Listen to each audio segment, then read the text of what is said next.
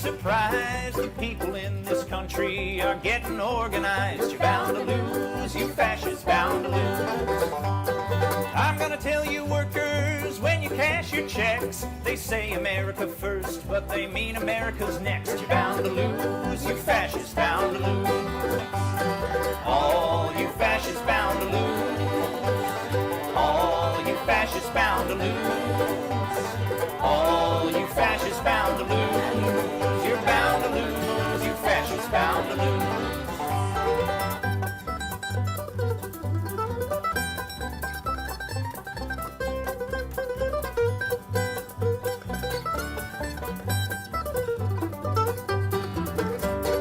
People of every color marching side by side, marching across these fields where 1 million fascists died. You're bound to lose, you fascists bound to lose.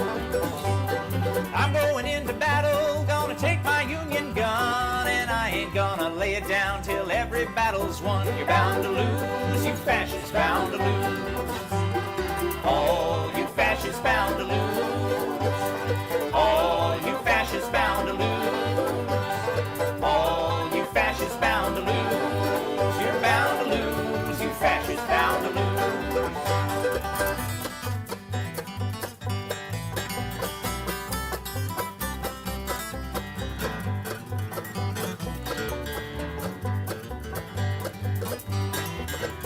This hatred cannot break us, but I'm learning quick. Our children won't be sold on your poison rhetoric. You're bound to lose, you fascists bound to lose. Here comes a big machine surrounding all your hate, forcing it to surrender. Now it's getting late. You're bound to lose, you fascists bound to lose. All you fascists bound to lose.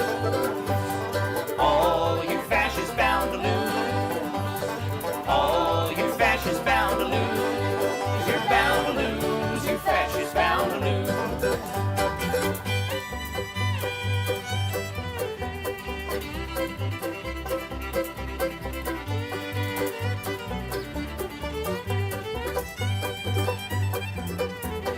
All you fascists bound to lose.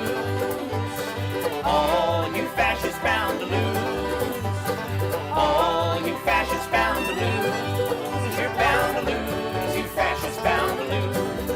You're bound to lose, you fascists bound to lose.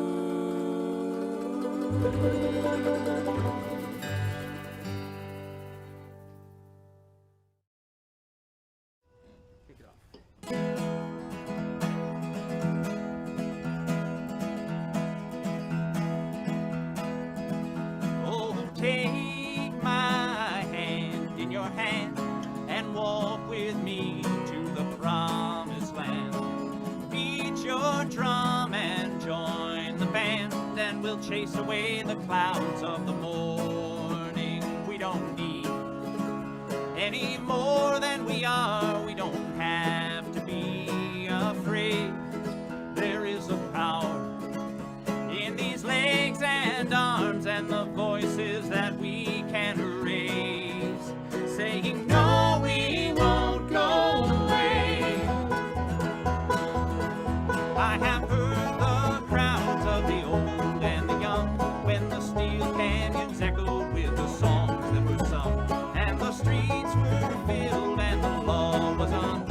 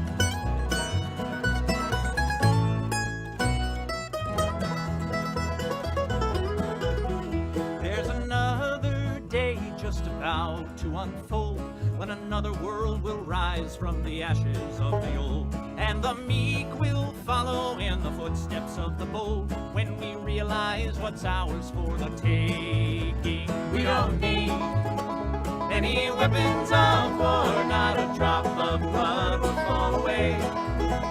They are many, but we are many more, and the sky will echo our refrain. No, we won't go away. Oh, oh, oh, oh, oh,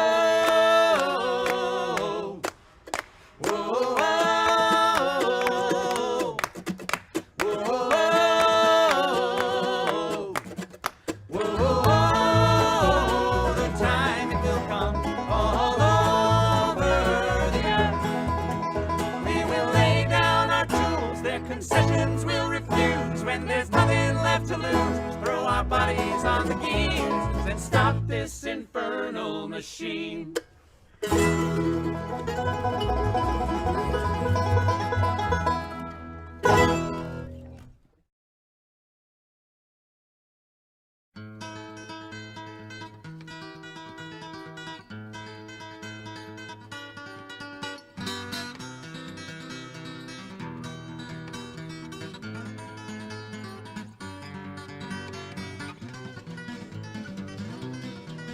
Come on and take a walk with me through this green and growing land. Walk through the meadows and the mountains and the sand. Walk through the valleys and the rivers and the plains. Walk through the sun and walk through the rain. Here's a land full of power and glory, beauty that words cannot recall. All her power shall rest on the strength of her freedom. Glory shall rest on us all. From Colorado, Kansas, and the Carolinas too, Virginia and Alaska, from the old to the new, Texas and Ohio and the California shore. Tell me who could ask for more? Here is a land full of power and glory, beauty that words cannot recall. All her power shall rest on the strength of her freedom. Glory shall rest on us all. Yet she's only as rich as the poorest of the poor, only as free as a padlocked prison door, only as strong as our love for this land, only as tall as we stand. For here is a land full of power and glory, beauty that words cannot recall. All her power shall rest on the strength of her freedom. Glory shall rest on us all. Come on and take a walk with me through this green and growing land. Walk through the meadows and the mountains and the sand. Walk through the valleys and the rivers and the plains. Walk through the sun and walk through the rain. Here is a land full of power and glory, beauty that words cannot recall. For her power shall rest on the strength of her freedom. Glory shall rest on us all, on us all.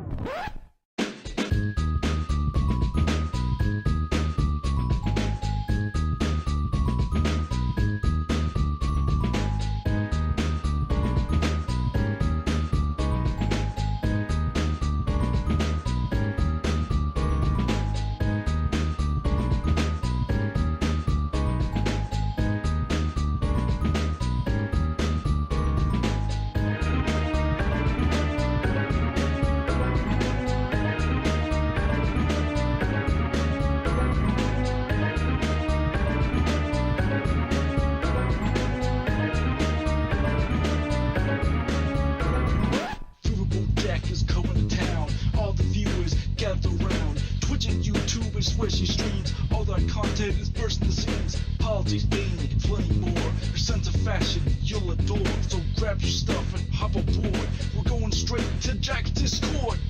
Viva Bojack, Viva Bojack, Viva Bojack, Viva Bojack, Viva Bojack, Viva Bojack, Viva That's what I'm talking about. First time singing the songs for Riverboat Jack. Shout out. I don't know what I'm doing really, but I got passion. And that's what it's about. It's all about passion.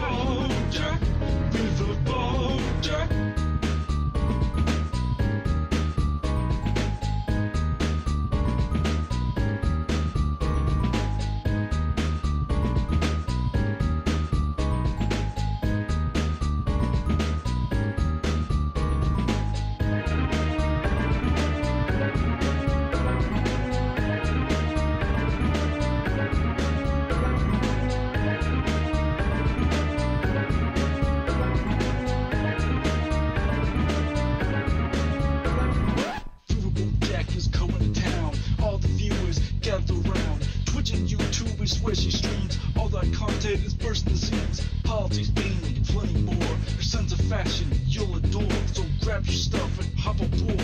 We're going straight to Jack's Discord.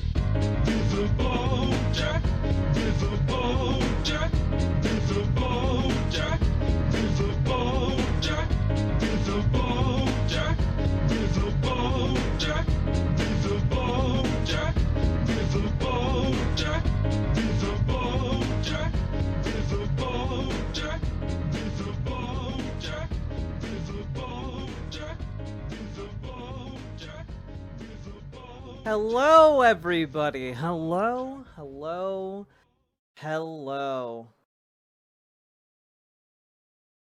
Oh boy, how we doing today? Hello, BBBBBB. Hello, Snap It, Crack It, Pop It. Hello, Aska. Hello, Salty Turtle Cupcake. Hello, Polaire. Hello, Temporal Wizard. Hello, Witch Night Melody. Hello, Brianna Huffman. Hello, Shakespeare. Hello, Two Dad Smoochin. Hello, Bastion. Hello, Brianna Huffman. Hello, Salmon Moose. Hello, how we doing? Samara Says. Hello, Canna Bob Rex. Hello, Liz Galahad. Hello, Miles Brokenshire. Hello, Archangel.cob. Hello, Ollie. Hey, I saw on Blue Sky that you mentioned you were exhausted. How you doing now? Lots of hugs and hopefully you can rest after the stream. Smile. Oh god, rest is not likely in the immediate future for sure. Feel like we're gonna have a bit to say on this one tonight. How about that weather? Yeah. Hello, Control Alt Democracy. Thank you for the €5 though to kick off the show. Very much appreciated, folks, because hey, y'all make the show possible with your subs and donos. I literally could not do this show if it weren't for you guys. So if you are able to support the program, please do consider it because, whoo boy, we got a lot to talk about. Hello, Bedcrumb. Hello, Crochet Whimsy. Hello, 8Dick2K10. Hello, Addison Vigil. Hello. No. Viheel? Viheel. I think it was that. Hello, Brassman. Hello, Crochet Whimsy. Hello, the all-powerful Kagan. Hello. I'm just gonna go with Addison. I don't like these games where I just don't know. I'm sorry. I have so many other things going on my brain right now. I literally called Canna Bob Rex Cannabo Brex for like a goddamn year.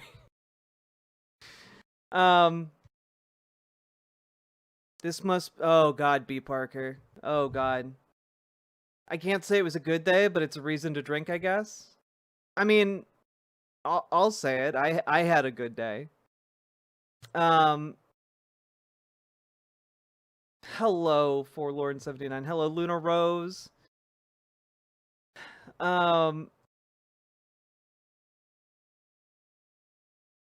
Can't be on all that long tonight, but how much leftist crushing will come out of this? You know, it's a good question. We're gonna talk about it. YouTube, hello. Yeah, everybody thank the mods today, especially tonight. They've been working overtime. today in the Discord and in the chat already. So just as a heads up for folks, today is not the day to be shit stirring, as it were. Today is not the day to be being too edgy. Okay? Yeah, please fucking behave. Like, for my sake, as well as for your sakes. Yeah, don't violate TOS. Don't say things that are going to get you a visit from the FBI. Because this is an administration that is going to get you a visit from the FBI. Especially on this shit. Have you seen how, like, little of a fuck they give about arresting citizens on the basis of their skin color and throwing them into provisional prisons? Don't give them a reason. Do not fucking Fed post. You know? No, I mean, like, we'll get to some of the things that are just, you know, I'm not gonna lie. There are some parts of it that are really on the nose, we'll say. The Wall Street Journal has like a wine subscription service or something that my partner's dad subscribes to. And he got some extra boxes. I don't think he still subscribes to it, but he got boxes for that. You know, they're useful moving boxes, surprisingly.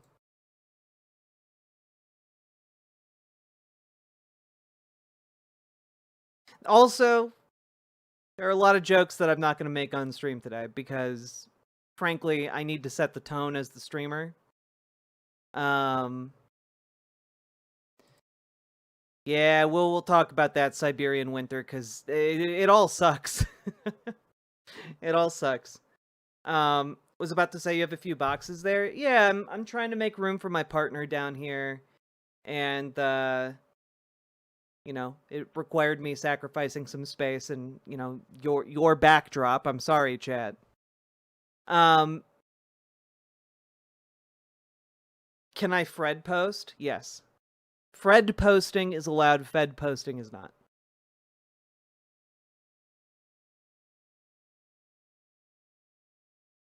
Got it all out of my system with some friends earlier? Hell yeah, Remjack.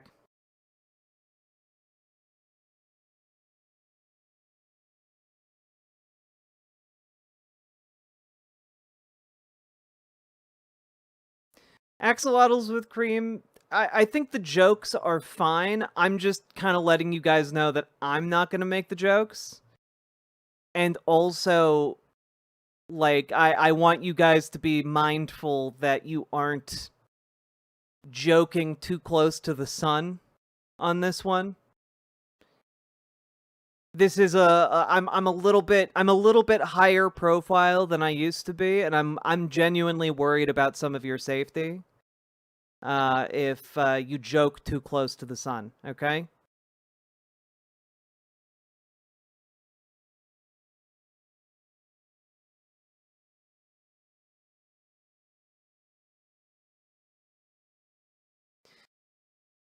So I just want you guys to keep yourselves safe, for the love of God.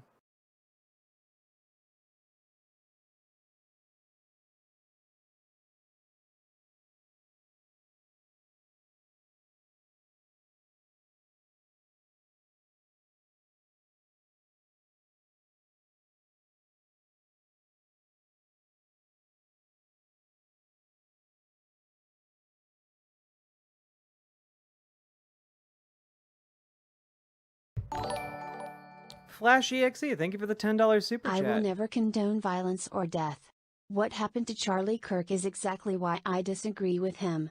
Wish we didn't put people in positions where they feel like they want or have to do this. Was Charlie the one that calls himself an ethno-nationalist? No, he's a Christian, a Christo-fascist. Was a Christo-fascist.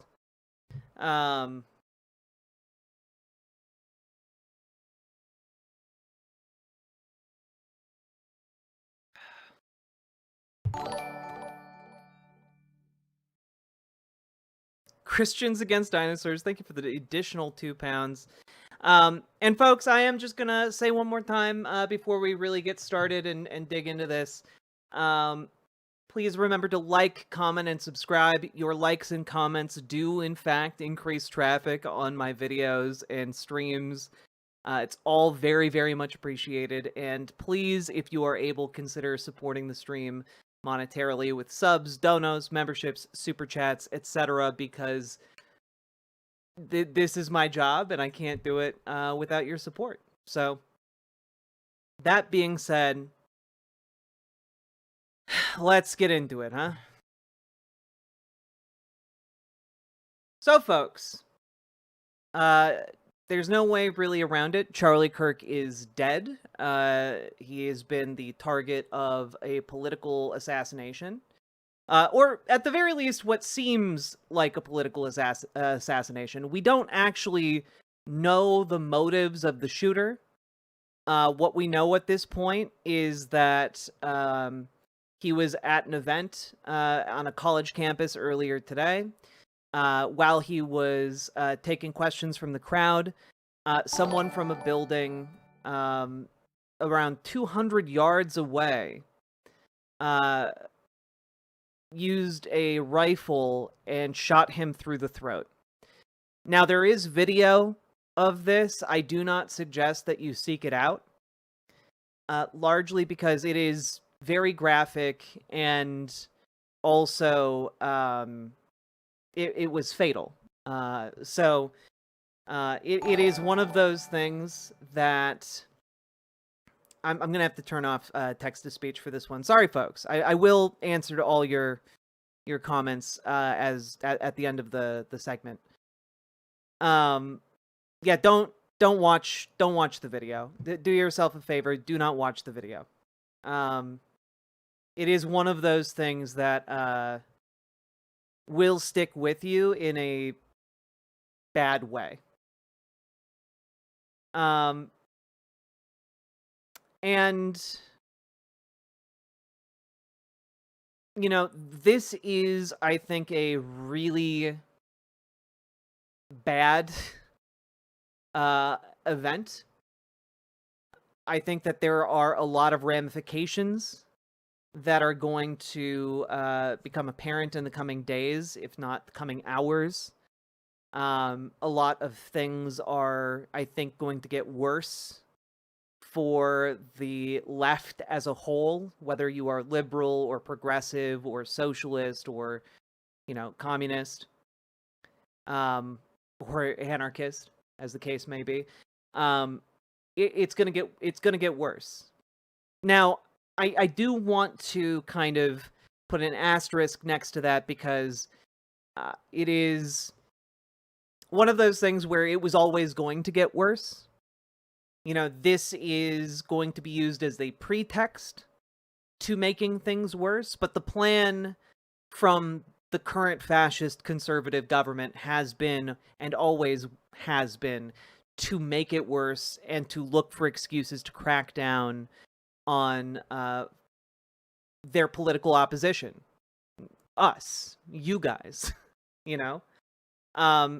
And the unfortunate thing about this event is that it gives more, what I would argue, more gunpowder to their attempt to fearmonger and their attempt to clamp down. And that's generally not good for us.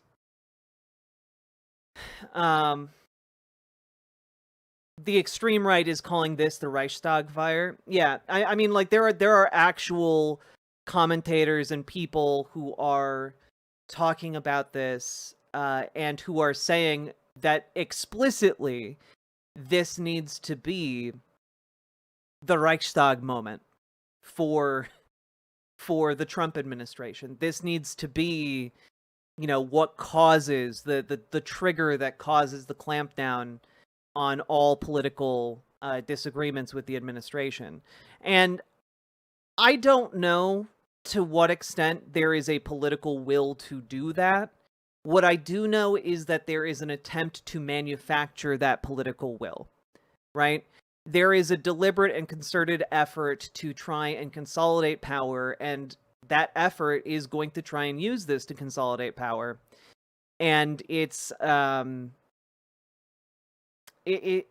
think we all need to recognize that before we can move forward, right? It's gonna get worse, and I think we should all just get ready for that, okay? But that being said, let's take a look here, because obviously people are responding and reacting to this news in a variety of different ways. And I gotta say, I think that this is a good litmus test for where people land, right? And I guess I'll open it up by saying where I land on Charlie Kirk. Yesterday, I recorded a video, and I put it out earlier today, before the assassination, and where I talk and go over a piece that Charlie Kirk put out on his channel, with him and Ben Shapiro justifying the attempted assassination and destruction of the peace process between the leadership in Gaza and Israel.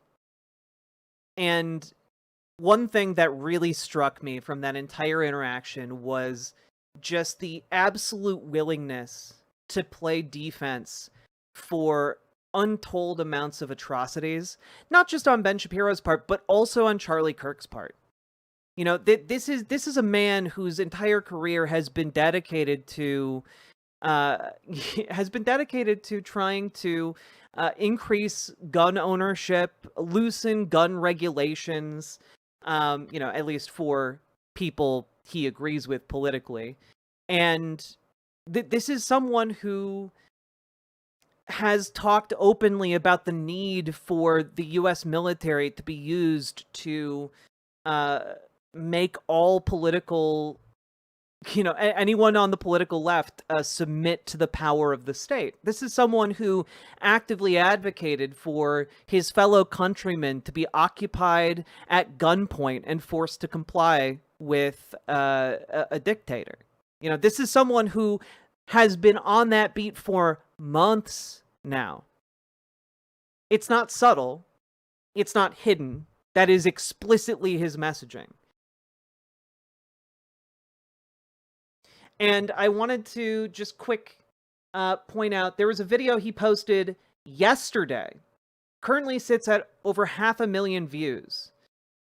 And it's titled, Charlie Kirk sends Van Jones into a mental breakdown, where he talks about how,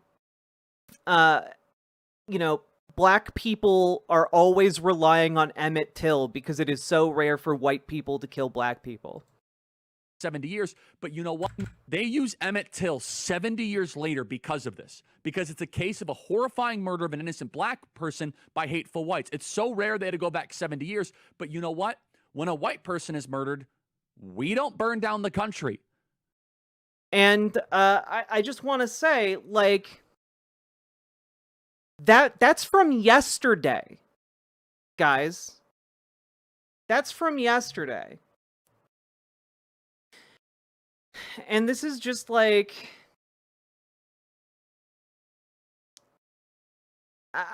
it's horrible.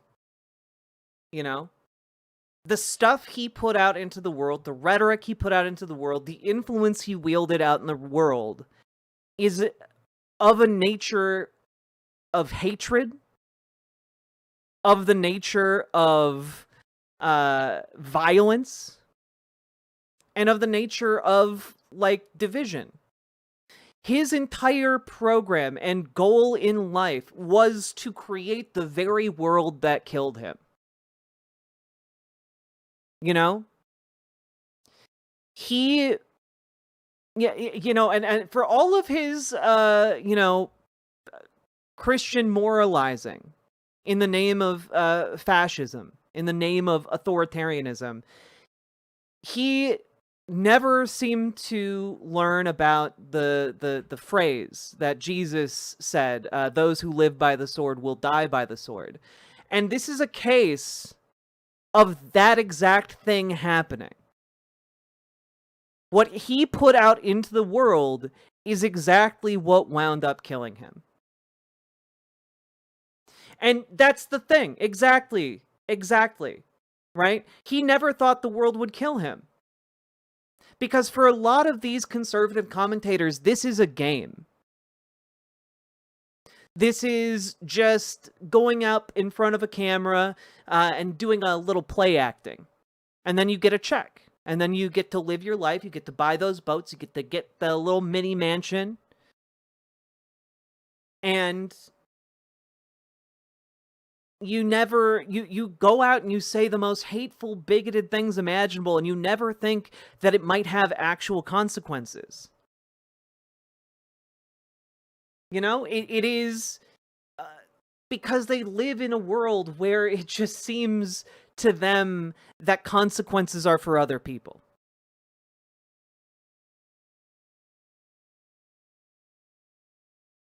Charlie Kirk threw this out couple years ago.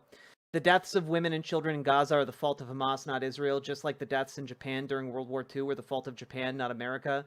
When a government engages in unprovoked murderous aggression, they are to blame for everything that results. Again, this is a man who carried... this is a man who carried water for atrocities. Who argued in favor of massacres. And it is not surprising to me that someone who lives like that and someone who spreads a message like that to millions winds up dying in this manner. And the unfortunate thing is that this all is going to have consequences for all of us. And I guess what I'm trying to get at here is that I consider Charlie Kirk a monster. I consider him someone who dedicated his life to trying to eradicate people like me from existence, who dedicated his life to trying to strip families of their children if they were gay. I think of him as a man who made excuse after excuse after excuse for the slaughter of children.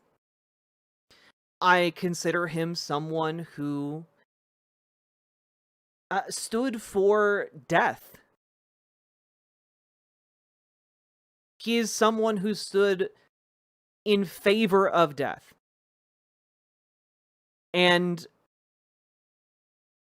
I think it is unsurprising that this is where things went. And I do want to say, when I say it's unsurprising, that doesn't mean I think that his assassination is a good thing. Right? I don't think that this is good. Because what it represents, larger than what it actually materially did to Charlie Kirk, it represents the death of an era where we can talk our issues out. It represents that our country as a whole is losing the ability to settle our differences peacefully. And that's a really bad sign when your particular group, in my case, the left, all the way from liberals to anarcho-communists, when we do not have power and something like this happens, that is a huge problem. That is a huge problem. And I know that there are a lot of people, I see you all in chat saying that was already gone. But there was, I think, some hope of potentially restoring that in a reasonable time frame without much more bloodshed. And I think that this is heralding the coming age of a time when that is no longer the case. When our world becomes a more dangerous place. And I do not think that is good. Okay? I don't think that's good.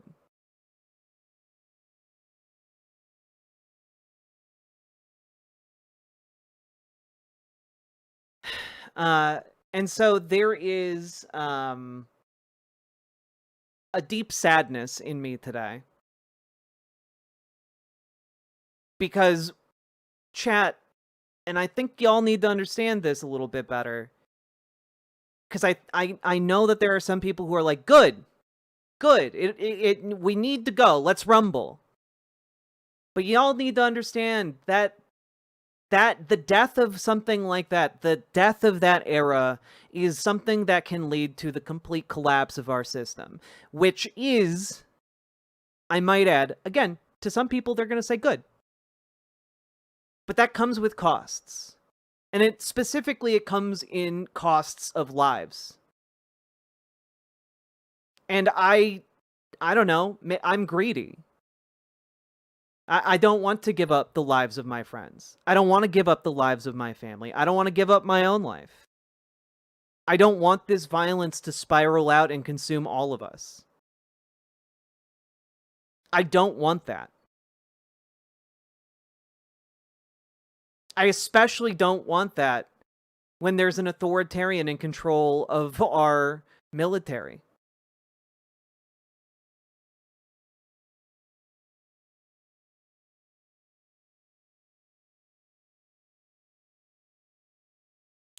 So I can't applaud that kind of chaos and death.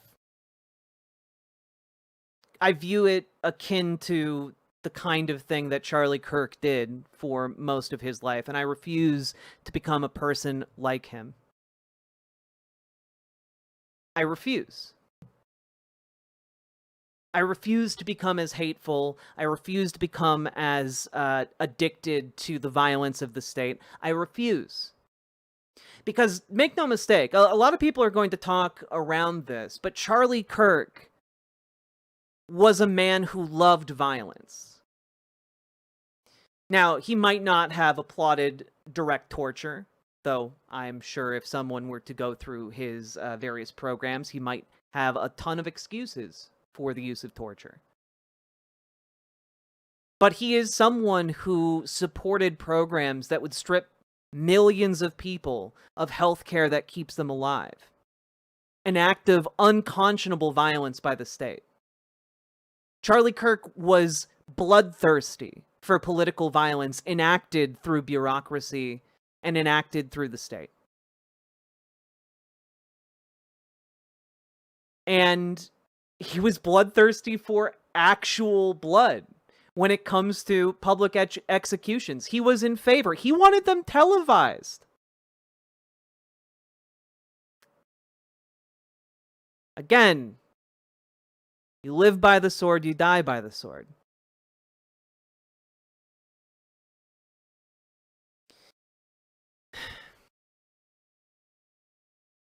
And I refuse to be that.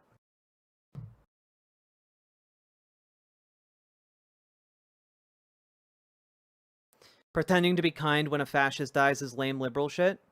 I'm not pretending to be kind. I think there's a difference between being principled and having a sober analysis of what is happening than lighting off... between that and lighting off firecrackers and going like, ding dong, the witch is dead. Fuck them. Make no mistake, that is my general outlook, by the way. Fuck Charlie Kirk.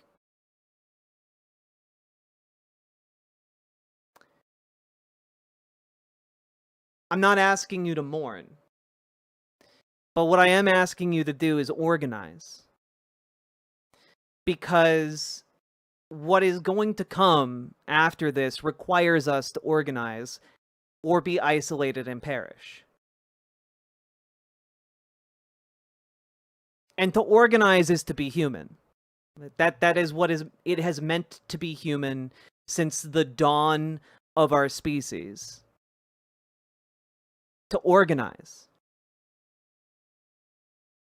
And as the saying goes, you don't just organize to organize, you organize and you fight.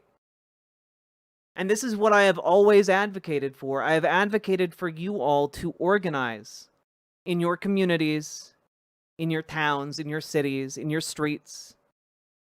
And, what fighting means can be different in each one of those avenues. Whether it is showing up to city council meetings to make sure that your local homeless population has a place to stay warm in the winter, or it is going to your local soup kitchen to make sure that your community has food, or to, show up and primary Democrats in electoral venues when those pop up from time to time. It is going to look different in every arena. And if things get worse, you are going to need to rely on said organization for survival. I have gone from saying, well, you guys, you need to make cookies for your neighbors and get to know them, and the time for that was 6 months ago. Now I'm asking you to get more serious about organizing because the threat is larger. It is more realized.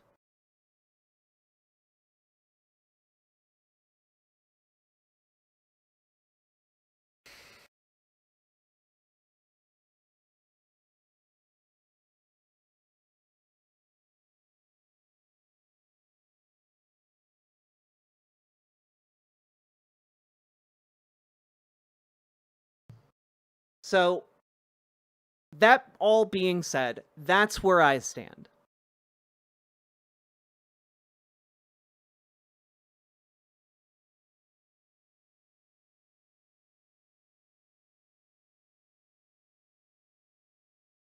And,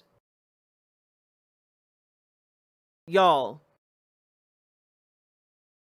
I think the moment is a really good litmus test for who is reliable in this space, who you can trust in this space, who understands our current predicament, and who has analysis that is worthwhile. And I gotta, I've told you guys I'm done talking about TYT, but I gotta break my silence on this one because this is just insane to me. This is just some insane bullshit, right? From Cenk Uygur of the Young Turks. Charlie Kirk has been shot. He was in Utah giving a speech at a college, and unfortunately I just found out that he's passed away. It is beyond tragic. It's disgusting. It's terrible. It's the worst thing that has happened in American media and politics in a long time.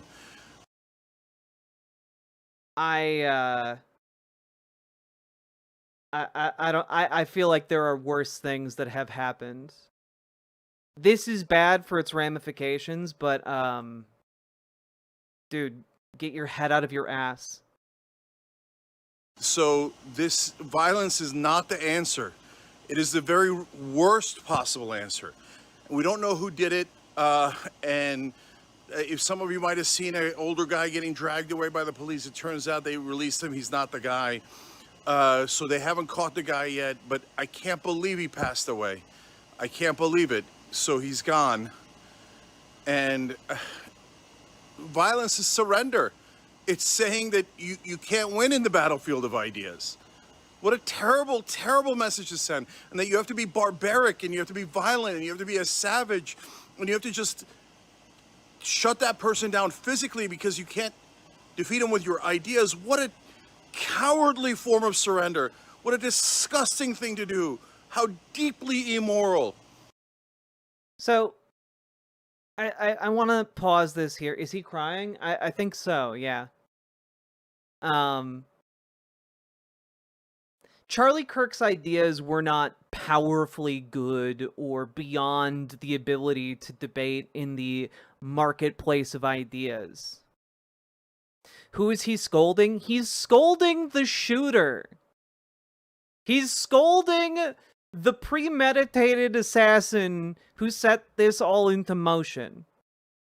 Like, again, this is bizarre.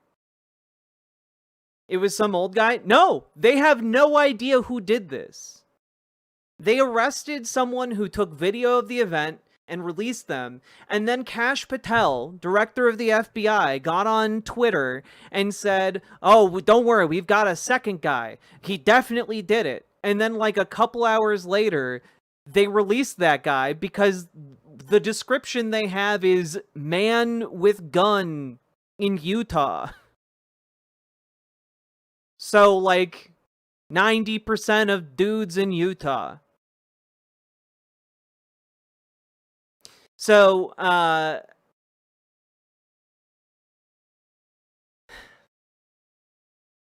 it is, I would agree. I don't condone political violence, but we do have to reckon with the fact that political violence is currently unfolding both from this administration upon the American people, as well as, leaking out from the social political breakdown we are currently experiencing.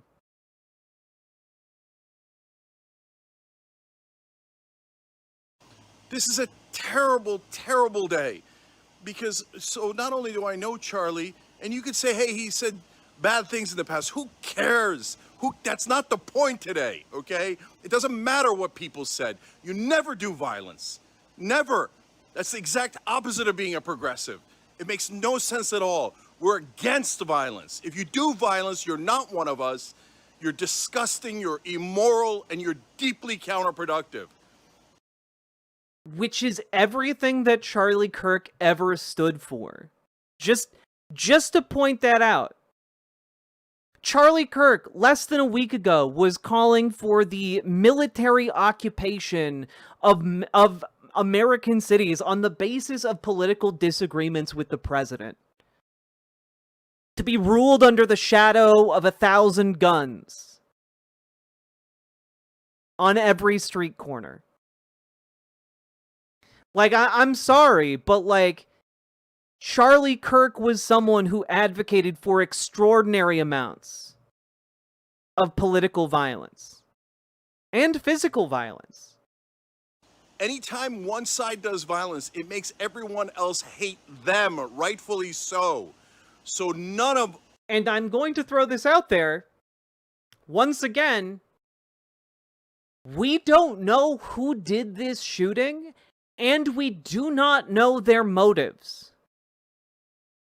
So, one of the things to really, I would say, take away from some of this is that a lot of people are jumping to a lot of assumptions that agree with their current political views.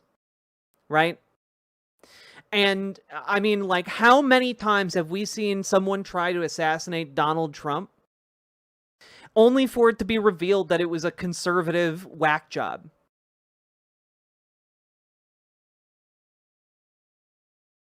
It's a lot of times now, guys. And so, the assumption here that on Cenk's part, that this is a message from the left is a big one, first of all. But what I am more interested in, and what Cenk is just not addressing here, and maybe he does towards the end of this message, we'll see. But I'm concerned about what conservatives are going to do with this. Which is that they are going to want to take action, and what that action might be, I have no doubt that it is going to be immensely negative, right? Immensely negative for people like us. Yeah, no, a lot of commentators on the conservative end of things are talking about how there is a need to go to actual war against the political left in this country. You know? So it's, you know, it's interesting to say the least. But again, this moment is a litmus test for how people are capable of doing political analysis. And I guess we do have a couple of firm things about the shooter. One, this was very, very premeditated. That's one thing we know for sure. This was not a crime of opportunity. And two, we know that the shooter had marksmanship skills. 200 yards is a long shot, chat. Whoever fired that bullet only fired one bullet. So it was someone who knew what they were about. And I just gotta say, like, assuming this is someone on the left, or assuming this is, you know, someone of sane mind who is trying to send a message, we do not know that. And when it comes to, like, events like this, making those assumptions has devastating consequences for all of us.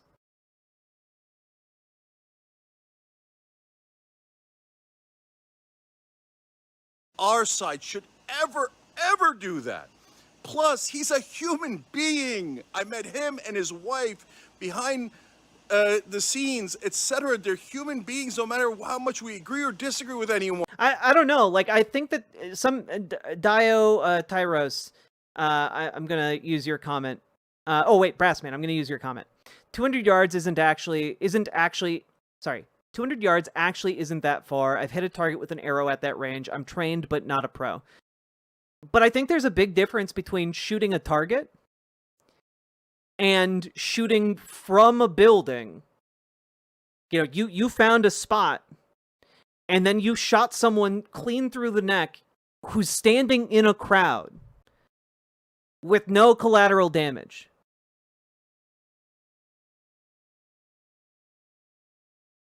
That is, I'm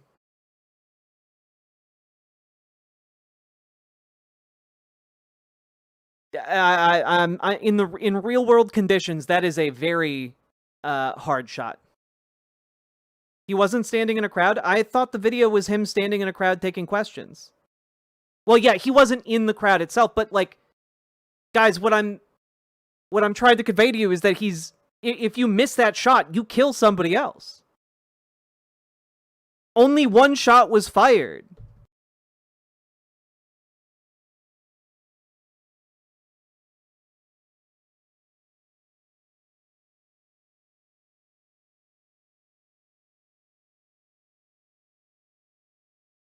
Like, I don't know. Like, I think a lot of people who have trained on courses might be thrown a bit by the presence of many people between them and their target.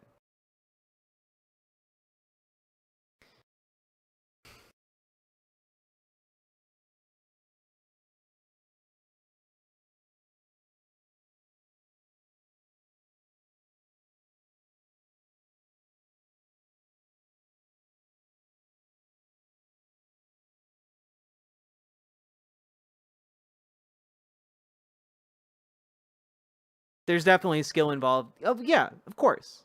I'm just saying it's a difficult shot that narrows it down somewhat to the kind of person, but then you're looking at people who are pretty into this shooting activity.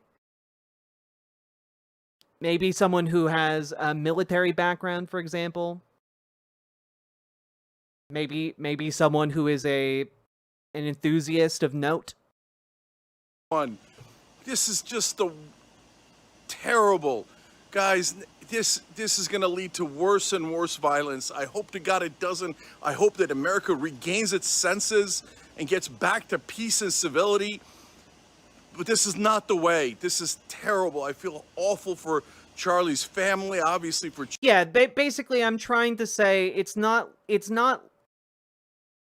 the profile of someone who is very, very into shooting and has the skills to do that generally skews to the right. And I'm not saying there's no one on the left who could do that. I'm not saying, like, leftists don't know how to shoot. I'm just saying, like, some of what we know indicates against the current conservative narrative. Charlie, stop all of the violence. This is the problem. This is not the way to solve it. So it's an absolutely tragic day, and my heart goes out to his entire family. I'm so sorry that this happened to anyone. I just can't believe it. All right, guys. Please, everyone, nothing but good thoughts and prayers for Charlie's family.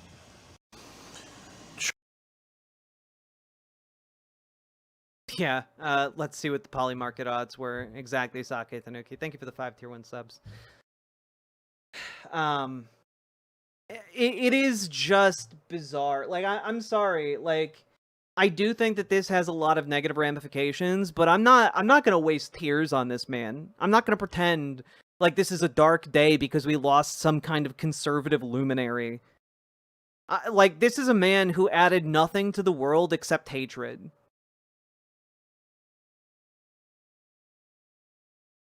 Like, I don't know. We just don't have enough information to jump to the conclusion that it's, like, some leftists trying to send a message.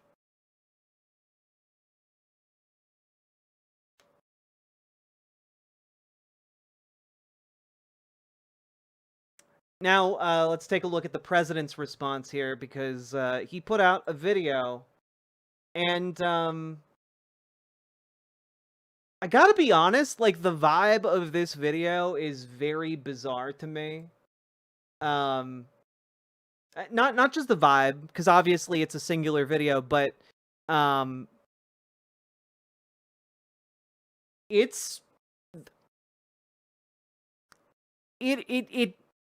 has an AI feel to it. Yeah, Lady Wrangler. Like, it has an AI feel to it, and I don't know if it is AI. But there is something very robotic about it. It wasn't AI? I don't know. Dude just talks weird, then, in this video. To my great fellow Americans, I am filled Maybe it's because they put a filter over it they usually don't do. with grief and anger at the heinous assassination of Charlie Kirk on a college campus in Utah. Charlie inspired millions, and tonight, all who knew him and loved him are united in shock and horror. Charlie was a patriot who devoted his life to the cause of open debate and the country that he loved so much, the United States of America. He fought for liberty, democracy, justice, and the American people. He's a martyr for truth and freedom, and there's never been anyone who was so respected by... They're literally... The President of the United States is literally calling him a martyr. Hey, does anyone remember when conservatives were going around talking about how calling someone a martyr meant that they were a terrorist? Because I remember... Remember how they just kept saying, like, oh, Hamas is talking about martyrs. Clearly they are terrorists. Well, look, Palestinians have martyrs. They're terrorists. But I guess when the president calls Charlie Kirk a martyr, he's not calling him a terrorist. It's weird. Bizarre, even. Youth.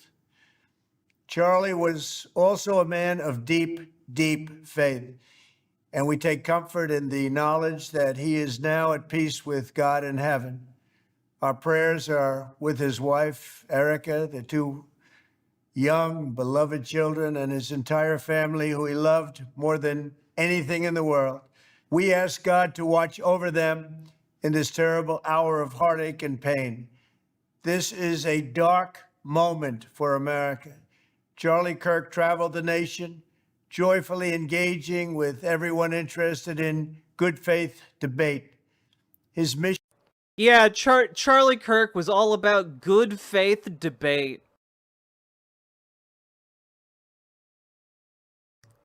As somebody who has covered extensively Charlie Kirk's debates, no.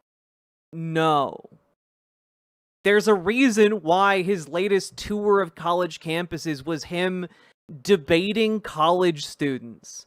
Something that I saw and witnessed happen back in 2016. I remember this from the conservative playbook 10 years ago.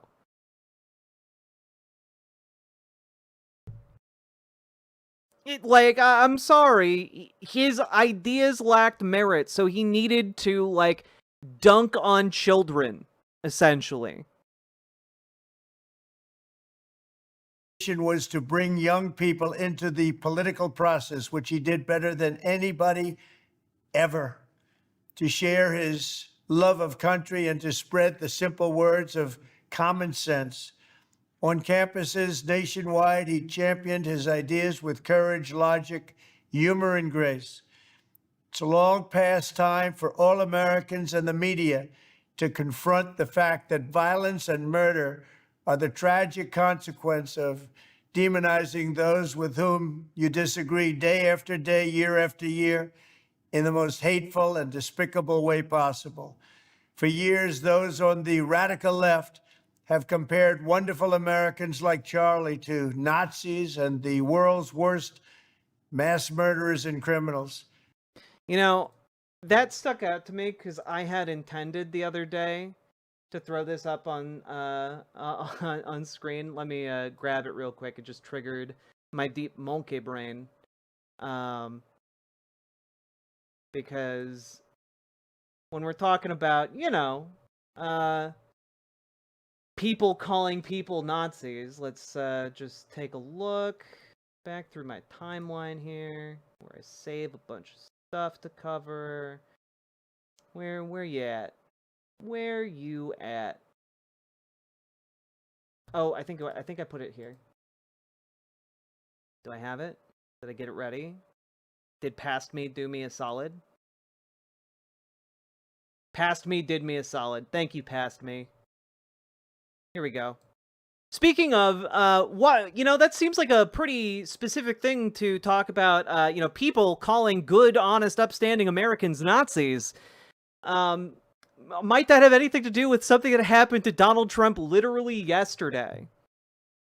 Trump is the Hitler of our time! Free DC!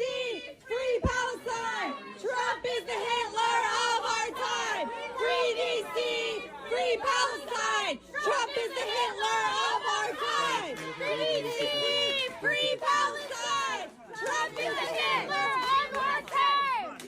What do you want your legacy to be? Let's go. What do you want your legacy to be? He's terrorizing communities in DC. Time to go. He's terrorizing communities Time to all go. over the world. Time to go. From Puerto Rico. Let's go. Free DC, free Palestine. Trump is the Hitler of our time. You know, maybe he is using Charlie Kirk's assassination to work out some of his frustration at being called the Hitler of our time yesterday. Oh boy. Let's keep taking a look here. This kind of rhetoric is directly responsible for the terrorism that we're seeing in our country today, and it must stop right now.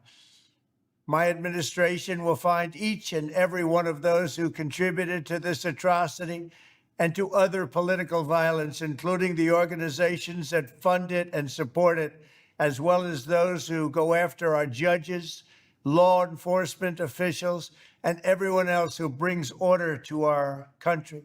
From the attack on my life in Butler, Pennsylvania last year, which killed a husband and father, to the attacks on ICE agents. By the way, again, it always has to be about him. You know, someone else was assassinated, but let's talk about Trump's assassination attempts. To the vicious murder of a healthcare executive in the streets of New York, to the shooting of House Majority Leader Steve Scalise and 3 others, radical left political violence has hurt too many innocent people and taken too many lives. Tonight, I ask all Americans to commit themselves to the American values for which Charlie Kirk lived and died, the values of free speech, the values of free speech.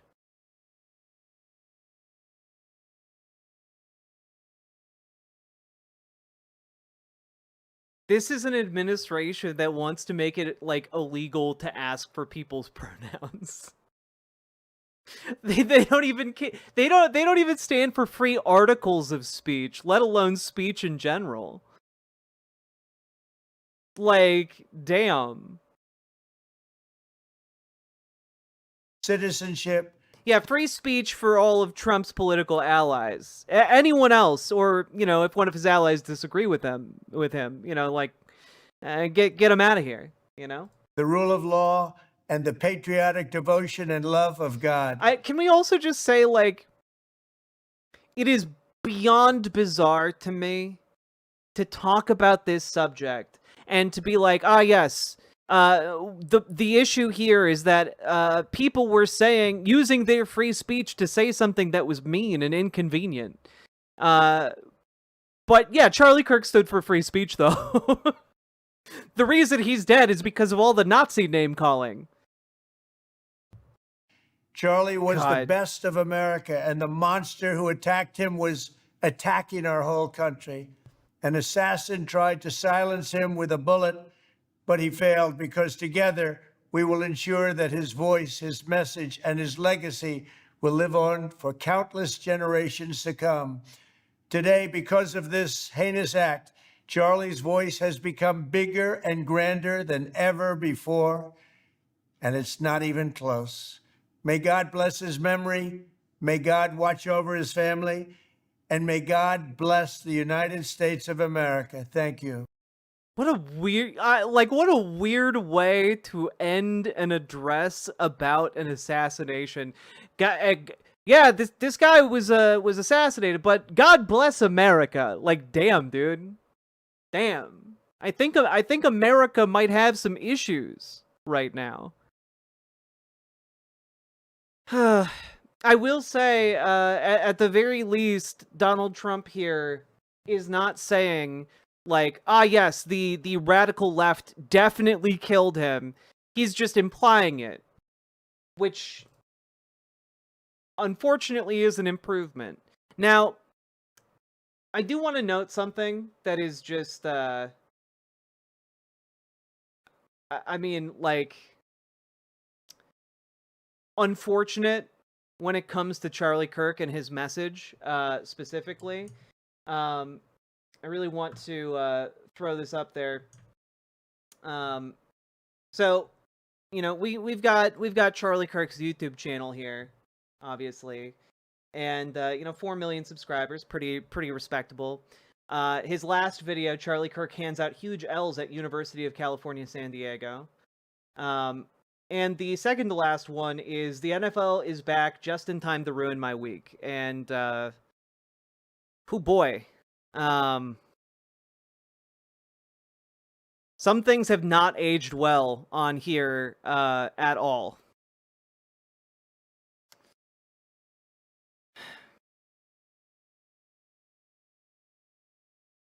And I just want to say, we're in a rough time, to say the least. So the NFL did it? You know, we don't know. We can't jump to conclusions here. But like all of the conservative media is going full on into overdrive. Here is, of course, the number one conservative out there currently vouching for Charlie Kirk, Gavin Newsom. The best way to honor Charlie's memory is to continue his work, engage with each other across ideology through spirited discourse. In a democracy, ideas are tested through words and good faith debate, never through violence. And I have to reiterate, Charlie Kirk was never a good faith debater. I've watched dozens, if not 100 plus, of his debates. And he is incredibly bad faith when it comes to debate. Like, I'm sorry, but like, this is a man who doesn't believe that I have the right to exist in an open and free society. Because he's a bigot who believes people like me should be exterminated. Right? And so, when I see people like Gavin Newsom talking about how Charlie Kirk stood for, like, free-spirited exchange of ideas, and good faith debate. No, it was never a good faith debate. Never, ever, ever. Not even one time. Was he even good faith on Gavin's podcast? No! We went over that. It was one of the most sickeningly, like, sycophantic things I've seen in my life. Gavin Newsom all but kowtowed on his own show to Charlie.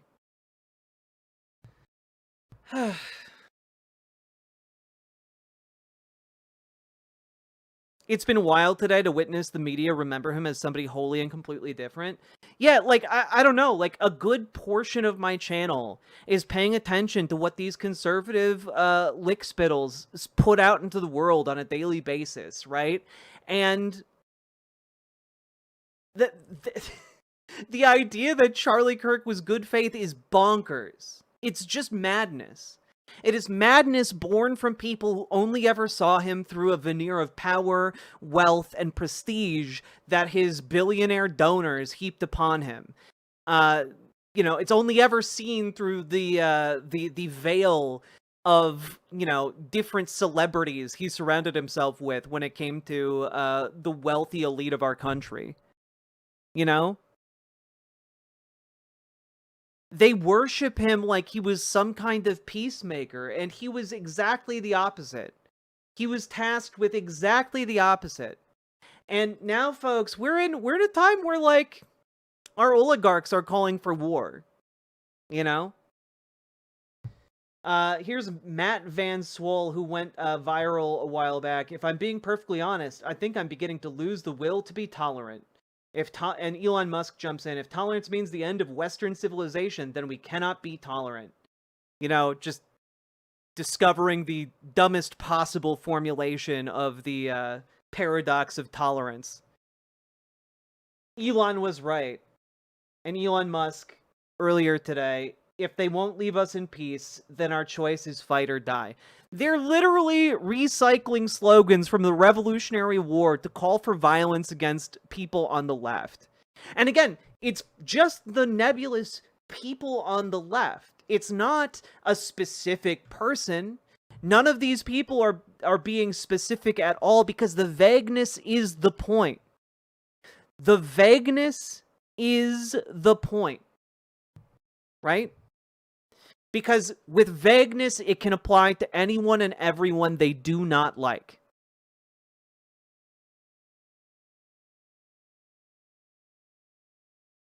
Full stop.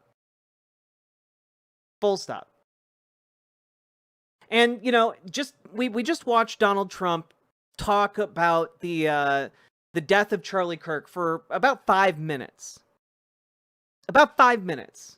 You know, very long and in-depth talk about what happened and his condolences to everyone affected by it. Here is how Donald Trump reacted to the political assassination in my home state 2 months ago. Have you called the governor yet or been able to speak to any of them? I don't really call him. Look, he anointed this guy to a position. I think the governor of Minnesota is so whacked out. I'm not calling him. He's a mess. So, you know, I could be nice and call him, but why waste time? Have you called the governor yet or been? Why waste time? Why waste time addressing a political assassination? Why do that? And again, like, it's because these people don't give a fuck about political assassinations. They just want the political assassinations to agree with their politics. You know, I can agree that we should not have political assassinations in our country. In a civilized time, in a civilized era, we should be able to arrive at conclusions through discussion and discourse. But these people who currently rule the country are not men or women who believe in civilization. They are fascists. They believe in death. They are cultists to death. The death cult is a core component of fascism, and they love it when it applies to their enemies. And they consider us their enemies. Okay? That is why you see this very disparate reaction.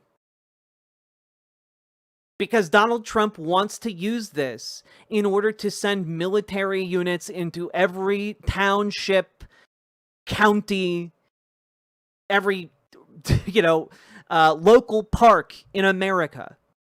They want jackbooted thugs as far as the eye can see.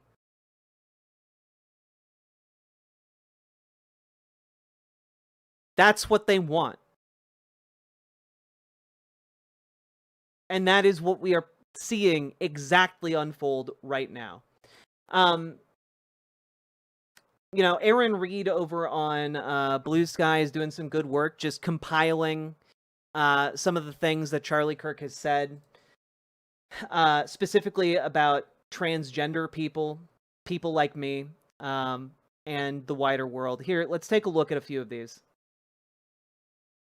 The one issue I think that is so against our senses, so against the natural law, and dare I say, a throbbing middle finger to God, is the transgender thing happening in America right now. We are in a church, and so it's important to remember Deuteronomy 22:5, a woman shall not wear a man's garment, nor shall a man put on a woman's cloak. For whoever does these things is an abomination to the Lord your God. You hear that, William Thomas? You're an abomination to God. Yeah, dude literally got off on attacking marginalized individuals. Okay? Here's Charlie Kirk talking with Riley Gaines on his show. Here's the good work that people like Gavin Newsom and Cenk Uygur are mourning today. And these people are sick, and I don't say that lightly. The NCAA is a perverted organization. They platformed a biological male who won a national championship and then was allowed in incredibly disturbing detail to be around you and your fellow competitors. And again, I blame the decline. I love when someone like Charlie Kirk quotes Deuteronomy, and then very next clip we see is him wearing mixed fabrics. Like, fuck off, dude. Line of American men. This never should have been, someone should have just took care of it the way we used to take care of things in the 1950s or 60s. But, as you have testosterone rates go down and men start acting like women and they don't do anything, that.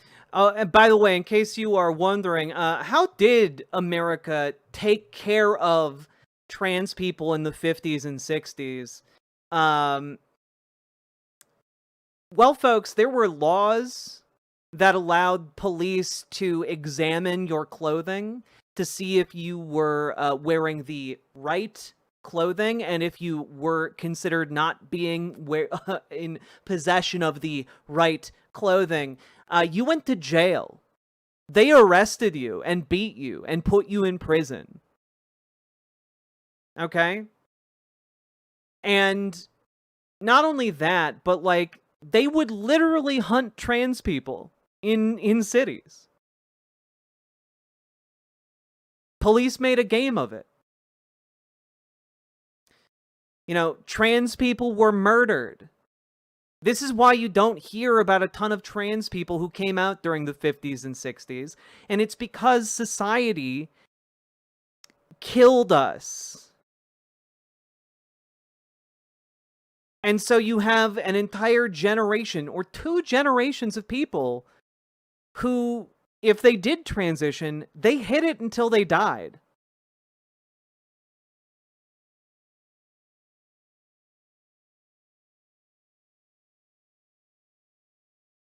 But let's take a look at another clip here. You know, when we talk, when they're calling for thoughts and prayers about Charlie Kirk, for sympathy and empathy, just keep in mind. I'm not saying don't have sympathy, don't have empathy. These are good things to have. You shouldn't abandon them, even in these times. But this is what Charlie Kirk thought about those things.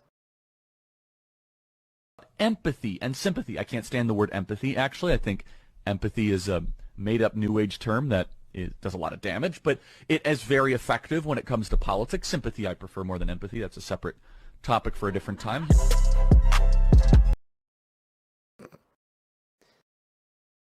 This is very funny.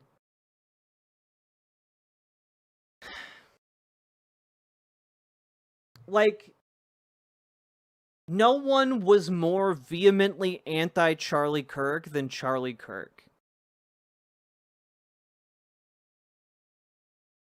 Here's another Charlie Kirk banger. What a great and thoughtful man who engaged in good faith. She takes off the Miss Rachel costume and the uniform, etc., and she comes back and she's like, "Now I'm just talking as Rachel," and she goes, "The reason I'm this way is because I'm Christian, and in the Bible it says love your." Like, oh look, here he is talking with Jack Posobiec, where they're complaining about our generation's Mr. Rogers. A woman named Miss Rachel who teaches children how to sing songs and use the potty. Neighbor. And really, I approach people in love, and if you're not doing that, I guess you're not really following the Bible. I shouldn't say that part, you're not following the Bible, but that was kind of the underlying piece there. So Charlie, what's going on with that? Well, let's let her say it. 120, I'll respond, and then I got a dash. I've shared prayers on here before and said God bless, and that's because my faith is really important to me. And it's also one reason why I love every neighbor. In Matthew 22, a religious teacher asked Jesus, "What's the most important commandment?" And Jesus says to love God and to love your neighbor as yourself. All the law and the prophets hang on these two commandments. There's no greater commandments than these. I believe it's mentioned 8 times, love your neighbor. So yes, everyone belongs, everyone's welcome, everyone is treated with empathy and respect. It doesn't say love every neighbor except. There are so many reasons I stand strong in love. I stand with everyone. Wow, what a monster. Oh my goodness.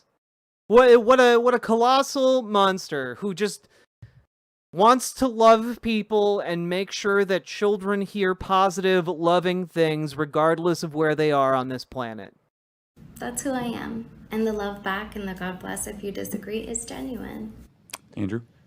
I would just, to Jack's point, I'm dying to know, like, what do you think when Miss Rachel quotes scripture in that way? I mean, Satan's quoted scripture plenty. It doesn't just say love your neighbor, though. It does say love your neighbor except. Ah, yes, Miss Rachel, the new Satan, the great Satan that has arisen to destroy Western civilization. In a sense. As yourself, but hold on. She's not totally wrong when she says, first of all, the first part is Deuteronomy 6:3-5. The second part is Leviticus 19. So you love God. So you must love his law. How do you love somebody? Here we go, folks. You love them by telling them the truth, not by confirming or affirming their sin. And it says, by the way, Miss Rachel, you might want to crack open that Bible of yours. In a lesser referenced part of the same part of Scripture is in Leviticus 18, is that thou shalt lay with another man shall be... Hey, I wonder if Charlie ever paid attention to the rest of Leviticus, or was it just the parts that were about men having sex with men? Because I think the fixation there is interesting. Stoned to death. Just saying.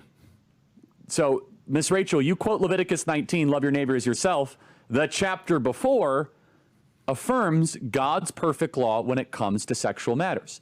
She takes off the Miss Rachel costume. So Charlie Kirk here is putting himself up as one of those people who is a true defender of Christ and God, and in the process of doing so, talks about how Miss Rachel isn't a true believer because she's not stoning gay people.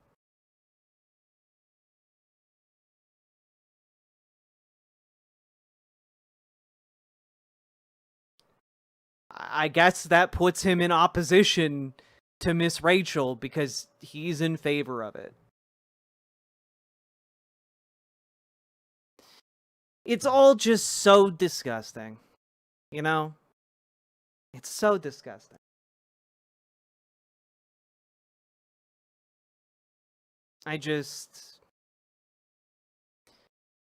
I'm not prepared. That's not true. I am prepared for this, but like, can we just like come together for a moment and acknowledge how deeply, deeply weird it is for the New York Times editorial board to come together and write this piece? The entire editorial board got together and wrote "America Mourns Charlie Kirk." And like,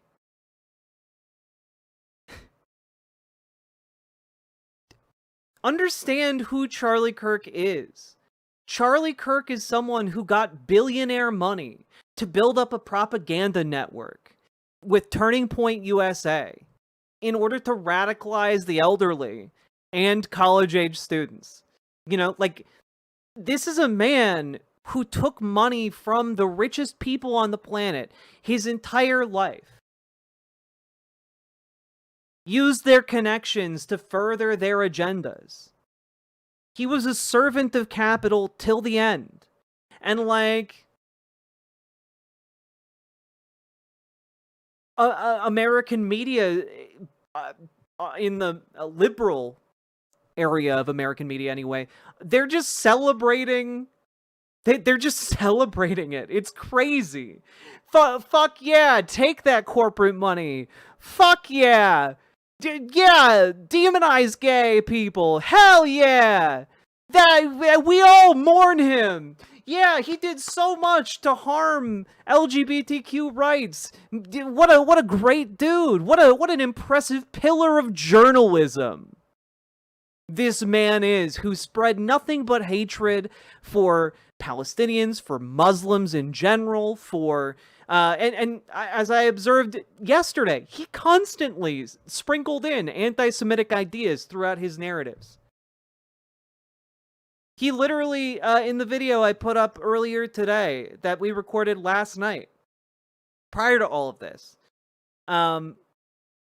he talked to Ben Shapiro and was like, haha, Ben, Jews control the media, haha. Like, dude was constantly making those little jabs. Because he hated everyone who wasn't a white Christian nationalist.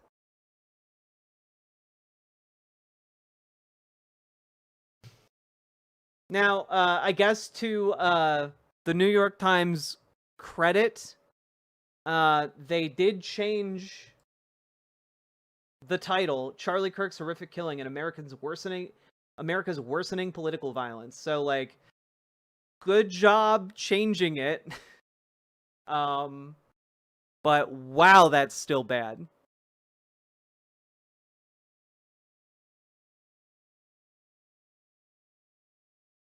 Yeah, no, like, literally 2 days ago, he was talking about how, like, he was doing 1350. He was doing one of the classic white supremacist dog whistles about how, like, black people are disproportionately, like, violent and, you know, need to be, like, policed more. Like, he was literally doing the white supremacist 4chan thing from a decade ago.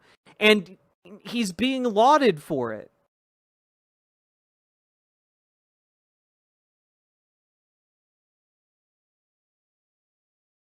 God.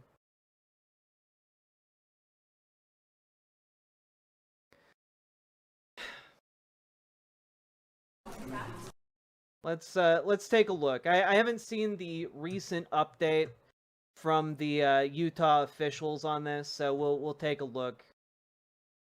See what they have to say here. Has an emotional impact on you too, having witnessed a homicide, but also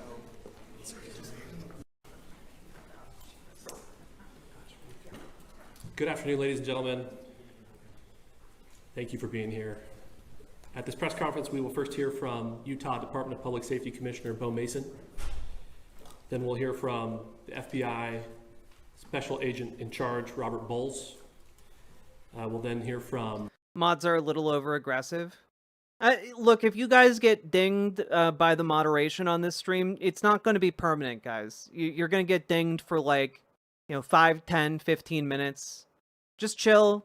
It's all going to be good. I understand. But also understand that currently there's more people watching my stream than we are typically used to, and that's going to happen. Tensions are running a bit high. There are close to 1,000 people watching at the moment, so people are going to get people are going to get dinged. Was a whole day for a dumb joke. Look, don't argue to me about it. Like, don't do that. Just chill, and you can talk.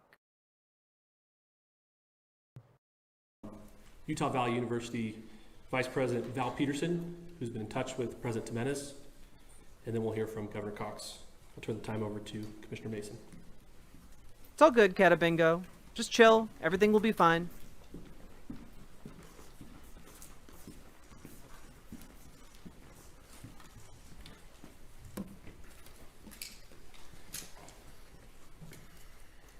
Hello, everyone. I'm Bo Mason, Commissioner for the Utah Department of Public Safety. Today at approximately 12:20 Mountain Standard Time, political influencer Charlie Kirk was shot in an event at the Utah Valley University. He was taken by... This press conference was from about 4 hours ago, Christopher Roberts. ...private vehicle to Timpanogos Hospital, where he later passed. The Utah Department of Public Safety will be co-leading this criminal investigation to find this killer, along with the Federal Bureau of Investigation. We are working in unison with the County Sheriff's Office, the local police department, and the University Police Department, all of which have been very cooperative and fully engaged in this process. Shortly after the shooting, we did have a suspect in custody, George Zinn, but he was released from custody after we identified that he did not match the shooting suspect and was not an accurate person of interest. However, he has been booked into the county jail by Utah Valley University Police Department for obstruction of justice. Charlie Kirk was killed at Distron. We do still have an active investigation for the person of interest. This incident occurred with a large crowd around. There was one shot fired and one victim. While the suspect is at large, we believe this was a targeted attack towards one individual. This is a tragic moment in our state and in our country. As we heal, we encourage everyone who is struggling with news of the incident to call 988, our state mental health crisis line. In addition to that, our partners with the FBI will also be discussing other ways we can communicate through the public for tips and other information. Thank you.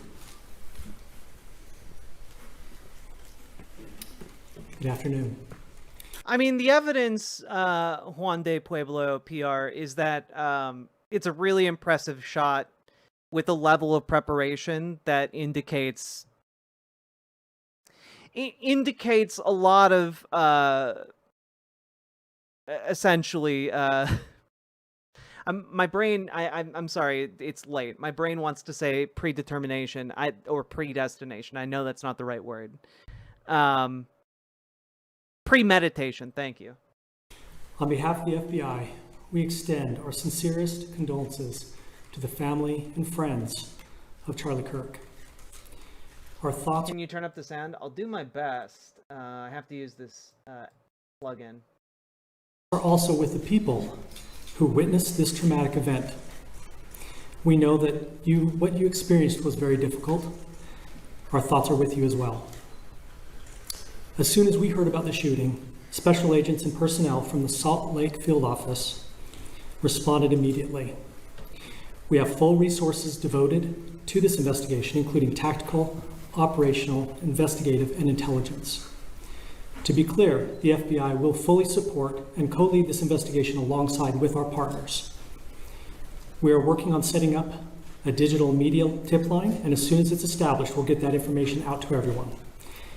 I know there's a lot of questions. This is very much an active case, and this investigation is in its early stages. We are following all the leads and all the evidence. If anyone has any information, please report it to the FBI or local law enforcement. Thank you.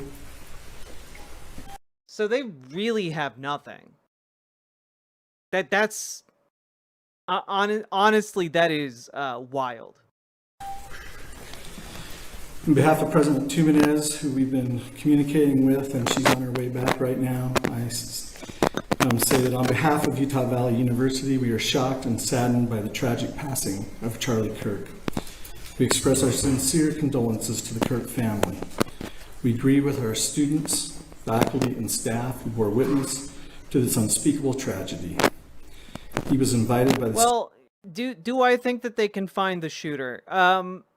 That's a really good question, because basically I saw a stat breakdown recently that indicates that like so many federal departments have reassigned like in some cases like anywhere from 20 to 50% of their staff to ICE and like going after like undocumented immigrants, that like basically all departments other than ICE are understaffed to a crazy degree, which means some of the people that would otherwise be on top of this from the federal government are not going to be doing that. So we'll see. Student group Turning Point USA to speak on our campus. We firmly believe that UVU is a place to share ideas and to debate openly and respectfully. Any attempt to infringe on those rights has no place here. We do not condone any form of violence at UVU and seek to make our campus a safe place for all. Ladies and gentlemen, thank you for joining us on this dark and tragic occasion. I want to thank our law enforcement officers who are leading this investigation, starting with Chief Long and his response here with the UVU Police Department. We're grateful for your leadership and your team. And again, to the speakers that you've just heard from who are co-leading this investigation. I also want to recognize Sheriff Mike Smith, who has been an invaluable partner as this investigation moves forward. I've been in touch with President Trump, with FBI Director Kash Patel. We are completely aligned with our state and federal partners as we work through this case. Now, I mean, it is entirely possible that if this person had training in Utah, like, this is someone who could like throw on a backpack and like go out into the woods and just like lay low for a very long time. This is a dark day for our state. It's a tragic day for our nation. And I want to be very clear that this is a political assassination. We are celebrating 250 years of the founding of this great nation. That founding document, the Declaration of Independence. Like, look, I don't know if it's a political assassination. It's an assassination, for sure. It has political ramifications, for sure. But did someone assassinate Charlie Kirk who had like a political axe to grind that is in any way coherent? Was this someone with a death wish? Is this someone who wants to get a number of high-profile body counts? Is this a serial killer? What we don't know. What we do know is this is someone with the talent to be able to pull that off. You know, with the ability to pull that off. Isn't assassination inherently political by definition? I'm pretty sure you can assassinate someone non-politically. That sounds weird to say, but I'm pretty sure you can. that this great experiment on which we embarked together 250 years ago, that we are endowed by our Creator with certain unalienable rights. The first one of those is life. And today, a life was taken. Charlie Kirk was first and foremost a husband and a dad to 2 young children.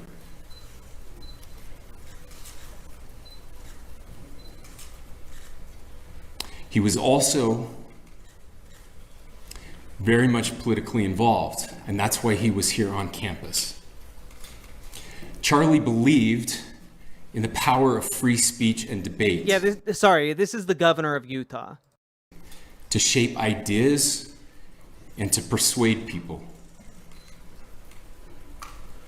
Historically, our university campuses in this nation and here in the state of Utah have been the place where truth and ideas are formulated and debated.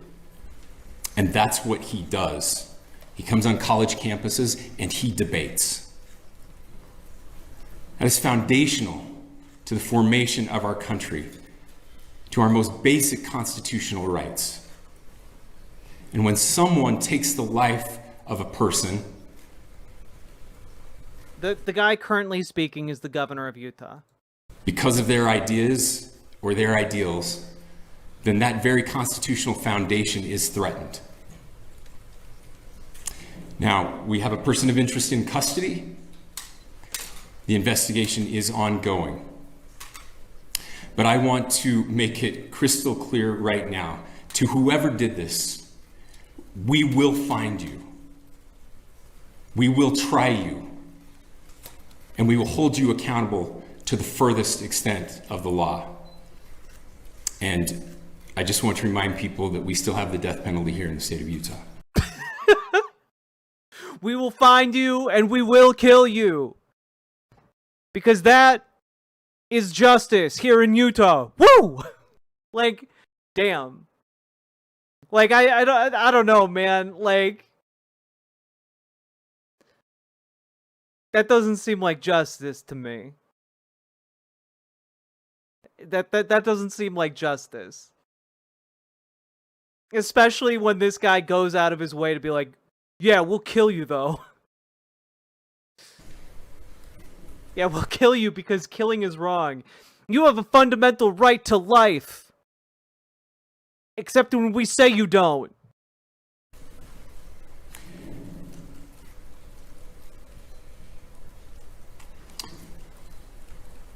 Our nation is broken. We've had political assassinations recently in Minnesota. We had an attempted assassination on the governor of Pennsylvania. And we had an attempted assassination on a presidential candidate and former president of the United States, and now current president of the United States. Nothing I say can unite us as a country. Nothing I can say right now can fix what is broken. Nothing I can say can bring back Charlie Kirk. Our hearts are broken. We mourn with his wife. There are so many things I'm restraining myself from saying in the interest of being someone who is a reliable, voice in this space, but I want you all to know it's very difficult. His children, his family, his friends, we mourn as a nation.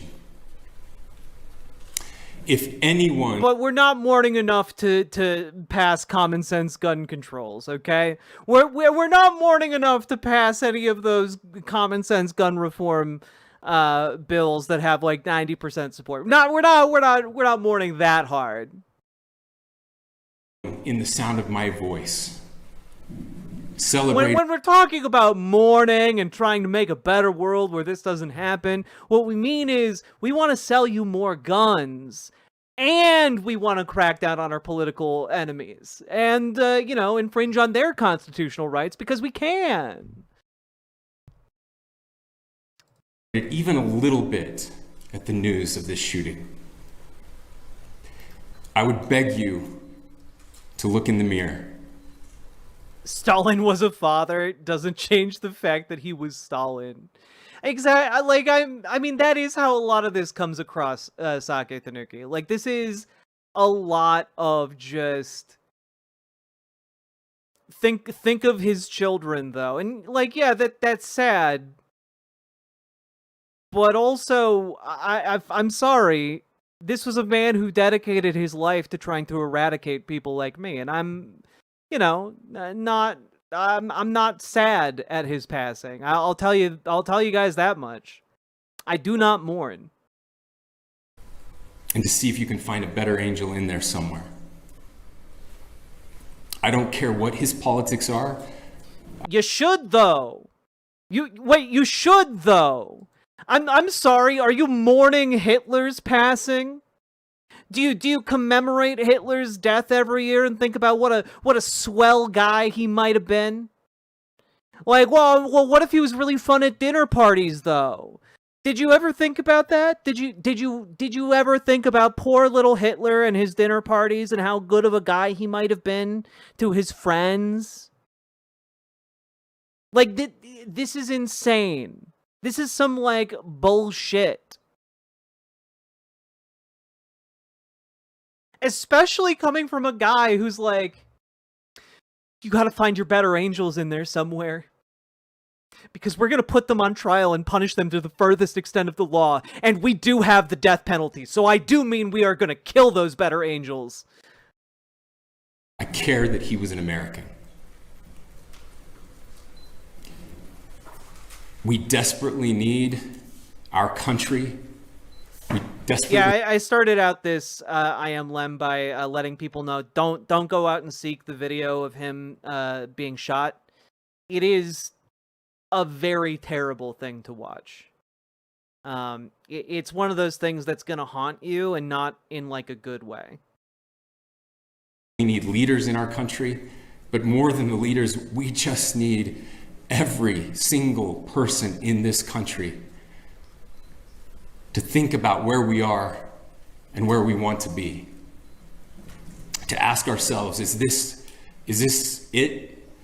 Is this what 250 years has wrought on us? I pray that that's not the case. I pray that those who hated what Charlie Cook stood for will put down their social media and their pens and pray for his family, and that all of us will try to find. Did Charlie Kirk ever do that once? Did Charlie Kirk do that? For the trans kids he targeted? Did Charlie Kirk do that? For the minorities that he called, like, a blight upon our country? Did Charlie Kirk do that? For the poor and the destitute and the downtrodden of this country? No. No, he didn't. He sold them out, and he tried to either eliminate them outright or sweep them under the rug. This is a man who made excuse after excuse for atrocities and massacres against people he didn't like.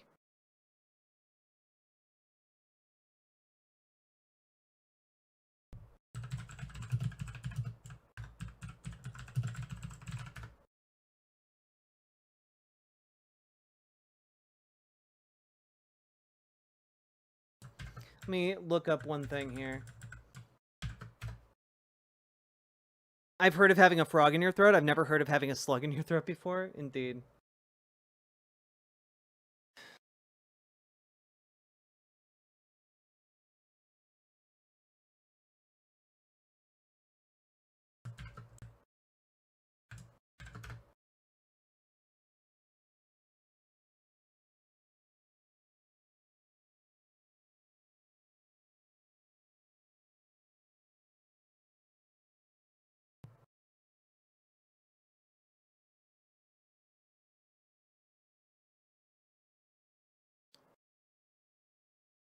It is... I mean, frankly...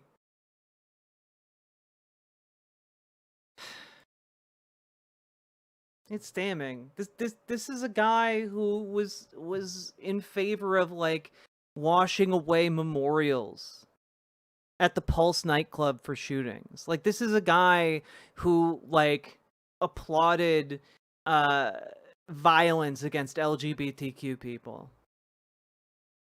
And like,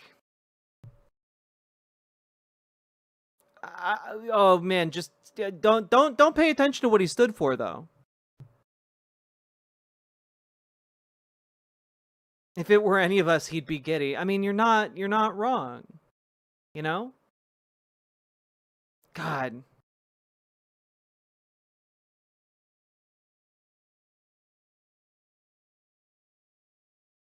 Unpack your boxes in the background? I would love to, but I'm waiting for my studio to be finished, and I do not have other spaces to put these boxes. Find a way to stop hating our fellow Americans. With that, we're happy to take a few questions. The FBI director is posting that a suspect is in custody. I would just like clarification. Do you or do you not have a suspected shooter in custody? We have a person of interest in custody that is being interviewed right now. That is not George Zinn. That is not George Zinn. Okay. That is correct. Are you still searching or looking for another shooter or anybody else related to this? Yes, we are actively looking for anyone and everyone who has any possible information. Also, as far as I know, folks, there have been 2 arrests so far. The first arrest was a cameraman who captured the incident on video, and he was subsequently released. And the second person who was arrested, an older gentleman, was released after questioning. Apparently, he had a gun, but again, it's an open carry state and an open carry campus, so a lot of people have guns. Turns out, just surrounding the campus with guns, maybe even good guys with guns, did not in fact stop this. So, George Zinn, not the shooter. And they currently, as far as I know, after this conference, they have no one in custody. I don't know if they still have that person of interest in custody, but I guess we'll find out. Relating to the shooting. Can you tell us details about the suspect being taken into custody? Where? How long ago? We cannot at this point. But we will get you that information when we can. Is there believed to be a second individual involved in the shooting? At this point, there is no information that would lead us to believe that there is a second person involved. Can you guys talk about the possible shooting?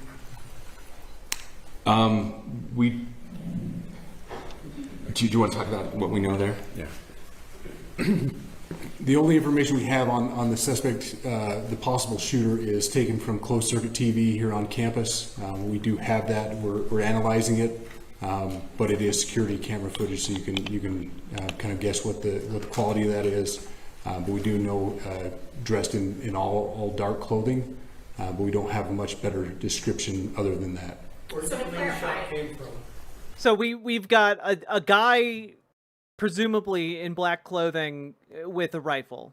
That is not narrowing it down whatsoever. Also, just to point out here, like, this isn't just some guy. There's a reason the media is carrying a bunch of water for this guy, and it's because of his connections. It's because of his moneyed connections that funded his outlet also fund Republican politicians and is able to put Charlie Kirk, or was able to put Charlie Kirk, in contact with a bunch of these political figures. Which is why NBC News can talk about an update from the White House. Inside the White House, as officials learned about Charlie Kirk's death. In shock, just sick, devastated. Like, these are all just, like, he's not just some guy in the media, right?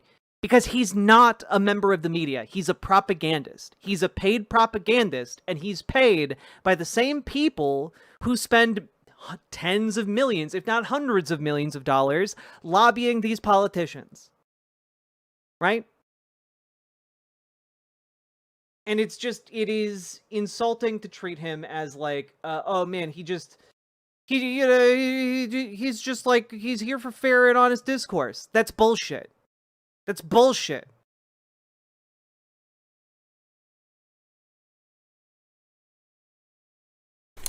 The shot came from here on campus, from a location at a third, potentially from a roof, yes. A longer distance shot from a roof. So to clarify, with the security camera footage you have and the person of interest that's in custody, does that match up? That's what we're trying to decipher right now. So did FBI or DHS have anything on the threat board this morning? I can't speak. I'll just say that the investigation's ongoing, and as soon as we have further information, we will be sure to release it. Any indications of foreign intelligence involvement? As of now, I can't comment on any of that. Thank you. Can you talk a little about the security of the event itself? Who was there security-wise, and what happens on these kind of events? So my name is Jeff Long. I'm the police chief here at UVU, and I'll tell you right now, we are devastated. We're a small police department. We have a very large campus. We have over 40,000 students, and we love our students. We love our visitors, and we're devastated by what happened today. This is the police chief's nightmare. I'm very saddened for the Kirk family. I know his wife and parents found out about this. You know, obviously he's away from home. He's here in Utah. They find out by a police officer that visits their home. That's tragic. Nobody wants that. But I can tell you about our venue today. This was an open venue. This was outside. We did have 6 officers working that event. We had probably over 3,000 people that were in attendance. It sat down in kind of a bowl area here on the central campus. We have a waterfall area.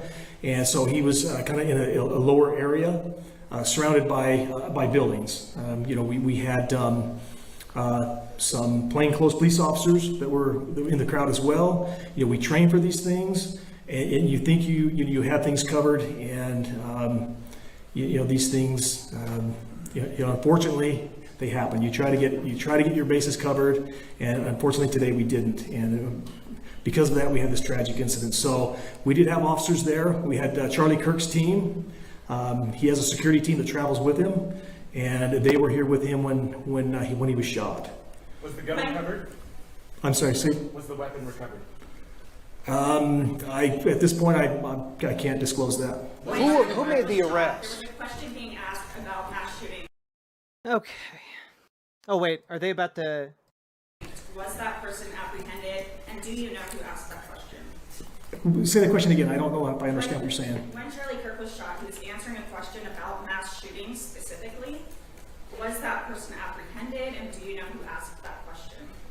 I do not. We do not have that at this moment.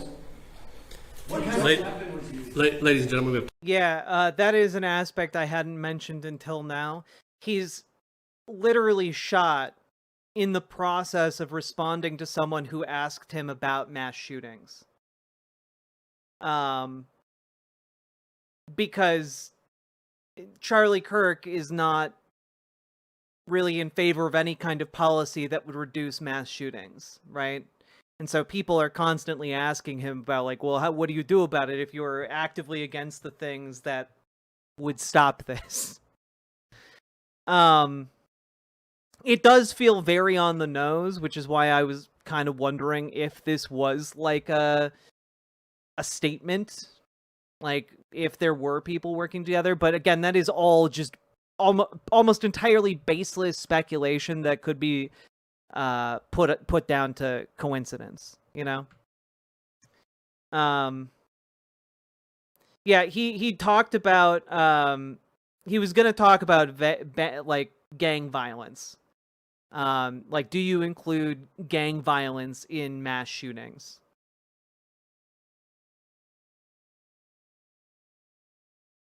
He was arguing about how trans people shouldn't get to have guns by blaming people of color on non-trans shootings. Yeah. It is all just, again, I said earlier in stream, you live by the sword, you die by the sword. And like, that is kind of, that's what happened here, in my opinion.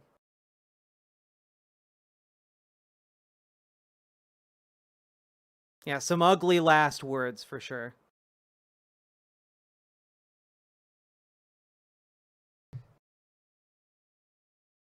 but that is the press conference here, the last one that I'm aware of, and I gotta say, like, if you have any respect left for mainstream media, you need to check that at the door, because I mean, well, here's MSNBC. I'm going to bring you in on this. Talk to me about the environment. The reports of exactly what happened are not confirmed yet, but talk to me about the environment in which a shooting like this happens. Yeah, and again, I emphasize what you just emphasized. We don't know any of the full details of this. That we don't know if this was a supporter shooting their gun off in celebration, or so we have no idea about this. But following up with what was just said, he's been one of the most divisive, especially divisive younger figures in this, who is constantly sort of pushing this sort of hate speech or sort of aimed at certain groups.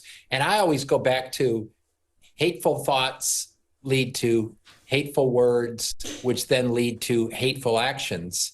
I'm going to bring you in on that man who just spoke. That was a man named Matthew Dowd. He spoke about 3 hours ago, is when he said that on MSNBC. He has since lost his job for the unimaginable crime of saying that Charlie Kirk was and continues to be, in his legacy, a bigot.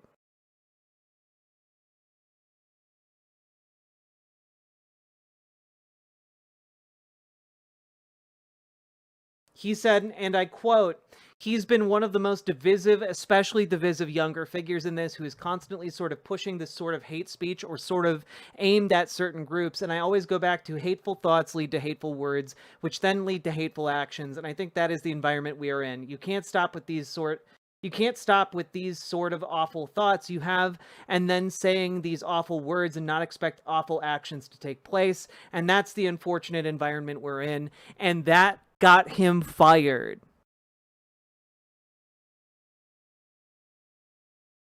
That man's correct. That man is correct. And he said it in the most matter-of-fact, Fred Rogers kind of way. And, I mean, like, damn. Was it Matt Dowd? It was Matt Dowd. It was NBC. Yep. And the weakness of our mainstream media is profound, because nothing about that was incorrect. Nothing about that was disrespectful to Charlie Kirk. It was accurate to who he was in life. And it was accurate to his legacy and death.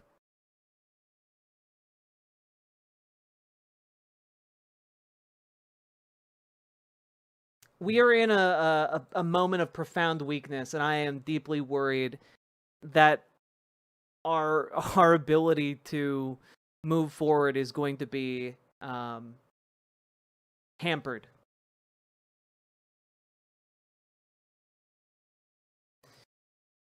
And I mean, I do want to throw this out there. I think J.B. Pritzker has like maybe the best response to all of this. Okay. And here we are. Sympathy to Charlie Kirk's family and to Charlie Kirk, who obviously has, become a target for somebody. I don't know whether it's political violence, because I don't know who did it. I know they seem to have somebody in custody. But I will say that political violence, unfortunately, has been ratcheting up in this country. We saw the shootings, the killings in Minnesota. We've seen other political violence occur in other states. And I would just say it's got to stop. And I think there are people who are fomenting it in this country. I think the president's rhetoric often foments it. We've seen the January 6th rioters who clearly, have tripped a new era of political violence. And the president, what did he do? He pardoned them. I mean, what kind of signal does that send to people who want to perpetrate political violence? Not a good one. I think that is short and to the point.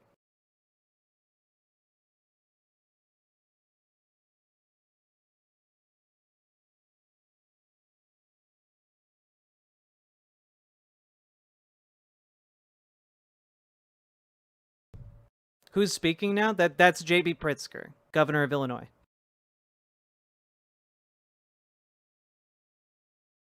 I'm constantly worried that there will be no stopping it. It means the fascism thing this time around. I hope so. I will try my hardest, but woof.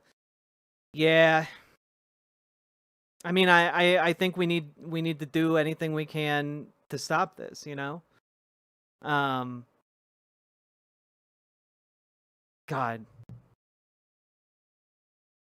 Dude does need to, I think people on the left, specifically anyone who's on the left nominally in any capacity, needs to start talking way more shit. Because one of the ways you can push back on this type of mythologizing and this type of like martyring that we are currently seeing in the process of building up Charlie Kirk into a conservative mythos. One of the ways you can prevent that is talk fucking shit. This man was not a legend. This man is not a martyr. This man is a paid op from billionaires and millionaires. This man is someone who was paid to be a mouthpiece and lick boots. The reason he knew all of those rich, influential people was because he was taking money from rich, influential people. His ideas were not strong. They were, in fact, quite weak. He just had a very large platform given to him. So that he could, you know, make apologies. Yeah, he was a pedophile apologist. He made excuses for the worst crimes imaginable.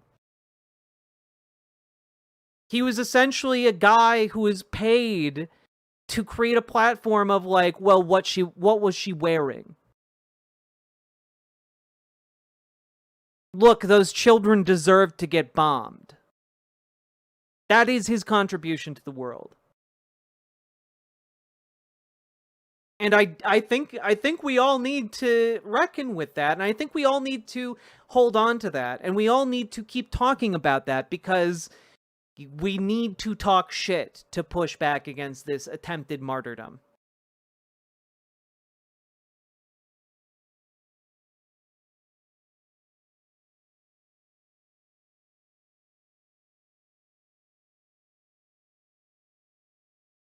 And I do have to point out here that there are some really bad things coming down the pipeline, right?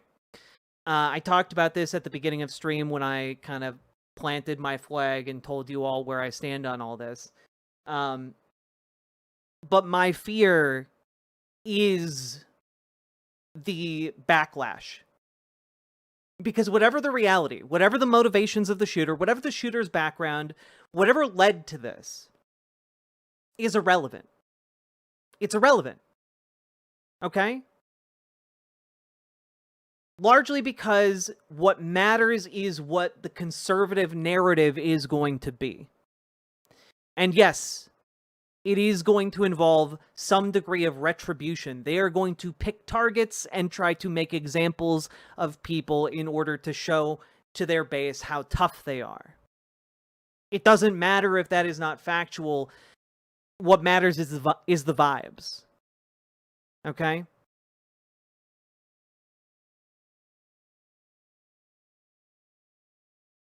One of the leading voices on the conservative right, the man who came up with critical race theory as a talking point on every conservative's lips, the guy who came up with trans kids in sports as a talking point and mainstreamed it, that's this guy, Christopher Rufo. He's one of the most influential people in conservative Republican politics. The last time the radical left orchestrated a wave of violence and terror, J. Edgar Hoover shut it all down within a few years. It is time within the confines of the law to infiltrate, disrupt, arrest, and incarcerate all those who are responsible for this chaos. This is a man, by the way, who has real power and influence.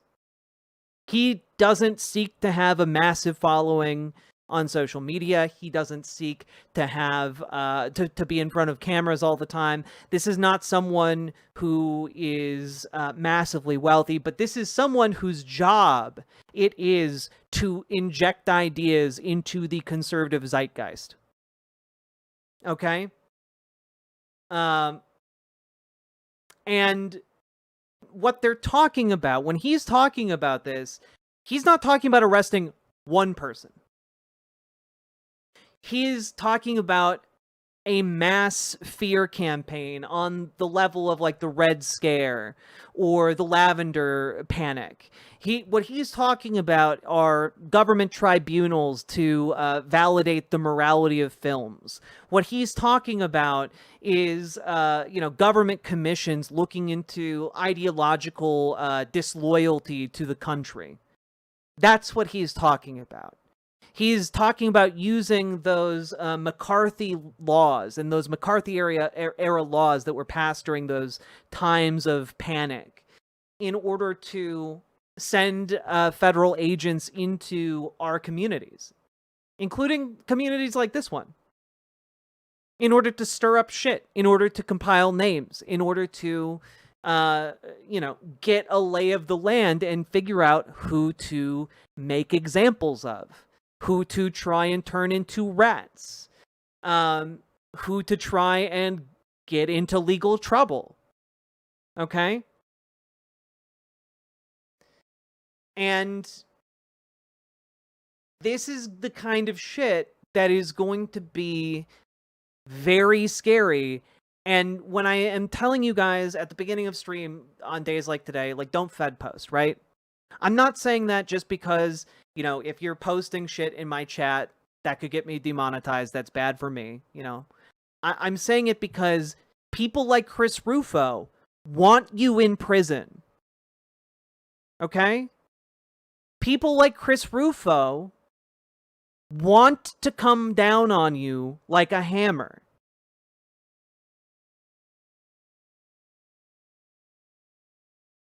And we need to start being more aware that this is happening right now and is going to happen to a greater degree as a result of this. On his question, how do we respond or do in advance? How we respond and how we act in advance is we organize. And I think we need to organize predominantly around an idea of peaceful resistance to this government. It needs to be peaceful. It needs to be dedicated to non-compliance, to ways that we can influence our system in the vein of, the civil rights era, modernized for our times. And I think that this is a really important aspect, because here's the thing, right? I am aware of the arguments about authoritarianism clamping down on peaceful movements.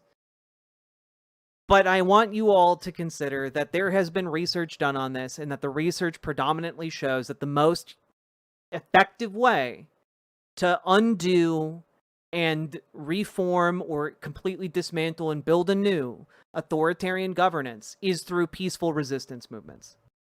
It is the number one way to actually have a stable and peaceful society going forward into the future. Okay? There are books on this. Erica Chenoweth has written about this. But also, and I'm just gonna throw this out there once again, if there is truly a Civil War type breakdown in our society, where it is brother against brother, facing each other in a life or death struggle on the fields, that organizing is going to matter. Right? So like, you are organizing for your survival, whatever that winds up meaning. So we organize peacefully, and we dedicate ourselves to peace. And that is our path forward, whatever may come. If we are organized first, that makes fighting easier later. Exactly. It's why trade unionists were, like, feared by more authoritarian governments in the early 1900s. Okay? Like, it's why, like, the robber barons feared unionizers and unionizing. It's because when we organize together peacefully, it means that if they send in the Pinkertons, that's a huge gamble on their part. That is a huge fucking gamble. And the better organized we are, the bigger and less likely that gamble works out for the authoritarian. Okay? So, yeah, it's why they came for the communists first. Exactly.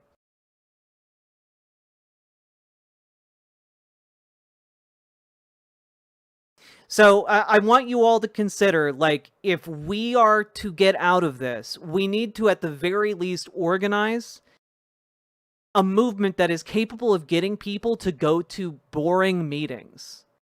We need to organize a movement that is willing to go to like City Hall and find out how it works.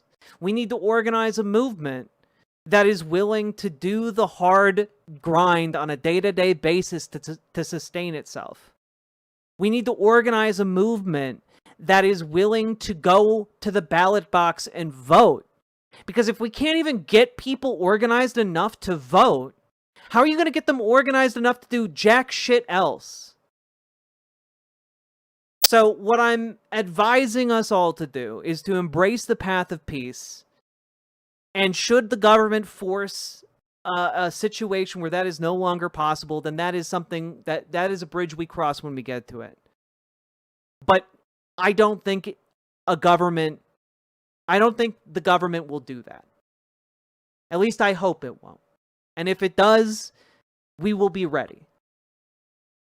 That is what being organized means.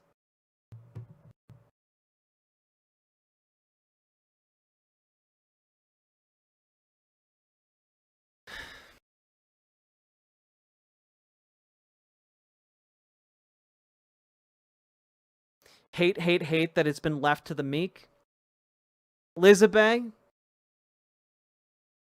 I agree. And so we must be bold.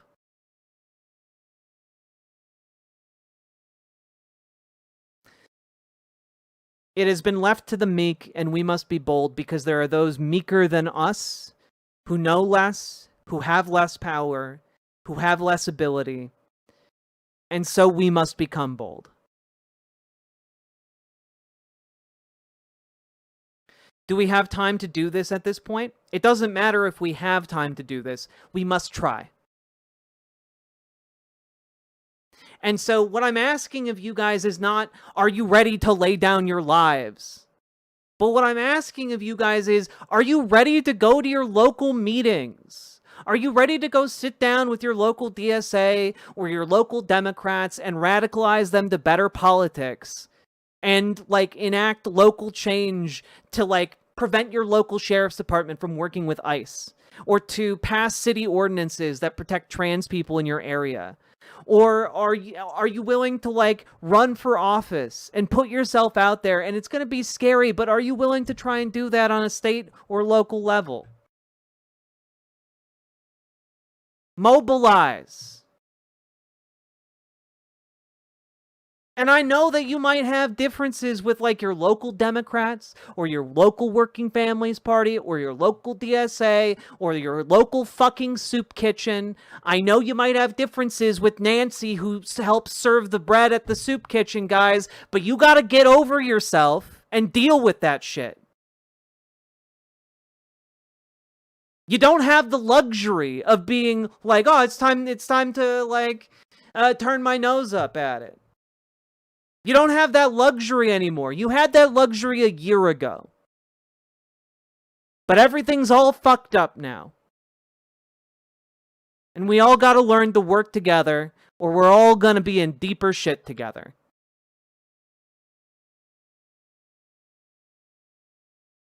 That is what building a coalitional movement is and means, and that is what I'm asking of you guys. Why would Christopher Rufo post in the open how to crack down on the left instead of doing closed-door intelligence meetings? Because Christopher Rufo has always posted publicly about what he's doing. He has never once made a secret about his intentions when it comes to the CRT, critical race theory, or when it comes to trans kids in sports. He has explained meticulously and openly what his plans and intentions are. Because the alignment against the American people by the conservative movement has been done out in the open. The lobbying is done publicly. The super PACs come in publicly. They don't have to even bother trying to conceal it anymore.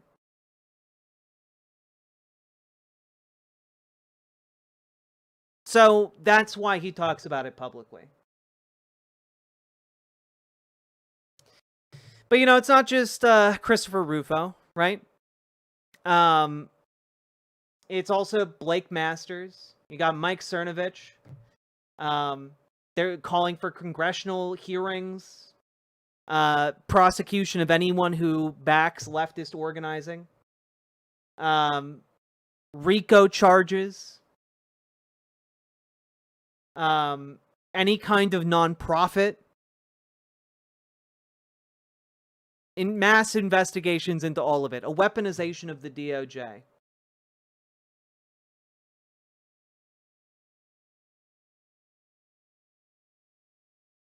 It's bad, guys. Really, really bad. And I want y'all to know something here.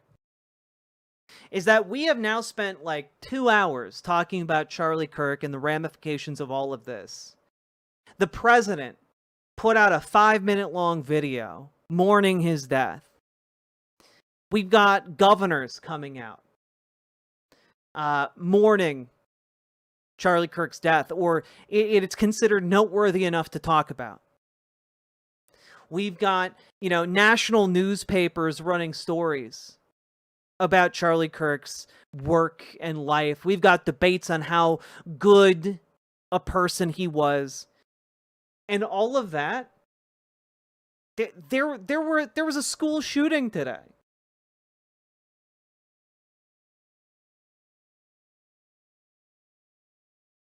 Two students critically wounded in a mass shooting in Colorado. The president's not talking about that. Most of the governors aren't talking about that.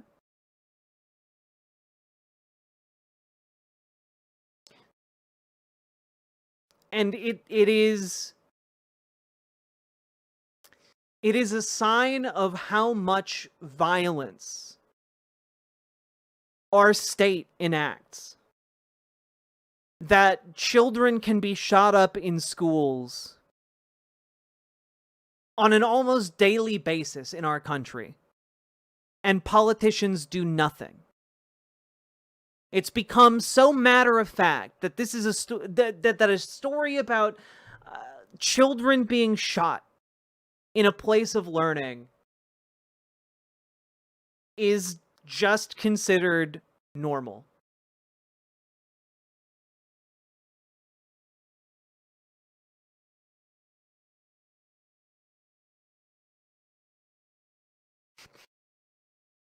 It's I'm infuriated. I'm furious. I'm sad. This I mourn.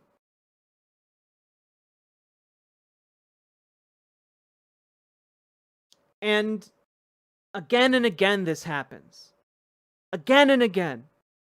And conservatives do nothing. Conservatives do nothing to try and stop mass shootings. Absolutely nothing.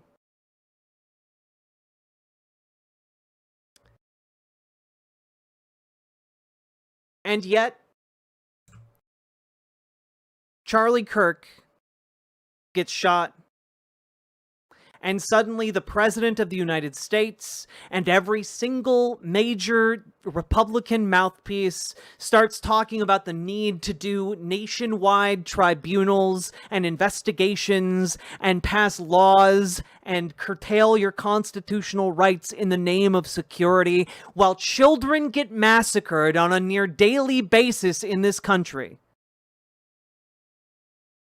That is the most infuriating aspect about today. That is the most infuriating aspect about today. That on the one hand, a shooting we know nothing about,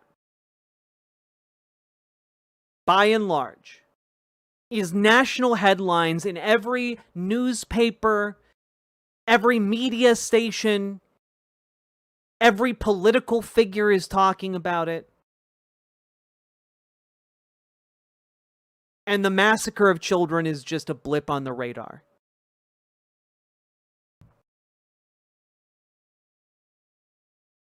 They're going to try and strip you of your constitutional rights because of Charlie Kirk.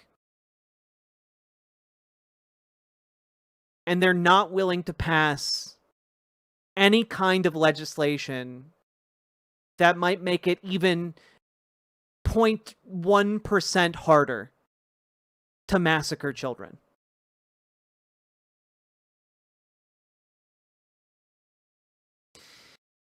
And if that doesn't tell you quite a bit about the social and material breakdown of the fabric of America, I don't know what to tell you. If that is not radicalizing you in this moment, I don't know what to tell you. The old way of liberalism or neoliberalism just isn't going to cut it where we are anymore.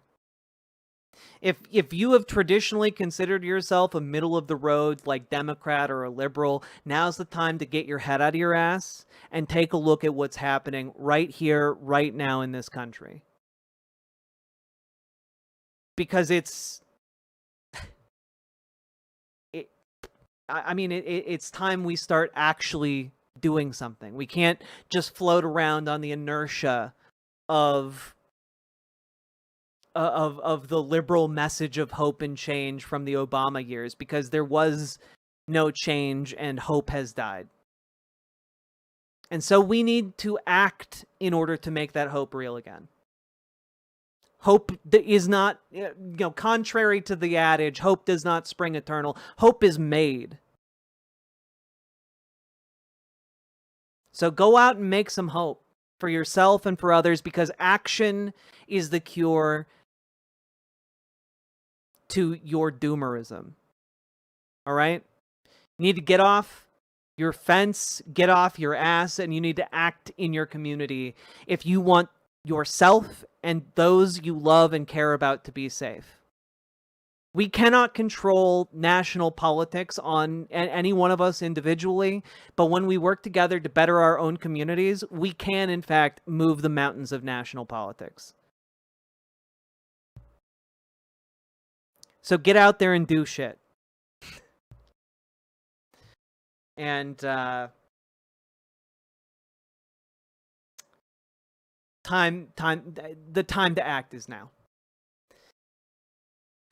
Hello. I'm clicking the button. I'm gonna call that segment done. We talked for like 2 hours about this. Welcome, Raiders, from Matt Binder. Hope you all had a good stream. I know lots happening today. Matt Binder, hope you're doing well. We should do a collaboration stream sometime, because I think that'd be fun. Let's see. forge it, find the pieces, parts, persons, and the tools.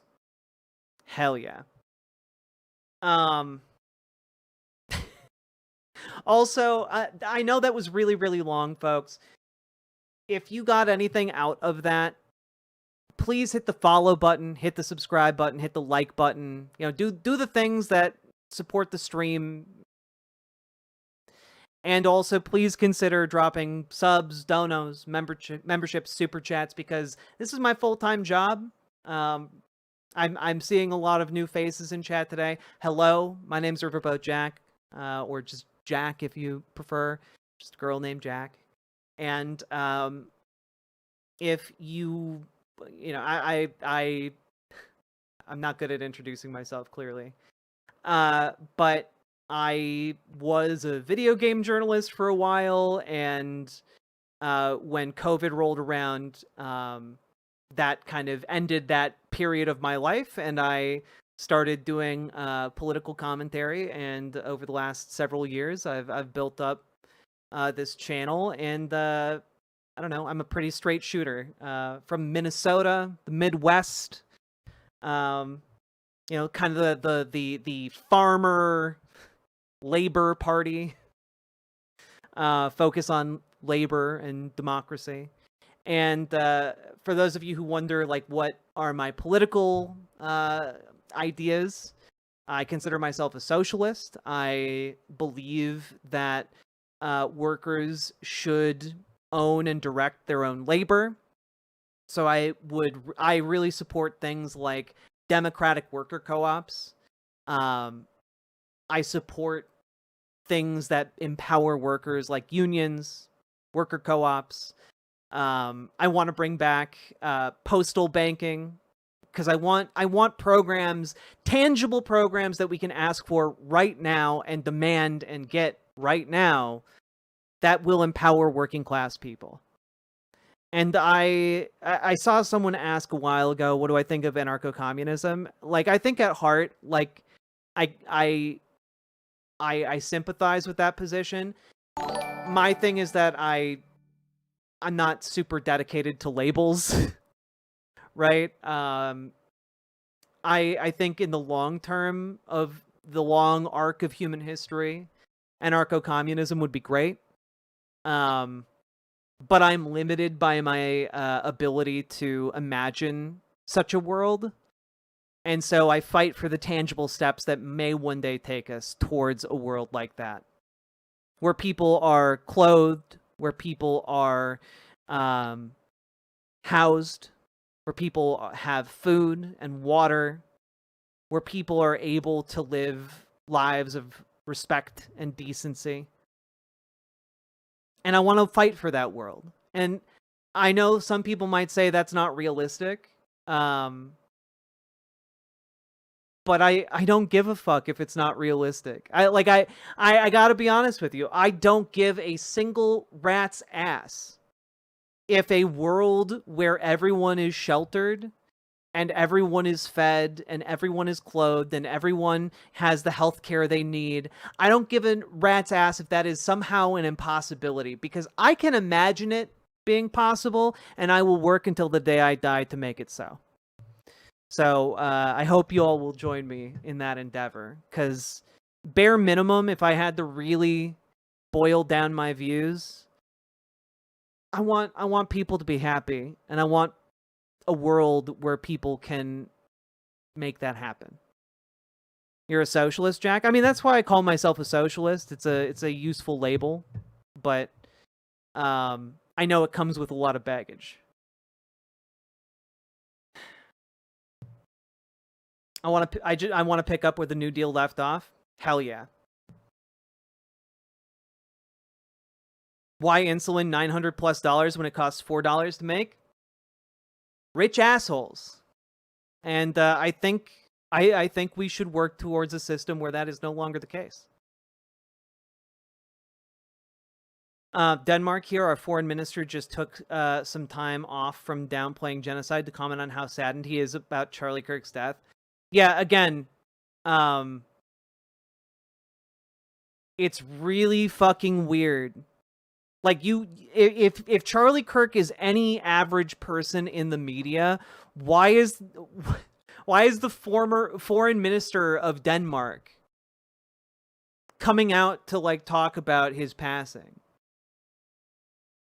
Like, I'm sorry, if like Walter Cronkite dies, I don't know that other nations like foreign ministries are putting out statements like that. And we're talking Walter Cronkite. Charlie Kirk ain't no Walter Cronkite.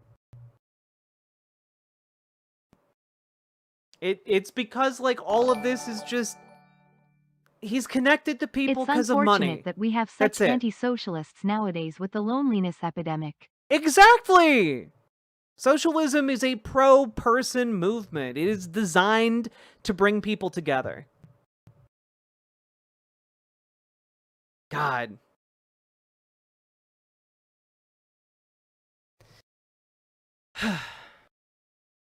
Also, Sake Tanuki, thank you for the 2 tier 1 subs. I'm going to respond to the donos that have come in so far. Because I know I turned off notifications during that segment. Usually the text-to-speech reads the comments and we all have a little, we all yuck it up together. But let's, I'm going to take a look at your comments now. So Christians Against Dinosaurs writes, hey, I saw on Blue Sky you mentioned you were exhausted. How you doing now? Lots of hugs and hopefully you can rest after the stream. I won't be able to rest after the stream, but I mean, that's okay. I mean, I'm in the process of moving, as you can see, and the contractors that were supposed to finish my studio over a month ago are still working on my studio, and I'm worried that it will bankrupt me. It was not supposed to be a big job. It was not supposed to take my entire life savings. All right, Flash EXE, thank you for the $10 super chat. I will never condone violence or death. What happened to Charlie Kirk is exactly why I disagree with him. Wish we didn't put people in positions where they feel like they want or have to do this. Yeah, I mean, this is, I mentioned this earlier, this is a sign of the dissolution of our ability to solve problems diplomatically. This is a really bad sign. And it's one of the #1 reasons why, like, I want to have a serious conversation about this assassination. You know, I understand the impulse to, like, crab rave about it. I understand the impulse to celebrate it. Trust me, I understand. But I think that there is something very, very dark coming our way. Also, I will take a look at that as I get through these. Thank you, Sake Tanuki, for the 2 tier 1 subs. Christians Against Dinosaurs, thank you for the £2 for the mods. What? Thank you for the $4.99 super chat. No message. Charlie might still be alive if the US had any kind of effective gun control. Very ironic, but also very disturbing. HC, thank you for the $5 Australian. And I will say that, again, Charlie lived in the world he desired to live in. A world with little to no gun control. And it's one of the things that killed him. Yeah, full stop. He got what he wanted. Simric, thank you for the $5 super chat. If you are able, please prepare an escape plan, training, and means to defend yourself. If it is safe for you, we will get through this. And I think that that is good advice. It is not bad to be prepared for worst case scenarios. I do wonder if this assassination was motivated at all by his Epstein full 180. I don't think so. Like, I have to imagine this is something else. You know? Like, I have to imagine this is something else. I don't find that one likely or compelling. But thank you for the 2 tier 1 subs. I do find that likely and compelling. Also, again, folks, if you are like a trans person or something, just gonna say it one more time, get the paperwork you need that might allow you to cross a border into Canada or Mexico if things get much worse, or at the very least, if you live in a red state, consider what you could do if necessary to go to a blue state. I've been talking about this for since we knew the results of the election. It's going to get really bad in red states for trans people. And I think being in a state with explicit state level protections for trans people is going to matter a lot. And in our Discord, we have set up an informal network to try and help people get out of red states. It's not going to 100%. I can't 100% guarantee you that it's going to be effective, but there are people in our community who have volunteered to try and help get people transported. So head on over there if you would like to take a gander at that or explore that. Also, the all-powerful Kagan, thank you for being a member for 5 months over on YouTube. My mom said, if you don't agree with him, don't listen. When I said he preaches that people like me should not exist, how do I actually counter that? Wait, how do you counter that, someone saying, if you don't agree with him, don't listen? Well, I mean, I think the counter, and I'm not encouraging you to, debate your mom, because, again, sometimes people aren't going to listen, and that sometimes goes doubly for moms or dads.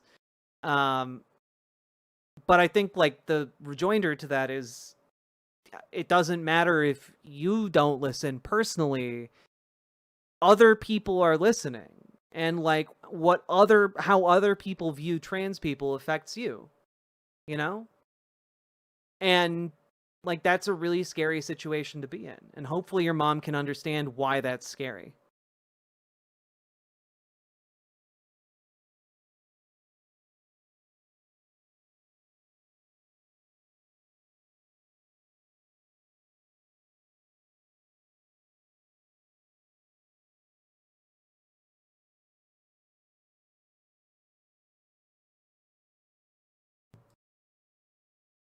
Also, I'm just gonna remind y'all, please don't argue with the mods. I'm just throwing it out there. Our mod team is under a large level of stress right now. There's a sizable contingent of Nazis who are posting derogatory things about me. This is a high tension stream where people are inclined towards saying things that may raise the temperature of the room. We're trying to have a productive conversation. And I understand if sometimes you feel like the mods might be being overzealous today. Please just roll with it. I'm asking you as the streamer, please roll with it. They are they are going out of their way to try and make this place a good space for all of us. And they're not paid to put up with this shit. And maybe one day I will be able to pay them, and inshallah, everybody. All right. Psycho Salad, thank you for the $9.99 super chat. Despite who he was, I hope everyone here keeps in mind the people who had to watch it happen. I saw a clip filmed maybe 20 feet away. I saw it all at work where customers could see my reaction. Yeah, it's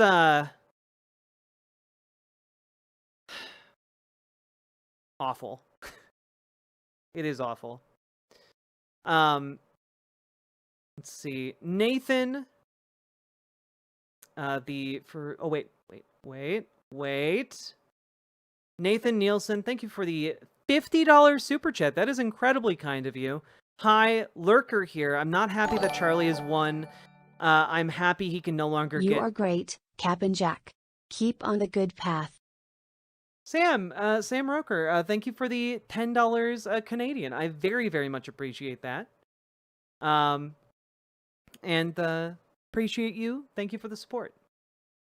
Hi, Lurker here. I'm not happy that Charlie is won. I'm happy. I think gone. I'm happy he can no longer get soupy, his hateful, I'm just sad it had to happen this way.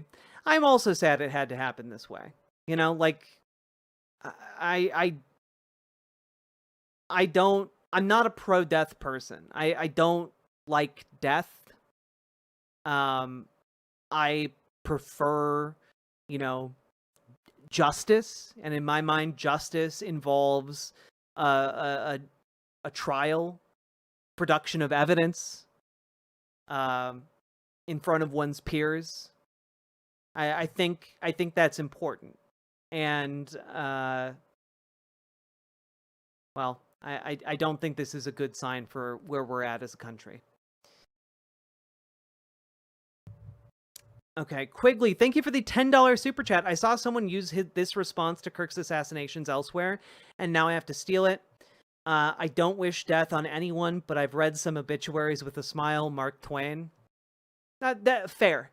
Fair. You know, fair. Sorry you're blue. Thank you for the $5 super chat. Quick piece I just posted in topic suggestions. My local people showed up at an ice raid when needed. Was wonderful to see. I think I had that prepped for yesterday, and we just didn't have the time to get to it. But I do want to talk about it. Thank you for the reminder. I'll make sure it's up on the docket for tomorrow. Mithril, thank you for the £2. I'm very skint, but you deserve something. Well, thank you very much. I really fucking appreciate that. And also, I love your use of the word skint. And Sam Roker, thank you again for the $10 Canadian. There we go. We've caught up on the super chats.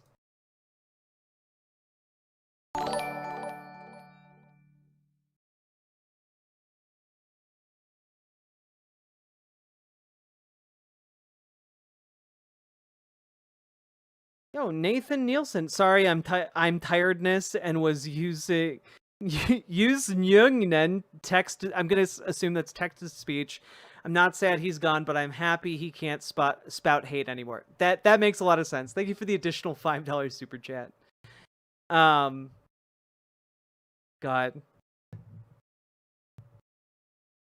It's a common phrase over here. All right. Let's take a look at some of the other ones. Smallhead is right. Oh Jesus, Sake. What is this? I'm gonna catch up on donos over on the Riverboat site real quick. I'm gonna skip some of the ones where it's talking about his method of assassination because I don't want to read that. It's late, but I'm glad I could catch at least some of your stream. That one American, I'm glad you can be here. I really, really appreciate it. I'm doing my best to hold down the fort tonight. Hopefully I'm doing a good enough job. Let's see. I wanted to befriend the right, not celebrate their rhetoric. Now let's see what Polymarket's odds were. That does really sum up Cenk Uygur's position, doesn't it? Thank you for the 5 tier 1 subs. Also, Sake Tanuki, thank you for the 5 tier 1 subs.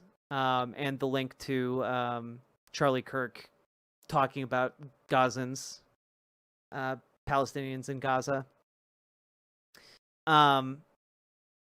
Lily loves stuff. Thank you for the $5 dono. It can't be AI. The stripes on the American flag are correct. Yeah, I don't know.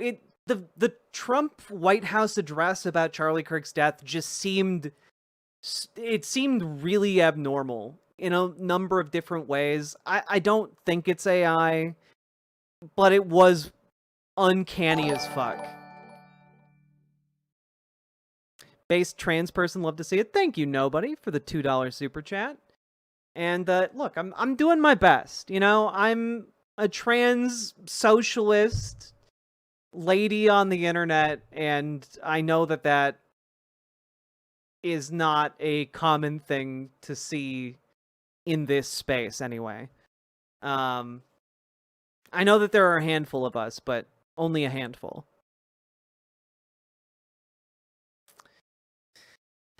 And boy, do some people make it hard sometimes.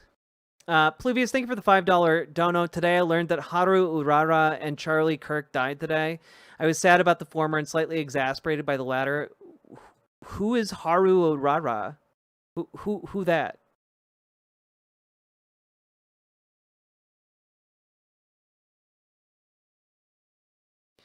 What we landed on over on actual Jake's stream was that it was several takes cut together and smoothed over with AI. I could see that. I could see that maybe. Like, dude is not doing okay. How does it feel to outlive Charlie Kirk?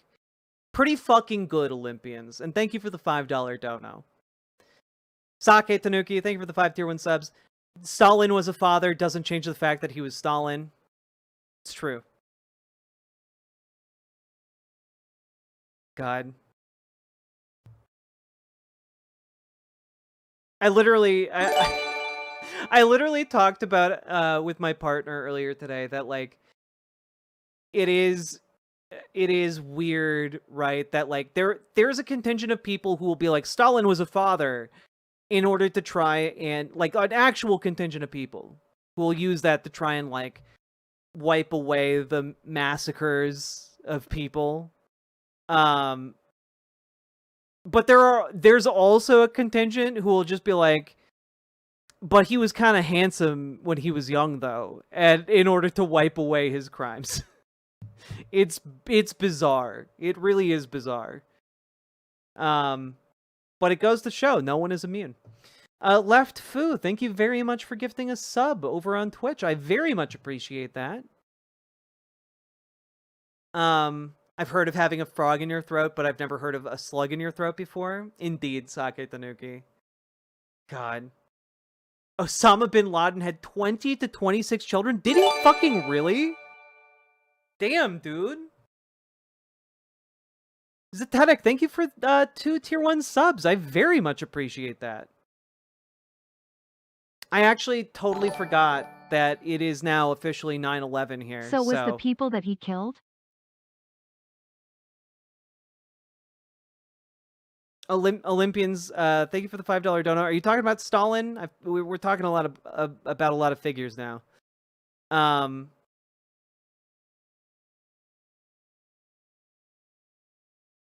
Bro had to do something while hiding? I guess so. On the nose sounds like a pain in the neck. Damn, Sake. Thank you for the 5 tier 1 subs. Pluvius, thank you for the $5 dono. That feels like the kind of coincidence you could associate with a witch's curse.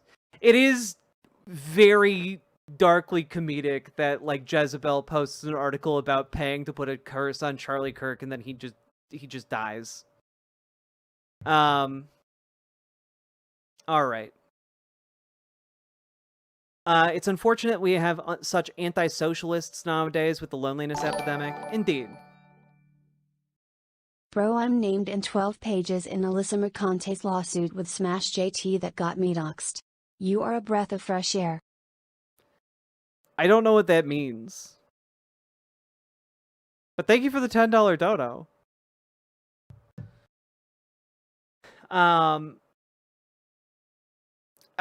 This is also a thing to know about me. I don't care for streamer drama or whatever the hell is happening. Like I don't have time to pay attention to like what other people are doing on YouTube.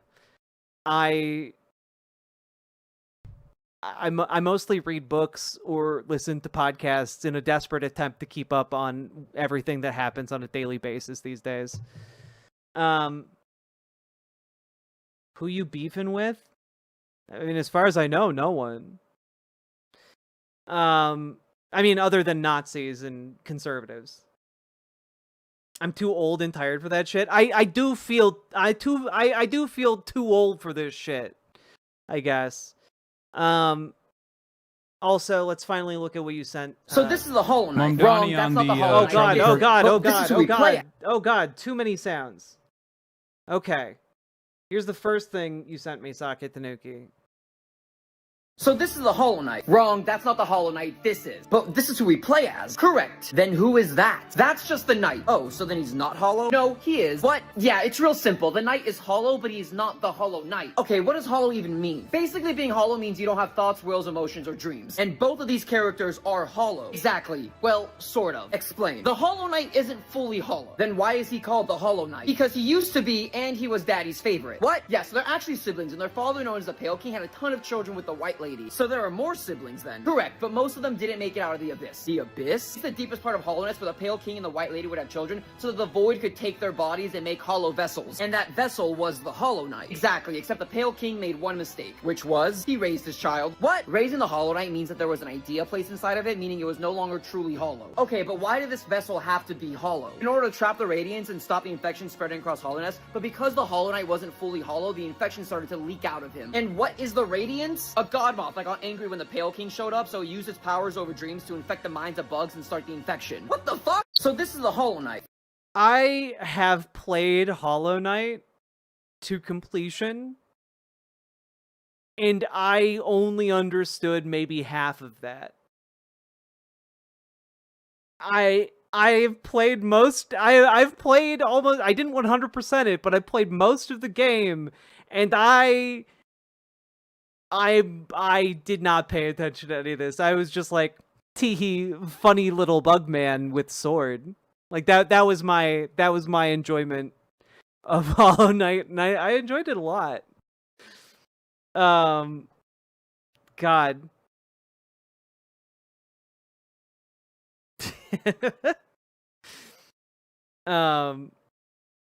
God. I love video games. Video games are cool, dude. Like, I love that there's just an entire aspect of this really incredible game that I never even understood to be there. And now I'm like, oh, that's neat. That's cool. Maybe I need to replay it when I play Silksong. Got to watch the Mossbag Hollow Knight explain to get the story. Where was that? Wait, where was that dono though? Oh, Airbnb abortion. I see it now. Thank you for the the tier 1 sub. I very, very much appreciate that. Also, haven't heard of Mossbag. Is Mossbag basically the Vati Vidya of Hollow Knight lore?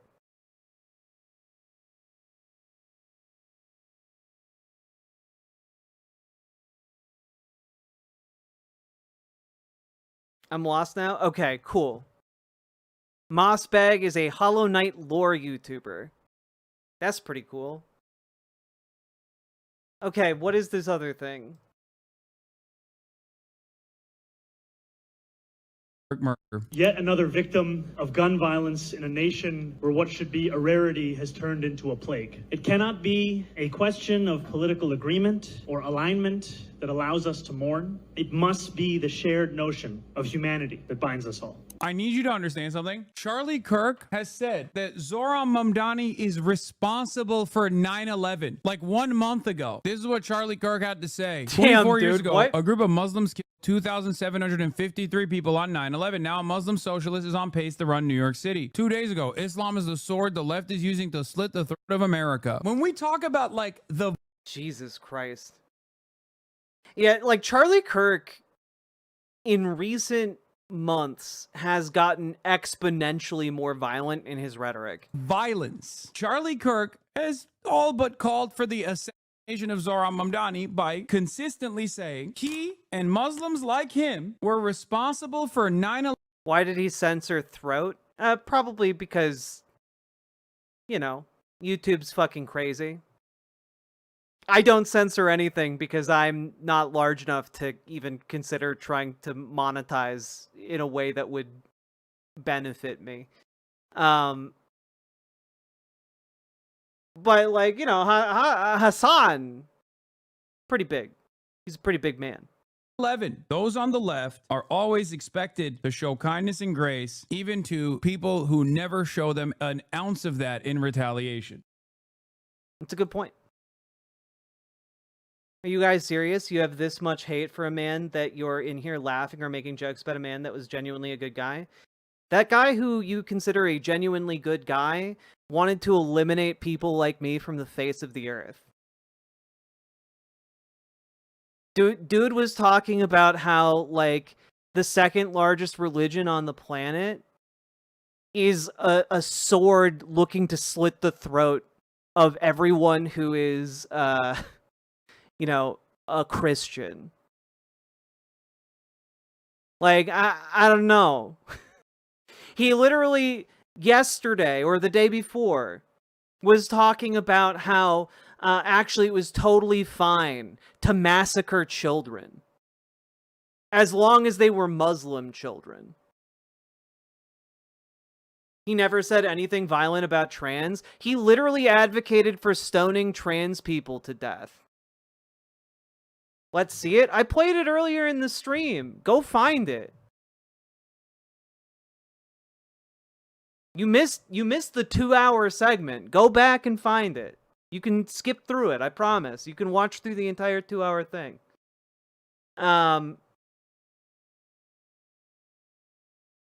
Play the clip again, please. Guys, do you have any idea how many tabs I have?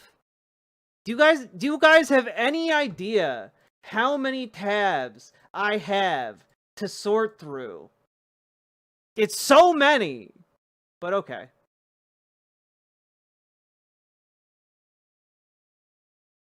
I'll do my best. Was it this one? Was it this one? Was it this one? Was it this one?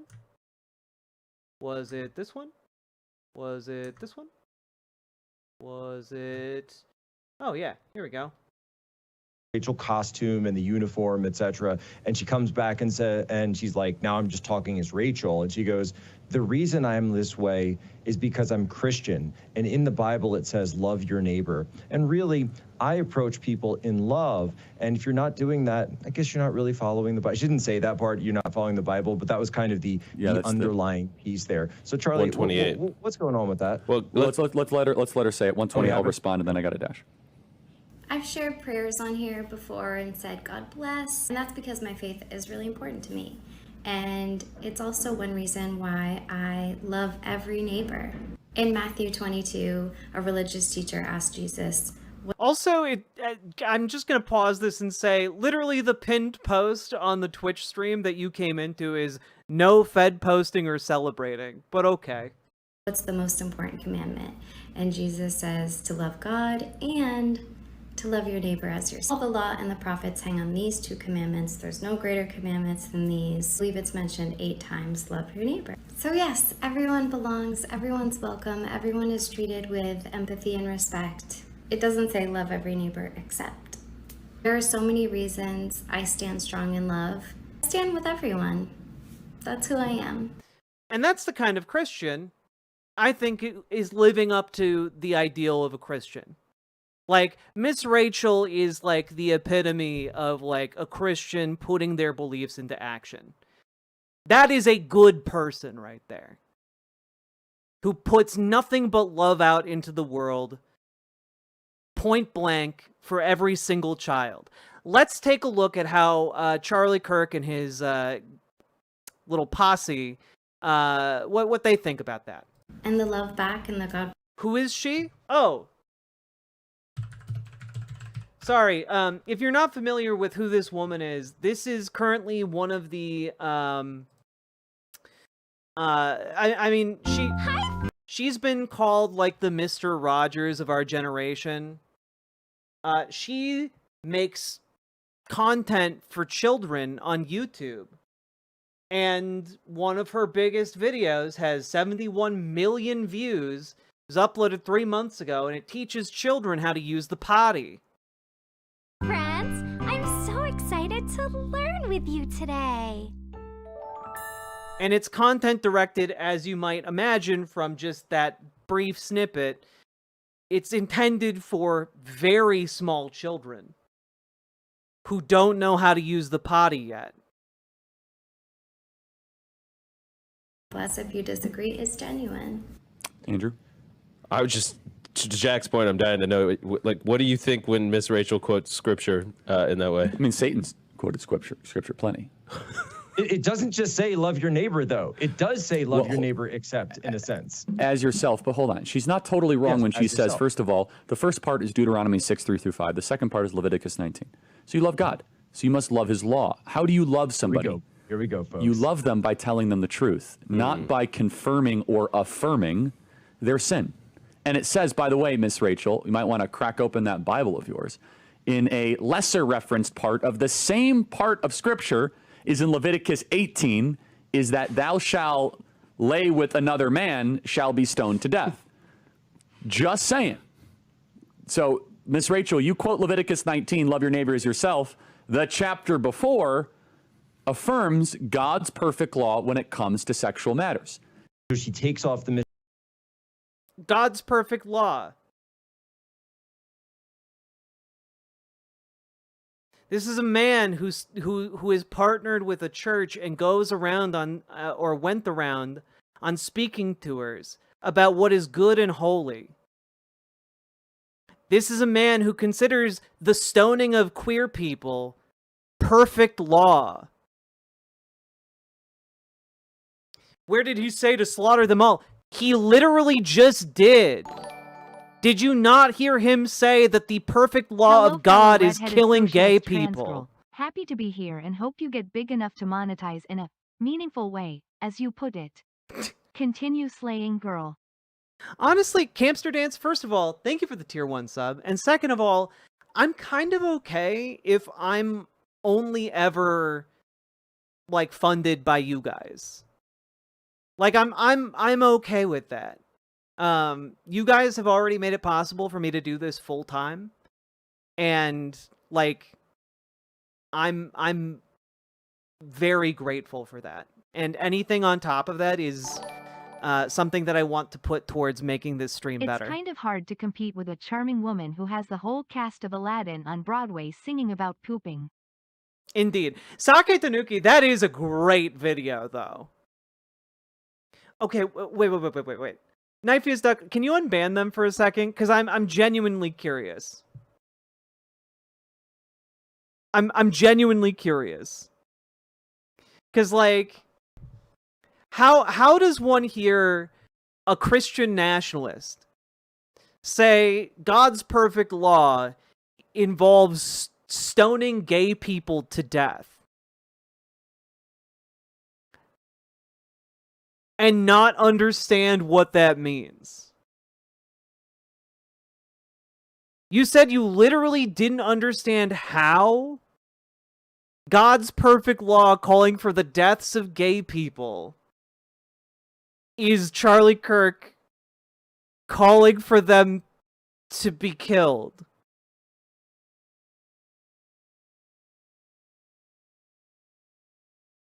Are you kidding? Like, what?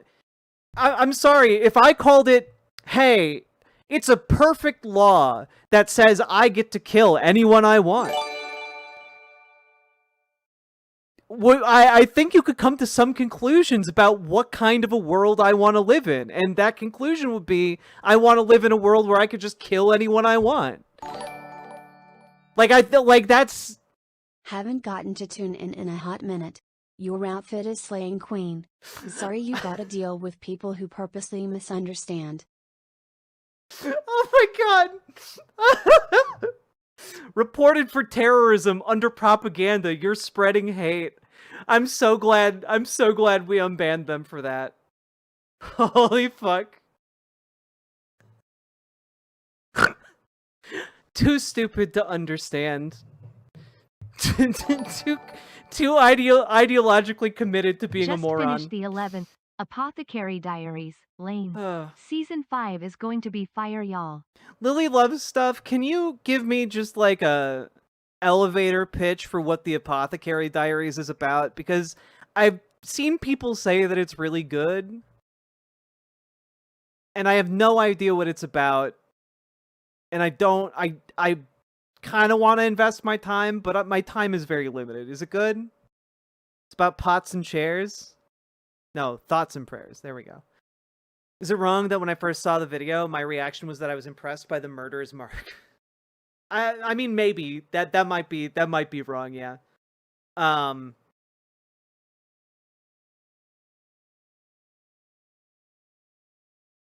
Yeah, I'm talking about Miss Rachel saying every child deserves love. Jesus Christ.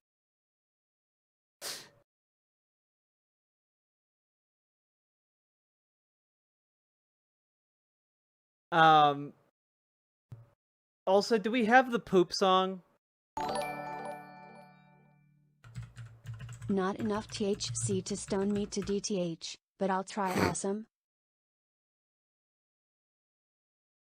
Not enough. Charlie Jinmir, thank you for the 21 months, and thank you for being a member.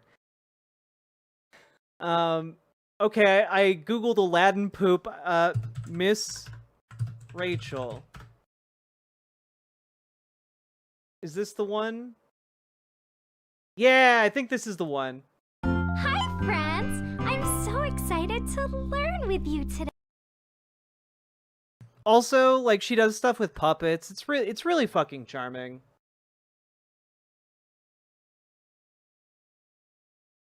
Where's the I need that Aladdin poop song. Is it this one?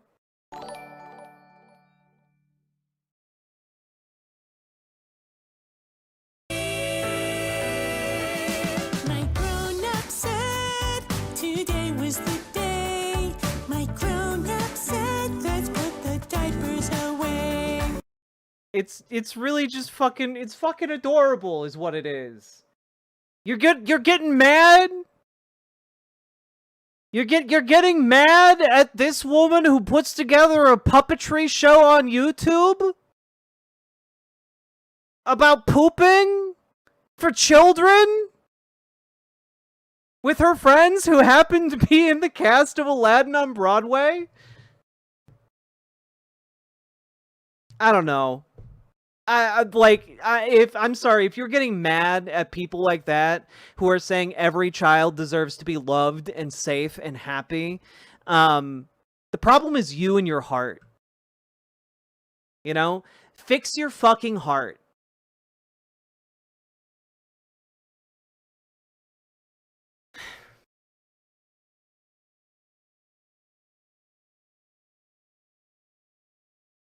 Apothecary Diaries is about an orphan girl that is taken in by a doctor and has an obsession with medicine and poisons. Gets essentially enslaved to a royal like what if palace. Sherlock Holmes was a teenage girl in a fake medieval China. LF gets kidnapped and sold to work as a maid in the emperor's harem where she and a eunuch solve mysteries. Oh, that's fun. Not the part about being sold to work in a harem. That part sounds troublingly anime. But I do like mysteries being solved.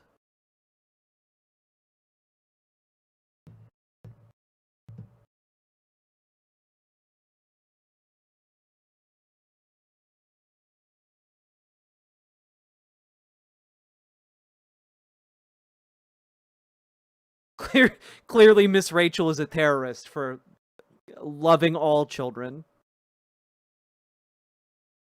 It's not the same as other harem anime at all? Okay, well, you know, I trust you. I trust you, K-Fox. She's not in the harem. She works for the harem. Oh!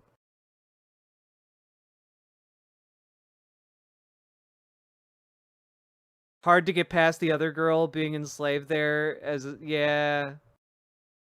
Yeah. God. Oh, she's a doctor for, like, the courtesans? Is this, like historically accurate? Because I'm really gay. I'm really gay for historical accuracy. I started watching Peaky Blinders, and, like, holy fuck, Peaky Blinders is cool as hell.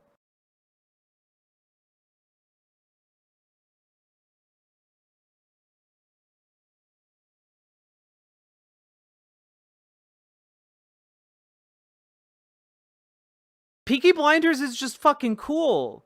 Dude, like that one of the intro scenes involves like just a tracking shot going down a working class like roadway in England, and that's just, do you know how few times people have given a shit to get like a working class street right in that time period for like a show or a movie? It's so cool. I won't say anything mean about Charlie, but does anyone else find it weird that the second result on Google when typing Charlie Kirk is Charlie Kirk wife? Like, how thirsty are these people? Oh, they're all thirsty, CR Rent. Thank you for the $10 super chat, too.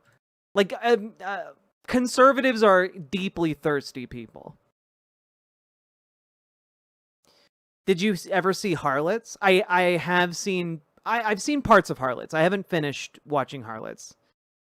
But there's like a scene of Tommy going into a bar. I'm not sure what's happening in the stream anymore. Have some money. BWA. Matt Yahoo, the solution when you get confused about what's happening in stream is to just give me money. That does tend to clear things up.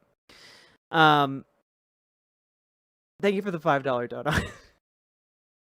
Also, I didn't fucking know Sam Neill was in Peaky Blinders. I thought, like the last time I saw Sam Neill was in Event Horizon. I didn't even know he still did acting. I thought he had retired to do, like, to talk about, like, how cute his animals on his farm are.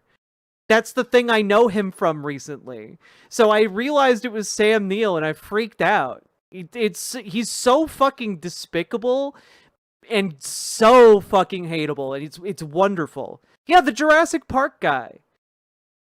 You know, someone correctly looked at him in the introduction of Jurassic Park, talk to a child about splitting him open with a raptor claw, and said, now that's a guy who could be a real piece of shit in my period piece. Wait, he's a farm dad now? Oh, he's wonderful.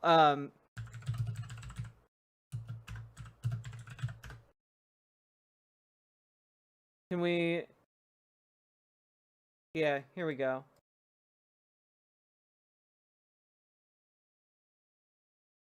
He's got a little TikTok channel and everything. But I have sheep. They're not just decorative, these sheep. They're Suffolks. They're probably the most beautiful sheep in the world. But they're also very useful, aren't you? You're very useful. Because they're great lawn mowers. We put them through the vines during the winter. They eat all the weeds and so on, because we farm organically. And they produce this fantastic material. It's called wool. And wool is about the most useful material on the planet. It's not only sustainable, you know, because it's biodegradable, but it's a good, strong material for making things like rugs and carpets and sweaters and socks. No, he's New Zealander, I think, right? So they're decorative and useful at the same time. That's what someone should be, ideally. They're also very affectionate. He just loves his animals. He's such a lovely man. Look at that. Absolutely loves me. No, we love our He's just sheep. so delighted. And the thing to remind yourself is all this polyester and plastic crap that we're making. It's cheap and nasty, and it pollutes the planet. It doesn't biodegrade. That's why you This need material, wool. This wool that she's so proudly wearing will eventually, after generations of being passed down, will biodegrade. It's good for the planet. You're good for the planet, girls. I knew that already. Why did I say it? Ah. Hello, darling. What is that? Hello. There we go.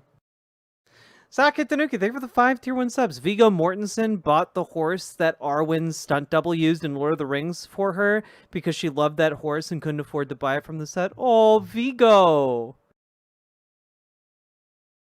I love Viggo Mortensen. But yeah, he's got an entire like TikTok where he just like talks about his farm. It's really, really delightful.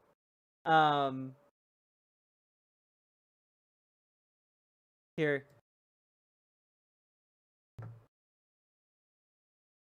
One more. It's very Not short. for everyone, I know that. Some jobs you need a real bloke to be doing it.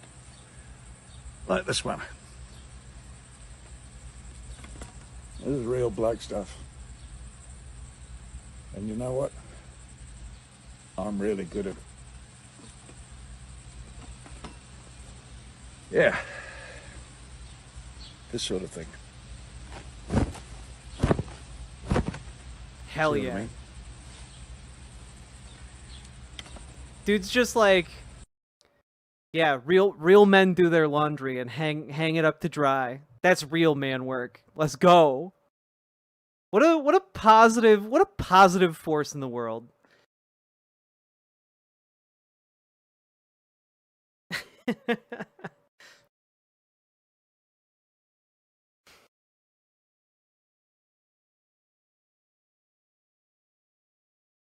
He's a real bloke. Indeed, isn't he? A man who knows how to do laundry. Paul just got... Oh god, that wasn't the right one.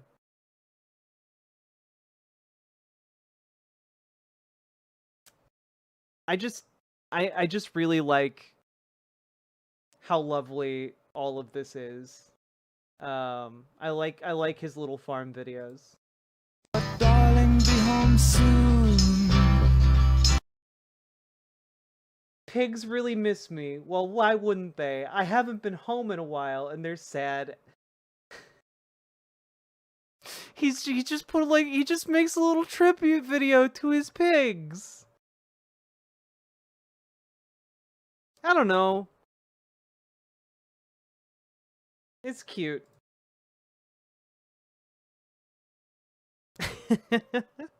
Aren't they beautiful? Just lovely. You know, life goes on.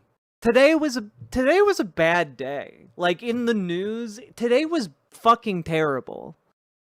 The ramifications of what happened today are bad, but you know what? Life is going to go on. We're going to get our shit together. We're going to organize, we're going to fight, we're going to win. And while all of that is happening, there are still going to be cute animals all over the world. There are going to be cute animals all over the world, thriving, being adorable. And, like, Sam Neill is going to be out there loving each and every one of them.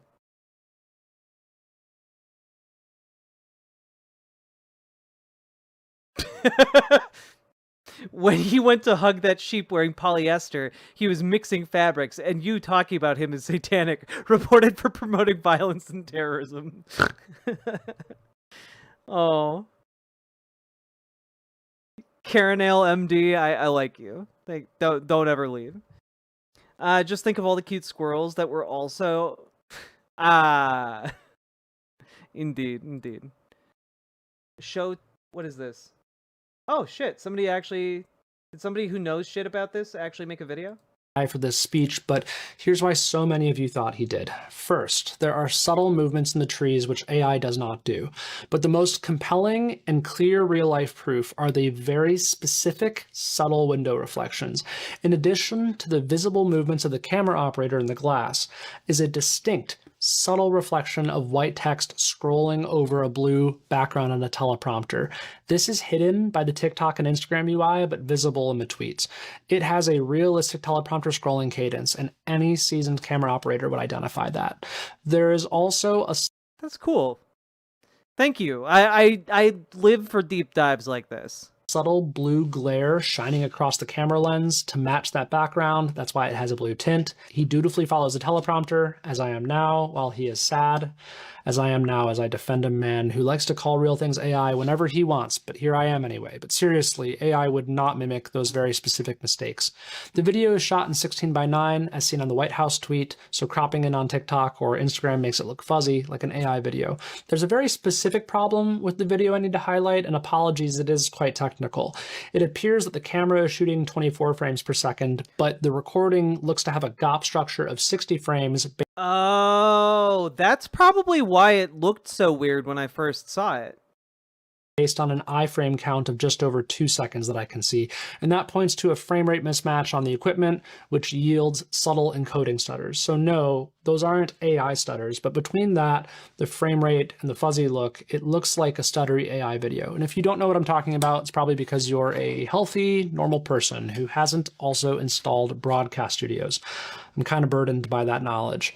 There are plenty of other little nuances in his body and hands that AI cannot do well yet. And with the duration of the video and no visible gaps in editing, there's no evidence of AI that can't more easily be explained by typical encoding and camera principles. Oh, and by the way, last week I proved the open window White House video was real with the same methods I just used. So obviously I'm not a fan of making any friends around here. Wait, did Rams have Sam Neill in it? I feel like we watched Rams with Salmon Moose a while back on the Discord. I didn't recognize him in that movie. What is this? Is this going to be a joke about the submarine? Actor has to eat moldy bread. I'll use teal and black food color gel and mix it with a little bit of water. Oh, this guy rocks. Make little circles with it. Outline the circles with white food color gel, then dust the whole thing with powdered sugar to give it that white moldy look. This is actually fine dining, a delicacy, because it's cultured. If an actor has to eat, I fucking love watching these people make prop food. It's one of the most fun things ever. Why is the text-to-speech not working for me? I had it disabled earlier and on one and not the other. I fixed it now. Scott is a pun legend. For real, for real. Look, I know we're not talking about a lot of hard politics right now. Please forgive me. Usually I would have multiple topics lined up. But, like, today, it was a fucking doozy. And okay. I will give you guys this option. It's currently 2:30 in the morning for me. I do have a long form video that we could cover together. If you are open to a long form video, okay? It's been a week. It has been a week. So much shit today, indeed. Is it analog horror? No, it's not analog horror, though we do need to get back to Midwest Angelica at some point. But it is going to be painful. And frustrating, and I'm hoping at least interesting.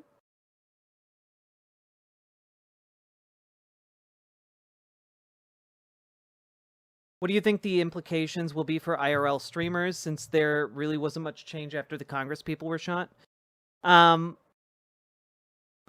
genuinely can't predict how this administration is going to respond to everything that has gone down today. Fuck it, I wasn't sleeping tonight anyway. Hell yeah.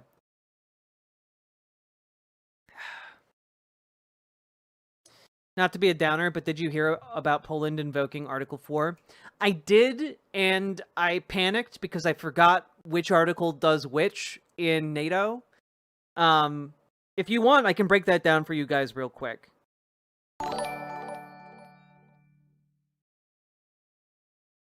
Have you checked out Vintage 8? Yeah, Ophelia, we've gone over a number of Vintage 8 analog horrors. I think the few I've gone over are on the my analog horror playlist. But by no means have we gone through all of them.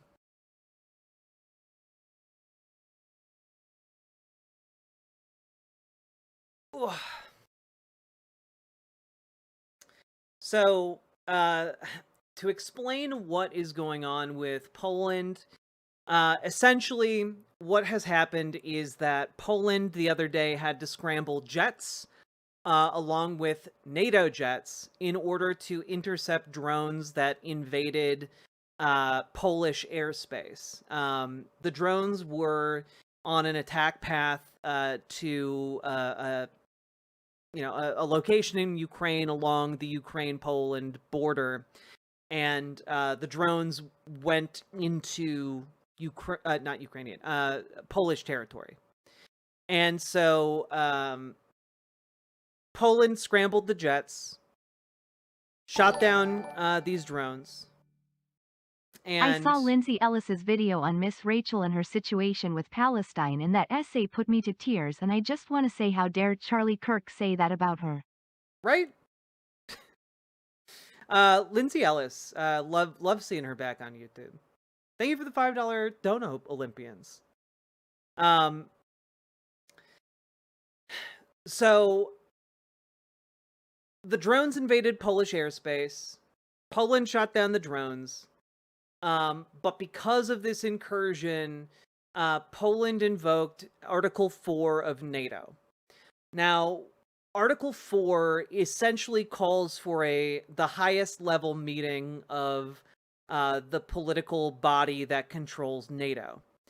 And that political body is going to meet in order to discuss what's to be done about these airspace incursions, and to discuss the possibility of like the war expanding and taking preparatory steps in case like Russia begins to encroach on Poland like more materially than just drones in the airspace, right?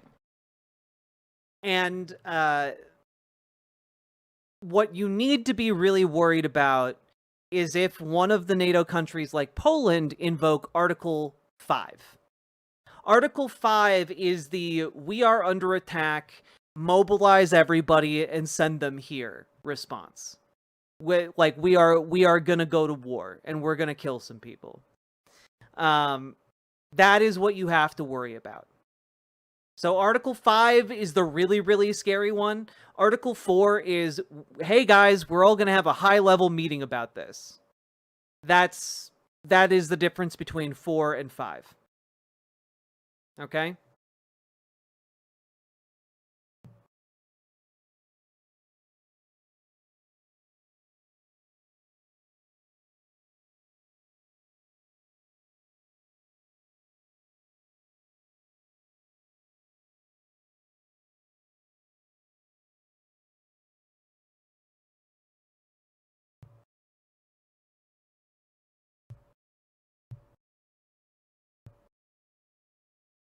There are so many times I've been sick to the point of not being able to eat anything, but somehow an In-N-Out burger got through and stayed down, despite the name. But also, In-N-Out burgers are tasty.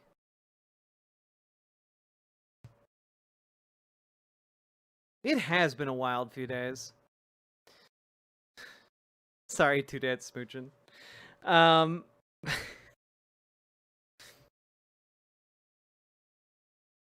All right.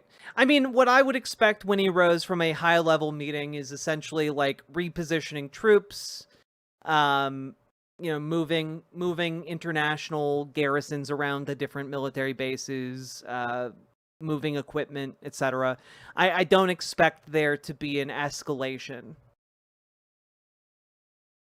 Did Putin try to attack Poland out of desperation? No. As far as I know. No. Sake Tanuki, thank you for the 5 tier 1 subs. What is this? Greeking in film and television is when you cover or obscure a brand name on a product. We call it Greeking because once you alter the letters of the brand name, it ends up looking like the Greek alphabet. We even have sticker books full of different shapes and colors that we use to make products look generic. You see Greeking a lot in old TV shows going all the way up to the early 2000s. We still Greek electronics and items in the background, but if it's a hero prop, the studios prefers to use cleared packaging. And it's mainly done because studios don't want to give big brands free advertising. I had my wife Greek some stuff we had in the pantry because she's pretty good at it. She went from Imagine Super Greens to I'm aging, I need super greens. Oh, come on. And she went from Better Body Foods organic cacao powder to Better Poo Foods caca powder. From Buy antioxidant cocoa fusion to Bait antioxidant confusion. And from Sweet Baby Ray's to Yeet Baby Ray. I guess you call that meta humor. We can even Greek yogurt. I know what you're thinking. This is all just a bunch of poppycock. Greeking. God damn, what a legend. I'm linking this to the other chats so you guys can go follow this account, because genuinely, absolute legend. Absolute legend. Is September 10th when World War III started? No, I don't think so. Proppycock.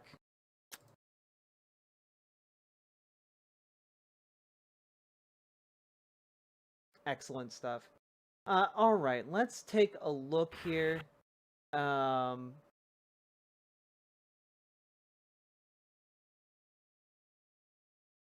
you know what? Before we go any further, I came across this dramatic reading of John Brown's speech at his sentencing by Orson Welles, and I figure worth listening to, you know? I didn't know that Orson Welles just read famous speeches, but, you know, here we go. Take a listen. I have, may it please the court, a few words to say. In the first place, I deny everything but what I have all along admitted of a design on my part to free slaves. I intended certainly to have made a clean thing of that matter, as I did last winter when I went into Missouri and there took slaves without the snapping of a gun on either side, moving them through the country and finally leaving them in Canada. I designed to have done the same thing again on a larger scale. That was all I intended. I never did intend murder, or treason, or the destruction of property, or to excite or incite slaves to rebellion, or to make insurrection. I have another objection. Yeah, this is Orson Welles. And that is that it is unjust that I should suffer such a penalty. Had I interfered in the manner which I admit, and which I admit has been fairly proved, for I admire the truthfulness and candor of the greater portion of the witnesses who testified in this case, had I so interfered in behalf of the rich, the powerful, the intelligent, the so-called great, or in behalf of any of their friends, either father, mother, brother, sister, wife, or children, or any of that class, and suffered and sacrificed what I have in this interference, it would have been all right. Every man in this court would have deemed it an act worthy of reward rather than punishment. This court acknowledges, too, as I suppose, the validity of the law of God. I see a book kissed, which I suppose to be the Bible. Wait, free speech means delete comments you feel threatened by, huh? No, free speech means that the government can't, like, prosecute you for the things you say. Can't, like, censor your ability to speak. It doesn't mean you get to, like, I don't know, shout slurs in a chat. Like, if that's what you thought free speech meant, you're just dumb. Or at least the New Testament, which teaches me that Yeah, guys, you heard it here first from MAGA. I'm the president now. all things whatsoever I would that men should do to me, I should do even so to them. It teaches me further to remember them that are in bonds, as bound with them. I endeavored to act up to that instruction. I say I am yet too young to understand that God is any respecter of persons. I believe that to have interfered as I have done, as I have always freely admitted I have done, in behalf of his despised poor, I did no wrong, but right. Now, if it is deemed necessary that I should forfeit my life for the furtherance of the ends of justice, and mingle my blood further with the blood of my children, and with the blood of millions in this slave country whose rights are disregarded by wicked, cruel, and unjust enactments, I say,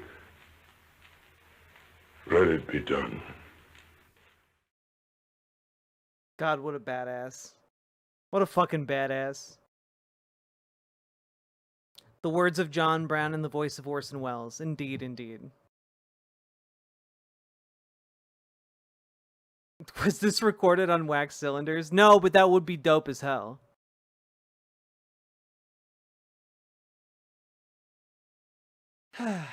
Okay. Now, folks, I know I've said it multiple times, but if you are enjoying the stream, hit that follow button, hit that subscribe button, hit that like button. Drop those subs, donos, memberships, super chats, etc. And I'm gonna play the button song. You guys deserve the button song. I just haven't had it prepped up, and it takes a lot of extra prep work when I'm working at this temporary station. Let me take a look. It's in a book. Reading Rainbow. There we go. Here we go. Click the goddamn button.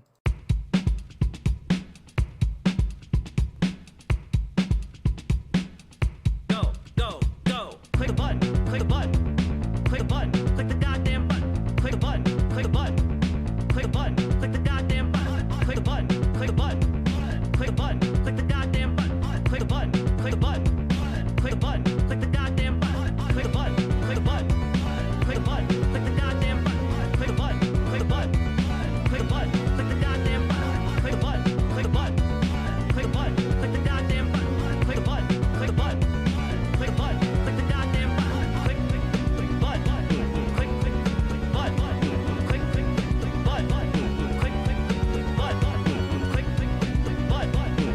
click button. Click click click button. Click click click button. Click click button.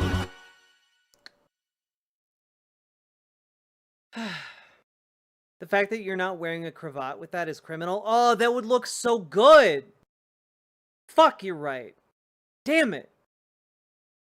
I bet my partner has a cravat. That seems like something she would have. God, that would be such a good look with this. Fuck. I found a yellow fuzzy caterpillar. Aw. You're a Send Kitten. Thank you for the $5 dono. And, is it a really cute yellow fuzzy caterpillar?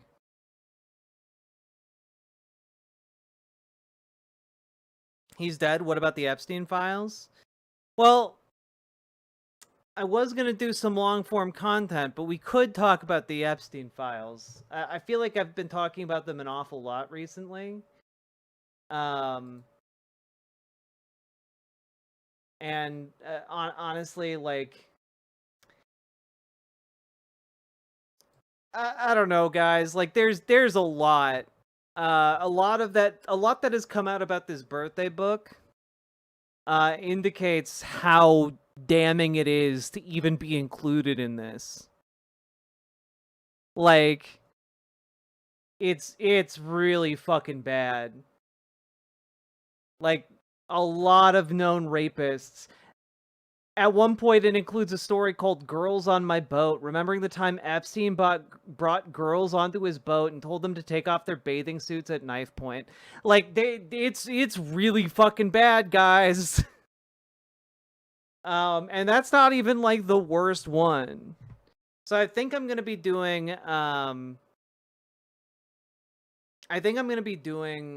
like a deeper dive on this tomorrow after I can like formulate some more content.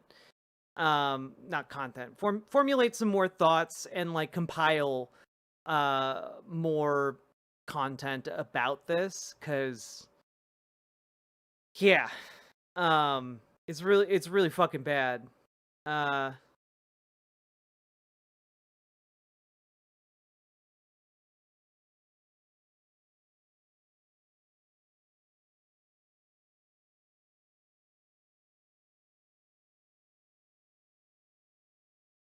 Oh, it sucks in such a horrific way.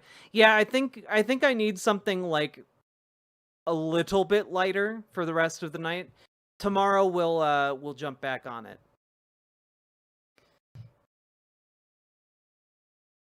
Yes, compile some analysis indeed.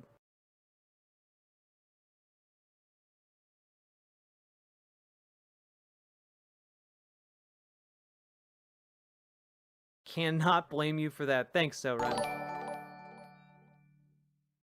I'm a head out. I'm tired and have a Vampire the Masquerade game at 8 a.m. tomorrow. See ya. Good night, CR Went. Thank you for the $10 super chat. Have fun at Vampire the Masquerade. I've never played one of them, like a tabletop of that, but it always seemed kind of fun. Like, also I need to know, do you guys all dress up? I always thought that would be like one of the most fun parts of Vampire the Masquerade. It is at 8 a.m. though, so that might be difficult. Anyway, have fun, and also, folks, remember, I do try and start my streams every weeknight at 8 p.m. Central Time, so I do hope you guys will all come back again tomorrow.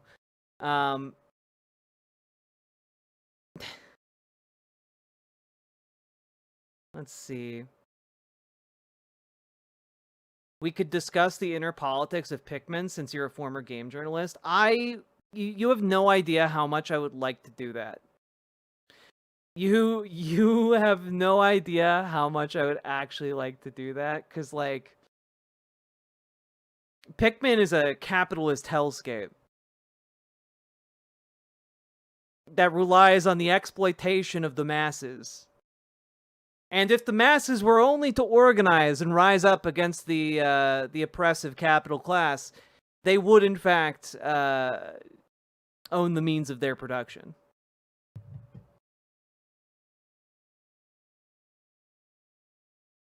Any thoughts on a golden time for an international audience? When is it not too early and not too late?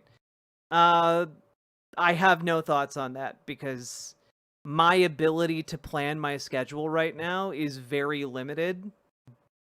Like, guys, I do things during the day too, and I don't have free time.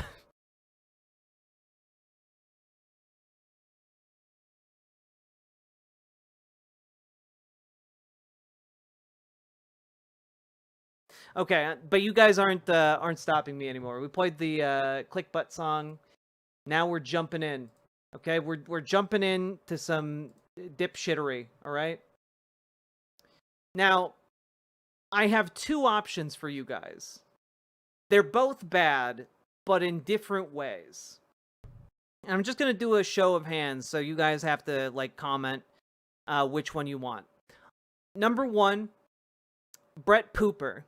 Okay?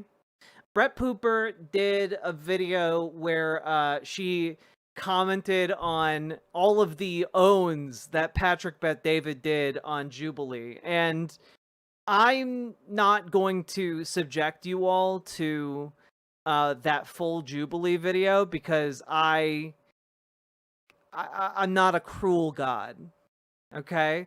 But I do think it might be funny to make fun of both Brett Cooper and Patrick Bet-David at the same time. That seems like a layup for me, okay? I think that would be fun.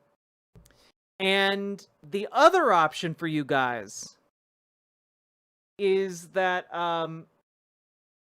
well... This is open to debate.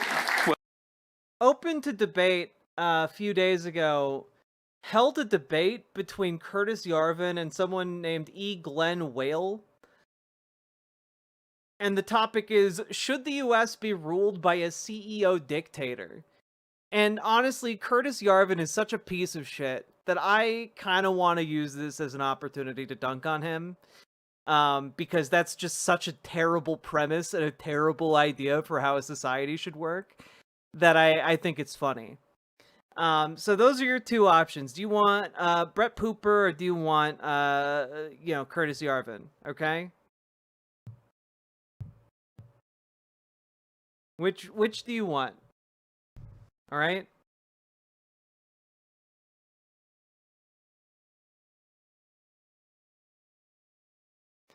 Fuck it, Yarvin video. Yarvin. Damn, a lot of you going for Yarvin. And don't worry, guys. We will do the Brett Pooper content on a new day if we don't get to it today. Yeah, I think the twos have it. I'm seeing a lot of twos and Yarvins, so I think we're going to go with Curtis Yarvin. What's a Yarvin? A basement-dwelling creature that somehow escaped containment and now wreaks havoc upon the surface world. Might be distantly related to one of the ratmen that Curtis Sliwa has been fighting underneath the Curtis streets Yarvin of New York and his City. ilk do not love life. They are bigots because they do not love life, and thus I hate him because I love life. Okay, but what if he had an elk that he had trained to be bigoted like he is? I think that'd be great. You just described Asmongold? Well, Asmongold is also one of the Ratmen. A lot of people don't know this. Many people are saying it, though. No elk, only moose. Olympians, thank you for the $5 dono. The Ratmen that live under the streets of New York City. Have you ever stared into their eyes? Have you ever looked into their very being and understood? A Ratman feels nothing but a thirst for death and your very flesh.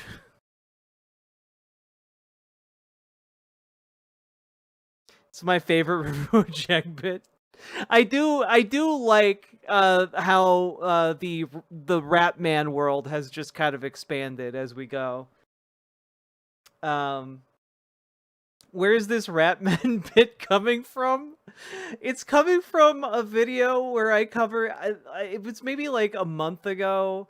I covered an interview that Curtis Sliwa, who's the Republican candidate for mayor in New York City, did, and he just sounds sloshed and completely and utterly out of touch. And he's like Tim Pool, except instead of wearing a beanie, he wears like a goddamn beret. And at one point, he takes it off, and he has a tan line because he wears it so much. And like, I don't know. Like, he struck me as the kind of guy who would spend a lot of time underground. You know? Just a lot of time underground, really familiar with rats. Yeah, the guardian angel guy. Yeah.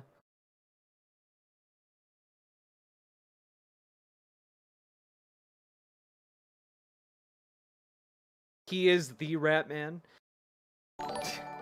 I think in my head I associate him with like one of the like shitty Starship Trooper guys. Like you know the guy who has who lost like an arm in the Bug Wars. I think that's kind of where I got my inspiration for that. Sake Tanuki, thank you for the 2 tier 1 subs. What is this? Rat is this.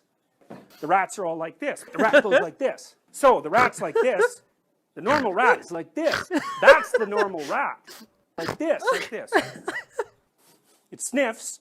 It's like this for quite a while. He's like this. And then maybe he sniffs. You are now a normal rat. That's how they get you. That's how the Ratmen get you. They black bag you. They turn you into a normal rat. It's just.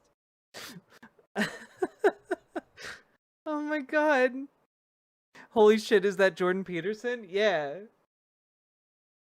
Clean your room, bucko! Or I else meant the to say rats will ilk. get you. That was not my best. Excuse me. What does rat mean? In the context of this conversation, have you considered what rat means? Rat can mean many things to many people. It can mean someone who lacks the verisimilitude and the truth in a situation. Someone who has taken advantage of your ability to believe in others and has, in fact, betrayed you. To be a rat is both to be small and diminutive, as well as all-consuming, ever hungry, and of course, covered in fleas that carry the Black Plague.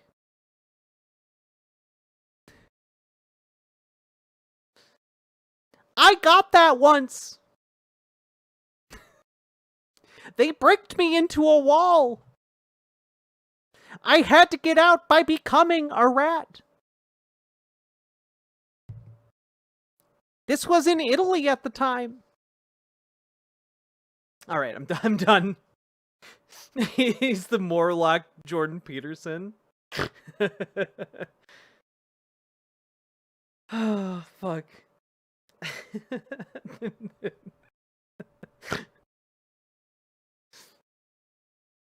Oh, fuck. Or you could maybe reference the real world instead of the striders that go around. I need to use a. Okay, nice try, Matt. It just reminds me of Splinter's origin story from 1990s TMNT. It did, Sakatsunuki. Thank you for the 2-tier 1 subs.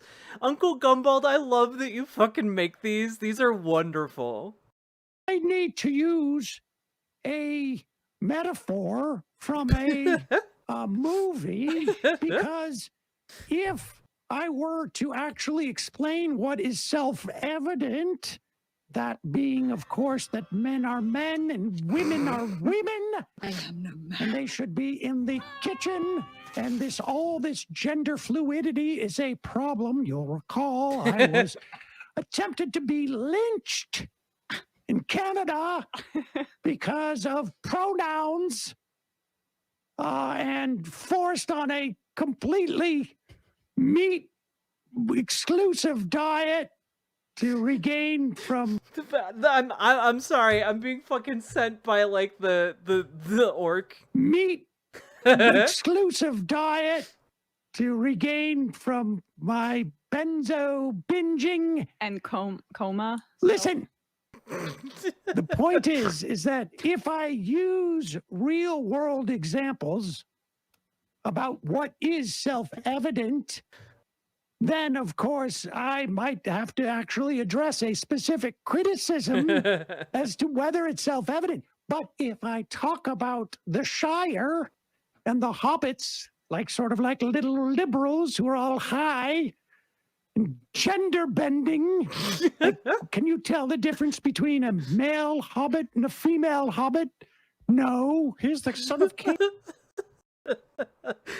I am not convinced that Sam has ever watched Lord of the Rings or read Lord of the Rings. I am not convinced of that at all from his attempts to parody Lord of the Rings here. Like I don't understand the gender bending hobbit trope he put in here, but I do think it's very funny when you combine it with the visuals, Uncle Gumbald. Because a son of kings protected them all. Therefore, I am in favor of a king. So, ipso facto, look at me. You have no idea how much I have to, how much I want to reach for the bottle of benzos when I'm looking at Dave Rubin and he's pretending like he understands what I'm saying. Yeah, we need Donald Trump Jr. in a jet fighter patrolling the skies. I just want to make something that I think is self-evident. Jordan Peterson is not actually literate. I mean, that's true. That's true. Anytime Jordan Peterson has tried to explain the narrative of anything, it's just nonsense. It's just complete and utter nonsense. Holy fuck. Uncle Gumbald. Well done. Well fucking done. Oh my god.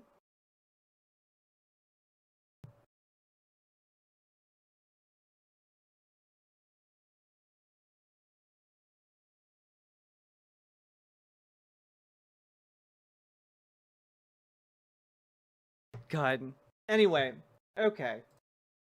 Let's actually cover the thing. How about that? Here we go.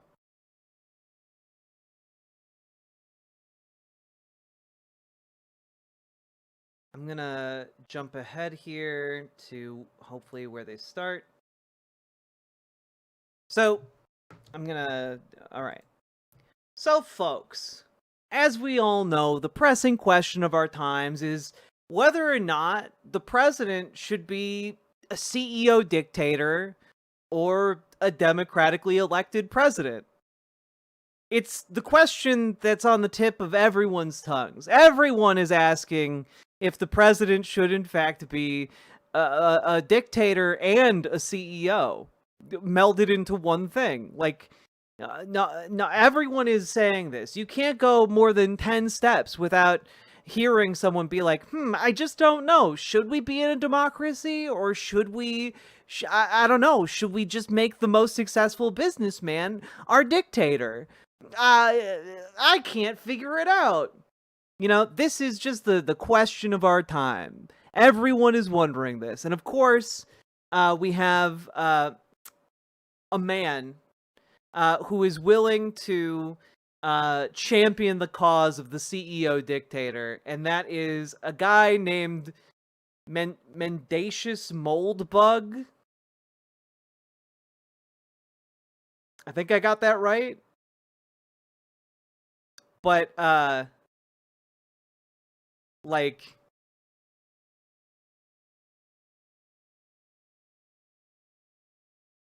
I gotta be honest.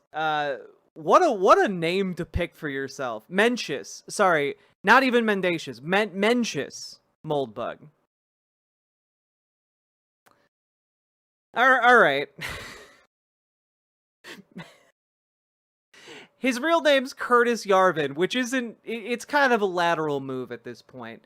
But let's take a look at his position. Hey, who knows? Maybe the president should be, instead of a democratically elected leader, maybe the president should be a dipshit CEO. You know, have you guys considered the upsides of having a dipshit CEO in charge of everything? Well, it works so well for companies like Enron. What could go wrong? Let's take a look. Urbit, and although he departed that company in 2019, he returned last year. He is here with us now to debate and make his argument. Curtis, welcome to Open to Debate. Oh, also, he is very highly connected to the rich oligarchs who are trying to destroy our country and seize power for themselves. So, you know, he's also highly influential and unfortunately not just a random crackpot.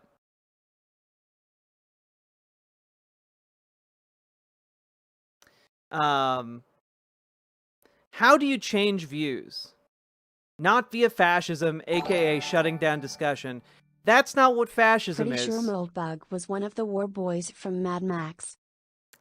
Nomi Sunrider, I think you are correct.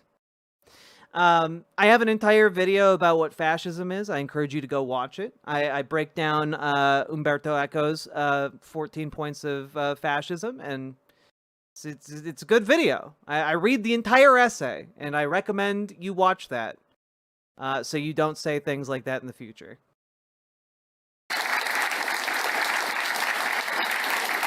And here to argue the other side that the U.S. should not be ruled by a CEO dictator, I want to welcome E. Glenn Weil. Glenn is the founder of the Plurality Institute, and a board member of the organization Radical Exchange Foundation.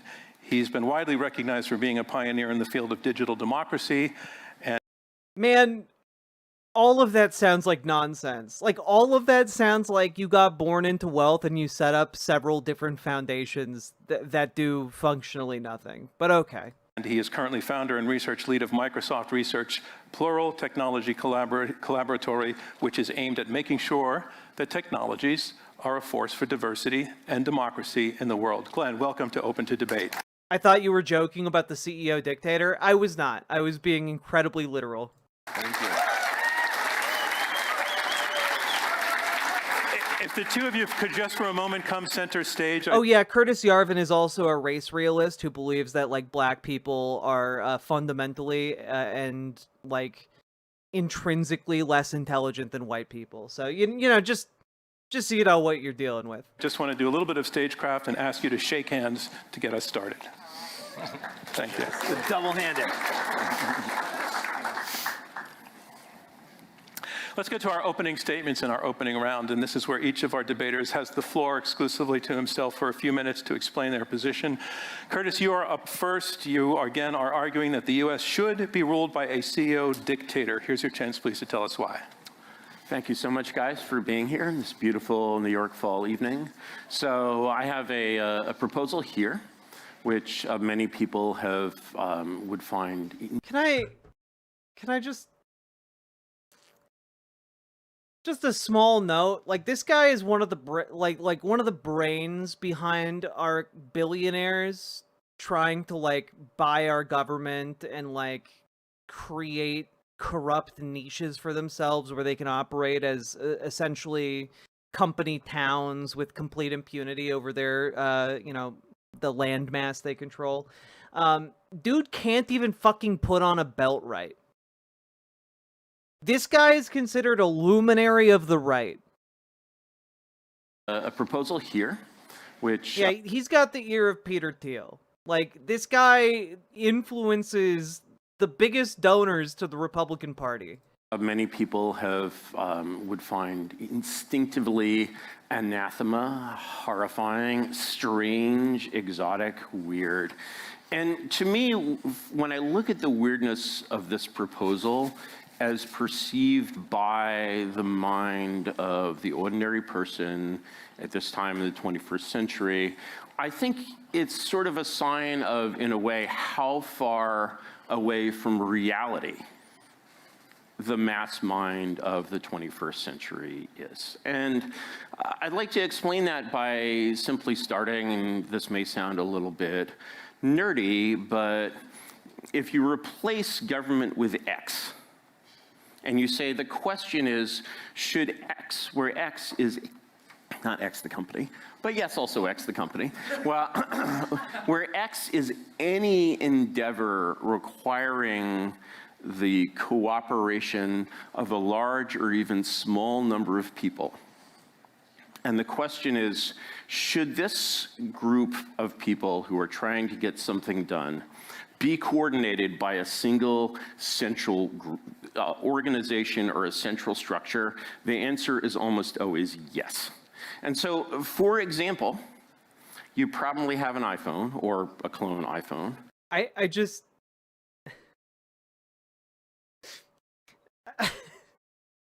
So, how like a strong man works, right? Or like a king works? Remember how we had those? Like, what, do you guys remember, do you guys know warlords? Like a Morton Joe? Long string of maybe our dictator won't be so bad gives unchecked power. Oh shit, he was bad ad infinitum. Exactly. Like, it's not, what he's describing here isn't an untested idea. It is in fact the most tested idea in like governance world history. And it's bad. It's one of the reasons why we chose not to adopt a monarchy. If you look at the box that iPhone came in, it says designed by Apple in California, made in China. Okay, by my count, that is 2 monarchies Apple in China, and those aren't monarchies. Apple isn't a monarchy, and China isn't a monarchy. Words mean things. 2 one-party states, China and California. They're not 2 one-party states. They're 2 very distinct political entities with very key differences between them. This is why people think this is why people think Curtis Yarvin is like a deep thinker, right? Who do you think runs Moldbug? The bug or the fungus? Definitely the fungus. Like, because he abstracts things to the point of absurdity. When you say things like, Apple and China are monarchies, and China is a one-party state, as is California. And like, yeah, China is a one-party state, but in a very different way than California is a one-party state. China is a one-party state, and that's codified. Like, that is hardwired into their national governance. California is a state that is part of the United States of America. It presents a very different method of interacting with the world and organizing itself. And it is also not a one-party state, because other parties are in California. This is like saying, I don't know, this is like saying a watermelon and a beach ball are the same thing because they are vaguely round. Like, that's not, that makes no sense at all as a statement.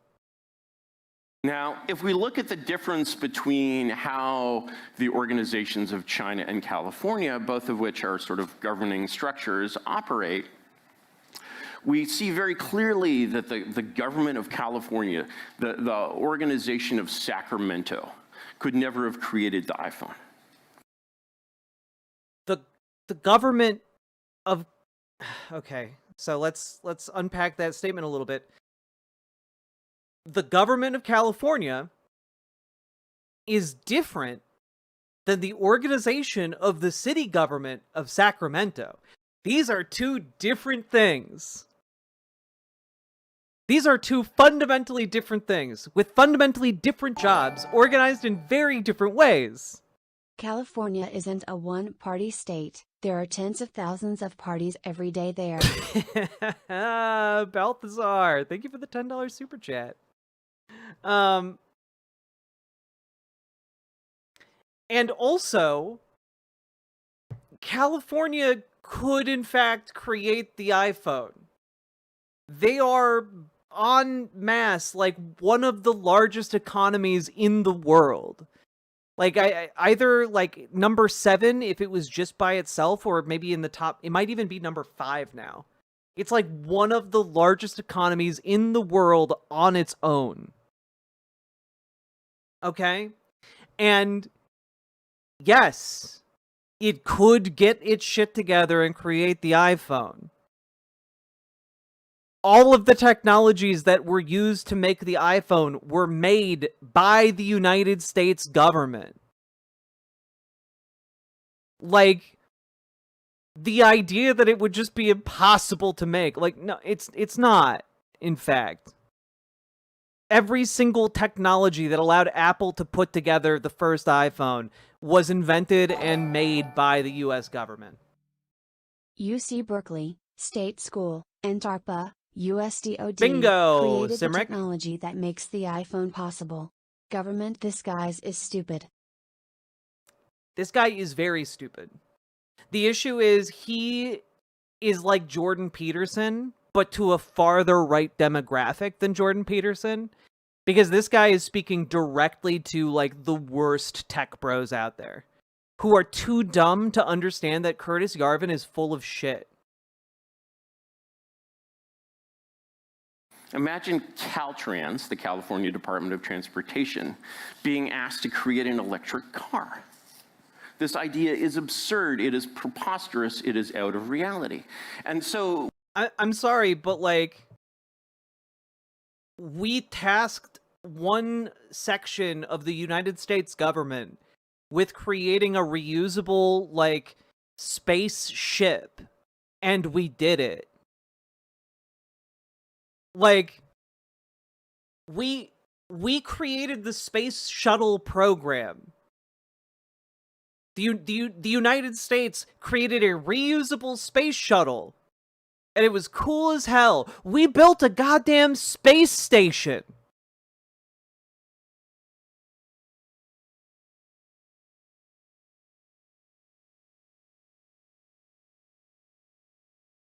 The idea that we couldn't have the government manufacture a car is just asinine.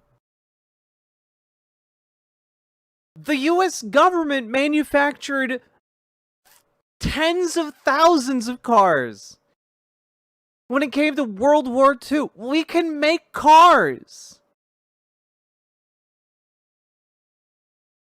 This man is listened to by the richest and most powerful people on the planet who are currently calling the shots behind this administration.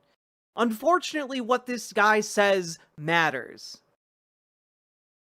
We see that basically all of the things we use at all times are made by these strange things called corporations. Corporations are monarchies. Sometimes they're a diarchy in Silicon Valley, sometimes we'll do co-founders, but they are... I do agree with him that in a certain sense, corporations are structured in a monarchical system, in a monarchical way, right?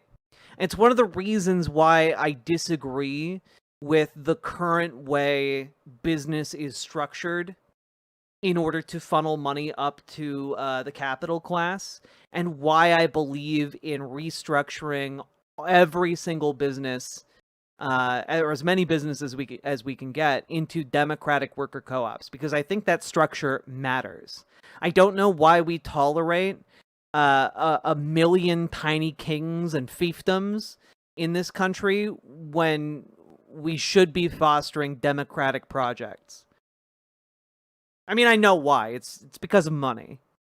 All monarchies. Capitalism is the system of little monarchies, little kingdoms that, solve all these beautiful problems for us. If we look, for example, again, China. Strangely enough, China is also a monarchy. Yeah, but here's the thing. He loves authoritarian systems. Under the beneficent leadership of its ruler Xi Jinping. Not necessarily. It's not a monarchy, though. There are key differences between how China is structured and how monarchies are structured. Necessarily a huge Xi Jinping fan, but if you walk around New York City and you walk around Shanghai, you'll see some differences. For example, in Shanghai, you are about as likely to be attacked by a tiger as by another human being. In New York, that is not the case. And so what we see is that actually across, not only is this, the norm for all effective organizational structures. Go to see a movie. It has a director. This is called auteur theory. What is auteur theory? It's monarchism. Go to a restaurant. A restaurant has a chef. Oh my, no, that's not what auteur theory is. Oh, man. Oh, man. Like, it's impressive how, like, everything he says is incorrect. Yeah, we need to address the rampant tiger problem in New York City. Too likely to get attacked by tigers here. Monarchism again. You'll find structures that are... Ah, yes. A restaurant with a chef is a monarchy. Fuck you, dude. You're not talking about monarchy. You're talking about hierarchy. And that is very different. Hierarchies are different than a monarchy. A monarchy is a type of hierarchy. It's an unearned hierarchy on the basis of bloodlines. Oligarchical in nature and collective decision-making structures are very unusual in human history, even in the... No, they're not. They are the bedrock of human history. How can history. ancient people make the pyramids? Must have been aliens. Oh god, Sake Tanuki. Is this guy... If I click on this and this is Curtis Yarvin talking about ancient alien theory, I'm gonna scream.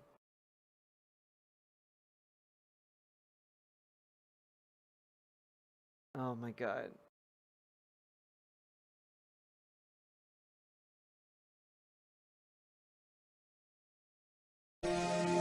4,000 years ago, Stone Age Britons raised this mysterious monument, Stonehenge. Nobody knows how they did it, how they moved and stood these massive stones. It's a scientific mystery. This man swears he's cracked.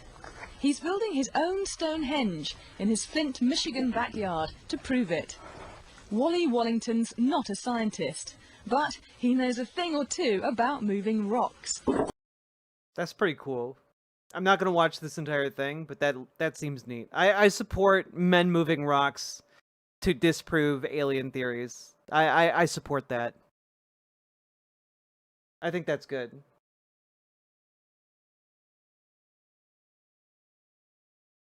Man plus rock equals knowledge. The history of government. Essentially, that monarchy is the norm is Oh, yeah, no, monarchy is not the norm. In fact, I would encourage, if anyone ever thinks this, by the way, I would encourage folks to look into debt the first 3,000 years, or the first 5,000 years, I forget if it's 5 or 3, by, oh god, is it Graeber? Graeber? Yeah, David Graeber. Great book. Banger lectures on it if you don't want to read. But essentially, folks, the concept of monarchy is rooted in material acquisition and the desire to pass on materials to one's offspring, right? And after a while, that kind of needs to be codified. You conceive of the concept of like a dowry, and you need to figure out, okay, but who is whose child? And then you get like the codification of bloodlines and laws around that. It's really interesting as like an anthropological history, right? How we develop this concept of debt as a species. But fundamentally, the success of our species, long before we developed a concept of debt, governed by like bloodline patrolling, essentially, is that we had to cooperate. And if you're cooperating with each other in social groups, you might have like a nominal leader from time to time, or you might have multiple leaders in different fields that need to be figured out by your group of people or your tribe of people. And like, this is just the foundational building block of our species. The idea that like, when whenever you can say the first human beings came into existence via evolution, that they immediately started crowning one another kings. That is not the fundamental method by which our species has survived. It was not, that isn't how that happened. That isn't how that worked. We worked together, not for a boss. And Curtis Yarvin's idea here is that, yes, well, obviously, when human beings came onto the scene, we made someone our boss, because if we didn't have a boss, nothing would ever get done. And that's just nonsense. It's just blatantly nonsense. Sorry, this was the video I was looking for. What is this? Thank you for the, oh shit, this is cool. Thank you for the 5 tier 1 sub, Socket Tanuki. What is this?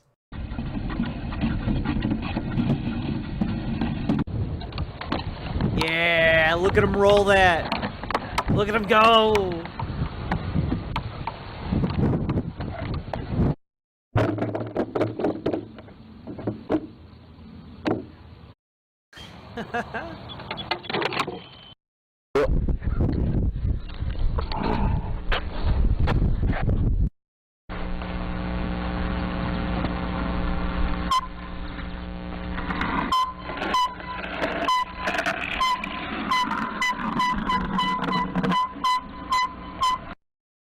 Give me a lever and I shall move the world.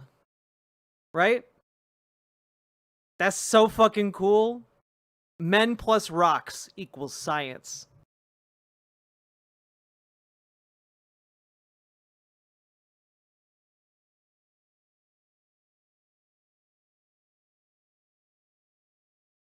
Okay, back to this nonsense. Completely accepted up until 250 years ago.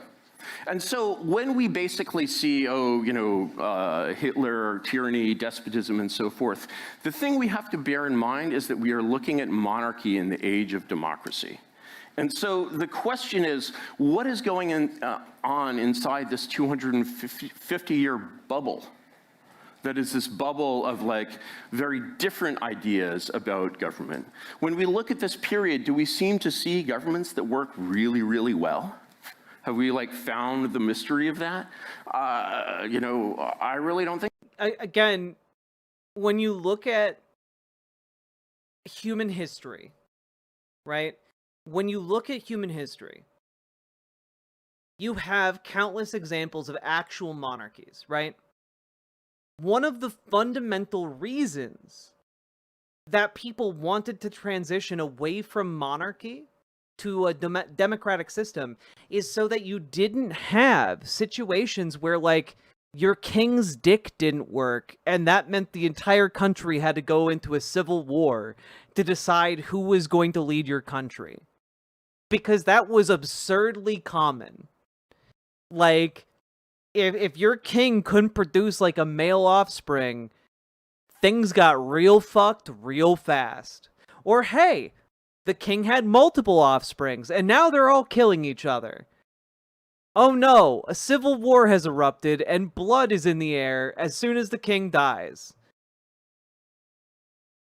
This is a big problem. One of the reasons democracy is preferable to monarchy, beyond the fact that it gives us all a say in the matter, is that, turns out a peaceful transfer of power in a democratic system is much preferable to, we need the king to have a male heir, otherwise we can't have a peaceful transition of power. You know? God. So actually, when we look at the technology available to governments today, and we look at what a poor job they do, and then we look at a pre-modern government. Yeah, and January 6th was an indicator that Donald Trump had destroyed our democratic norms, had undermined faith in the democratic system. And that is a big problem. That was one of the big shocking moments of that time in American history. And it's really fucking bad that he got reelected, guys. Which had 50th as many as employees per capita, we see actually, no, we don't seem to have discovered something new and more effective here. So how did we even get here? What are we doing here? Because this is not normal. Thank you, Curtis Yarvin. Or you get Wu Zetian, China's only female emperor who killed a lot of her male competition for the throne. Yes, queen! More female emperors! Let's go! Glenn, you are up next. You disagree. You believe the U.S. should not be ruled by a CEO dictator. Your chance to tell us why.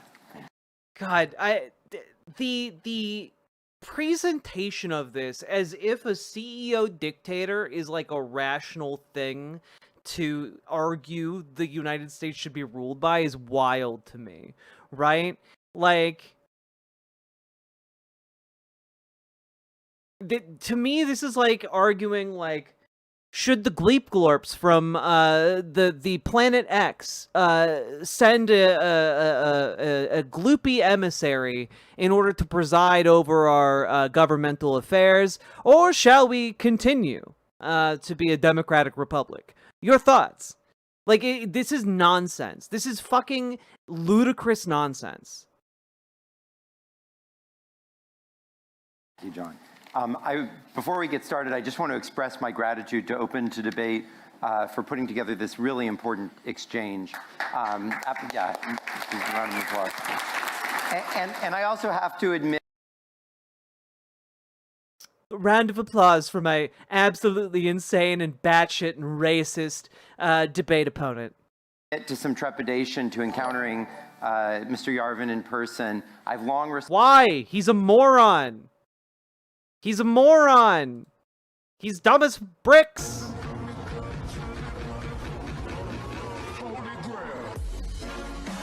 Wait. The only female emperor in Chinese history when her male lover burns down the pagoda he built for her in a fit of jealousy.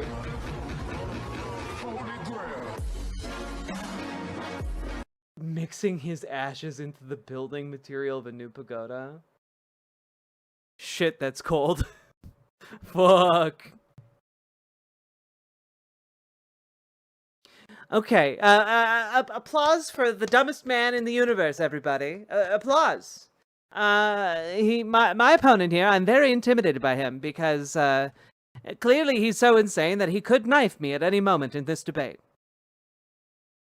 Respected him as being one of the most influential figures of our time intellectually.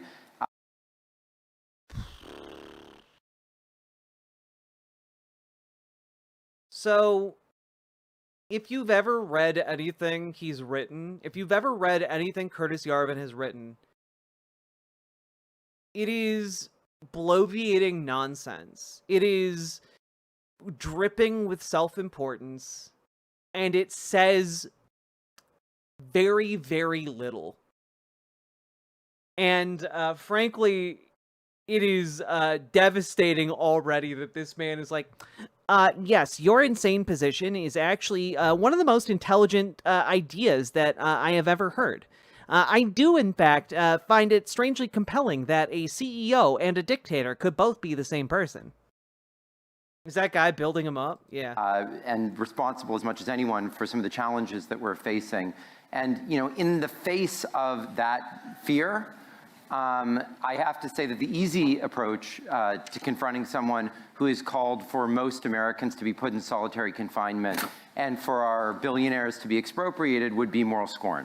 But I think confronting it in that way would be a disservice to all the people who found his arguments so persuasive.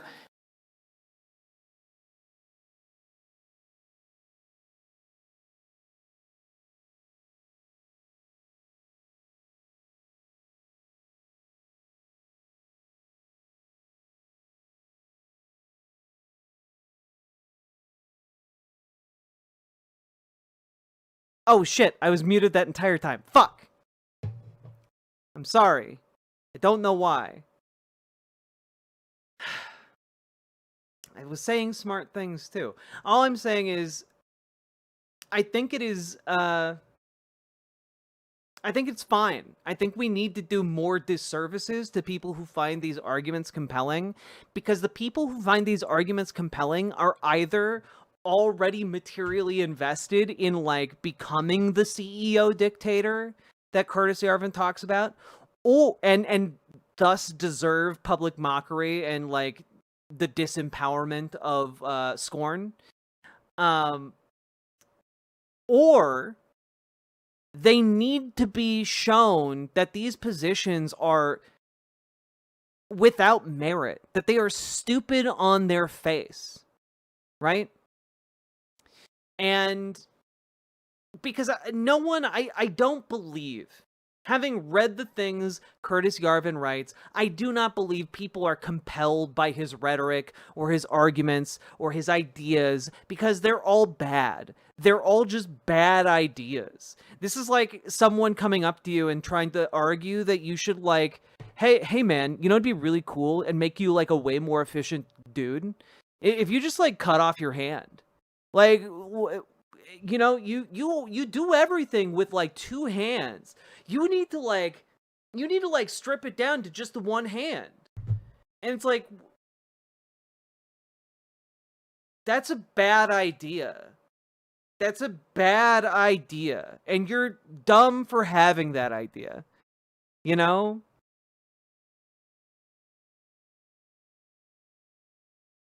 God. Henry II had 4 sons. All of them rebelled against him in 3 separate wars because they wanted to be king now rather than waiting for him to die. Indeed, Nomi Sunrider. Thank you for the $5 super chat. Good night, The Glitch. Awesome finding you. Aw, thank you. And, yeah, please come back. I love seeing new faces in chat, and I do my best to stay on top of, like, all of the new faces and saying hello to all y'all. It's an amazing analogy for his reasoning. Thank you, Depraved Ambiance. And so instead, I want to meet him on the ground that he stands on, the grounds he just occupied of historical experience. Because as an economist and political scientist, if there's anything that I've learned from study after study, it's how consistently democracies outperform autocracies, both on average and in the stability of the growth that they deliver. And it's been... And, like, Curtis Yarvin responds to that by just being like, huh, you fool, you simpleton. Huh, you believe studies? Like, that... Curtis Yarvin is just gonna, like, look this man dead in the face and call him a nerd and, like, try and give him a wedgie. Like, that is what is happening here. Found to be causal. Transitioning to democracy increases income by 20% in the long run. And if we look beyond, you know, the average to the extreme cases, it becomes even clearer. Almost all of the miracles of the last century have occurred under relatively democratic systems with all their flaws against the backdrop of general tyranny. Places like Japan and India, Estonia and Ireland, Botswana and Mauritius. And even the exceptions that Mr. Yarvin loves to point to generally prove the rule. Places like Chile, China, and Singapore actually had their greatest success during periods of relative pluralism or as they transitioned towards democracy, while almost all of the greatest disasters of the last 100 years happened under iron dictatorships, places like Eritrea, North Korea, Iran, Afghanistan, and so on.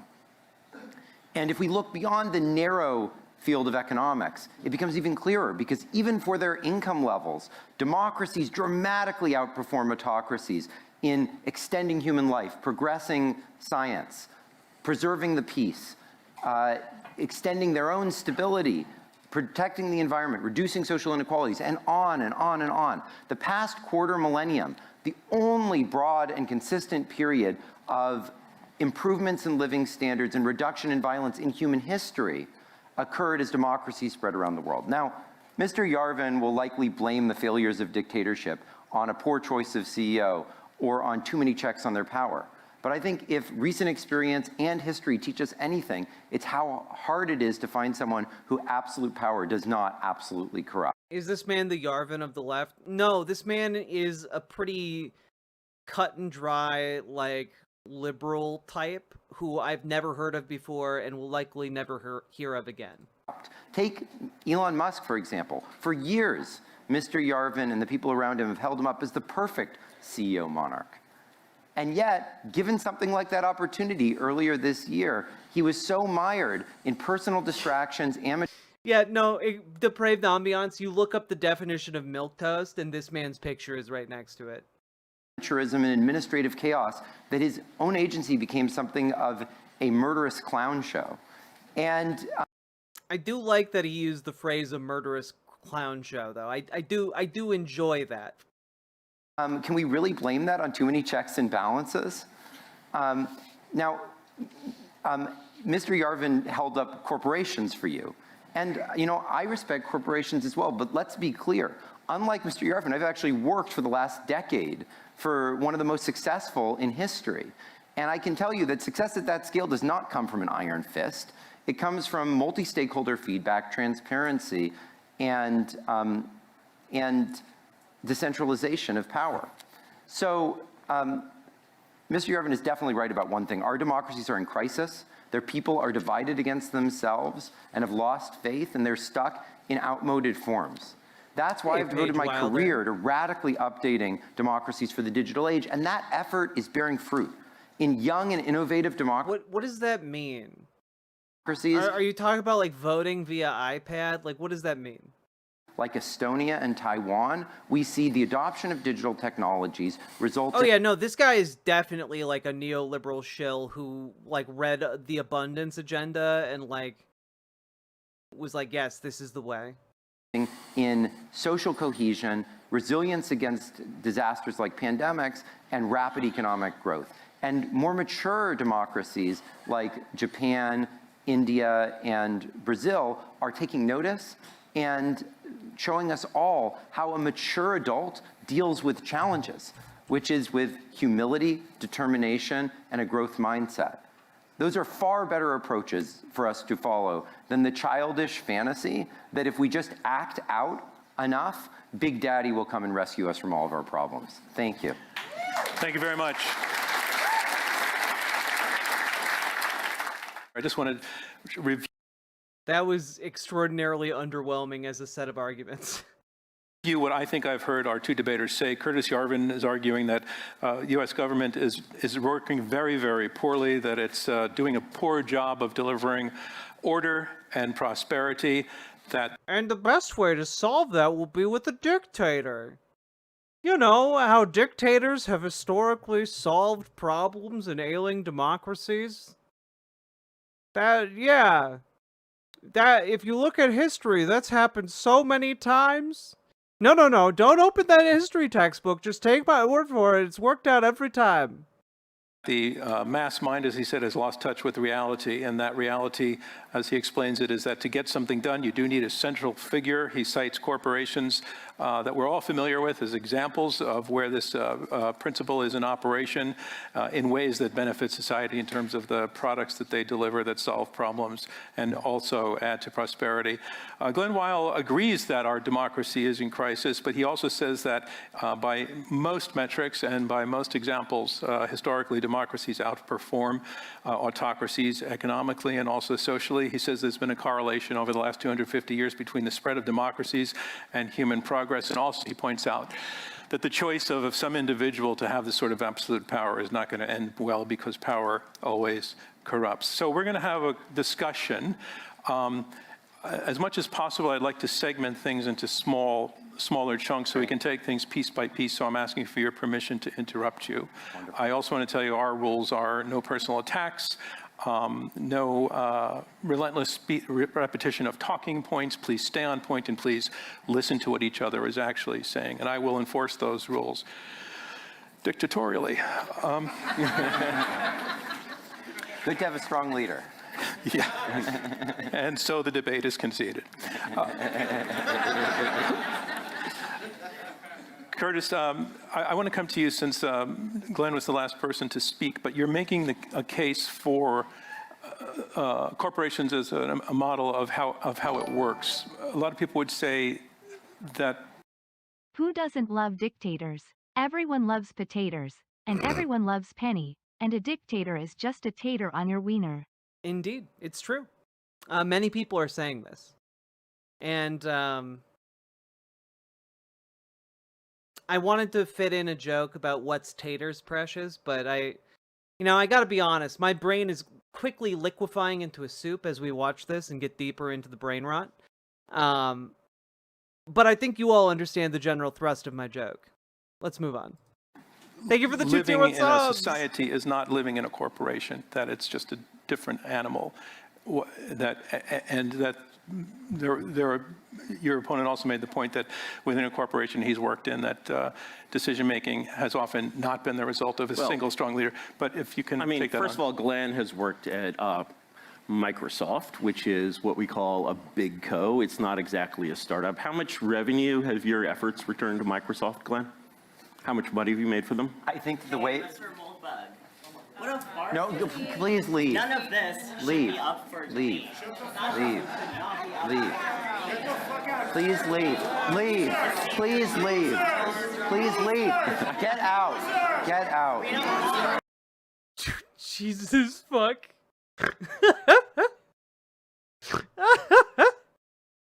There was someone in the audience. Someone in the audience was like, none of this stuff should be up for debate. And this guy's get out. I'm gonna debate him. Look at all of my compelling facts and data that he's gonna smirk at, and I'm gonna look real shitty in front of him. Get out of here. I have a fetish. Please, you do not represent us. Please leave. We're here to have a civil debate.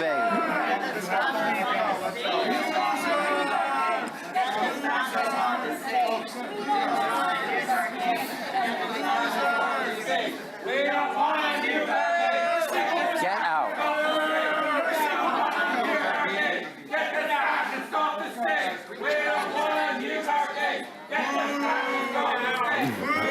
I can't make out the full chant, but they are saying, get that fascist off the stage. And look, he's experiencing happiness for the very first time in his life. This man's just has a heart as black as coal. He's just like a little evil imp who got too big for his britches.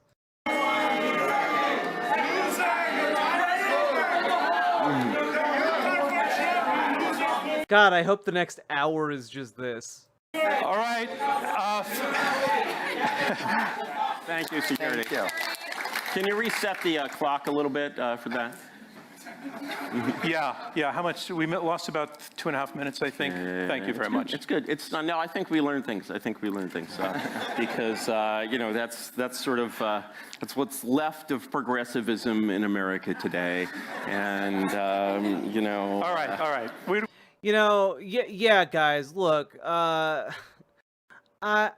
want to civilly get a CEO dictator into power, and once the ideal CEO dictator is in power, like obviously, like everything will work great, and no one's gonna protest that, and. It's really uncouth of these people to call me a fascist and interrupt all of us. And, I just want to throw them all in solitary confinement for as long as I want them in there. And, maybe have the Praetorian Guard that will have crucify them outside the city or something. I don't know. I'm still deciding it, but, is what it is. That's the only system that can work. We don't need to go down that path right now. All right, how much did you make for Microsoft was the question. Yeah, so there's this interesting idea that I learned about when I was a kid called teamwork. And the idea of teamwork is that a bunch of different people play different roles, and that makes it hard to attribute things to individual performance. So your lab is essentially kind of a not exactly a cash cow for Microsoft. Like you're not under like revenue discipline. What's your point though? My point is that basically Microsoft at the scale that it's at actually acts a lot more like a government. It's very unlike the Silicon Valley. You're just not efficient enough. You don't produce enough money for the company to actually understand my vision. Because you're just leeching off of the inefficiency of the government of Microsoft. Valley startup scene that is very competitive that I come from. Actually, Google has become very similar. It's a company with basically one sort of giant cash cow that is very reminiscent of like a tax flow. And so you're essentially running a research lab that is really not part of capitalism in any sense. So I could see us spending... Yeah, you work for a multi-billion-dollar company doing very expensive high-tech research for them, but you're not a part of capitalism. Is like a hell of an argument to make that is just completely disconnected from any reality of our system. A lot of time on this side of the conversation. Yeah, research isn't a part of product development is like a really stupid thing to say in this context. What I really wanted to get to in my question to Curtis was, is the body politic, is political. Hasn't Yarvin just undermined his own point? He says Microsoft is now more like a government and that it's not dictatorial. In a sense, yes, though I assume he's going to try and go back and correct that. Society like a corporation, or are there differences? In other words, I gotta be honest, I'm gonna give this like maybe we'll give it a half hour, so 10 more minutes, and if I continue to feel like this is just me bashing my head against a wall, we're gonna have to stop because this is painful. does the notion of a CEO and shareholders, et cetera, apply to governance of a nation? I mean, I do not, think that there is a sharp or categorical distinction between these things. I think as things grow in size, as they grow in power, they become more and more like an organization that needs to be disciplined by democracy, multi-stakeholder feedback, et cetera. So I actually have no particular objection to running. But if you believe that, then you should, if you believe that as a company gets larger, it needs to incorporate more democratic elements, why not just start off with the democratic elements? Why not just start off with it being democratically owned and operated as an entity, right? Like, if you believe that as it gets larger, it should have those democratic principles and elements, have that be the default structure for businesses. A debate with a strong leader, to running an early stage startup with a strong leader. All those things make sense. And in fact, many democratic theorists like John Dewey talk precisely about the necessity of doing that. The problem that they have is when something gets very big, when it's very hard for people to leave, when there are very few alternatives, it becomes very problematic to run it as a dictatorship. How do you feel about Franklin Roosevelt? Because Curtis Yarvin argues that FDR was an American dictator.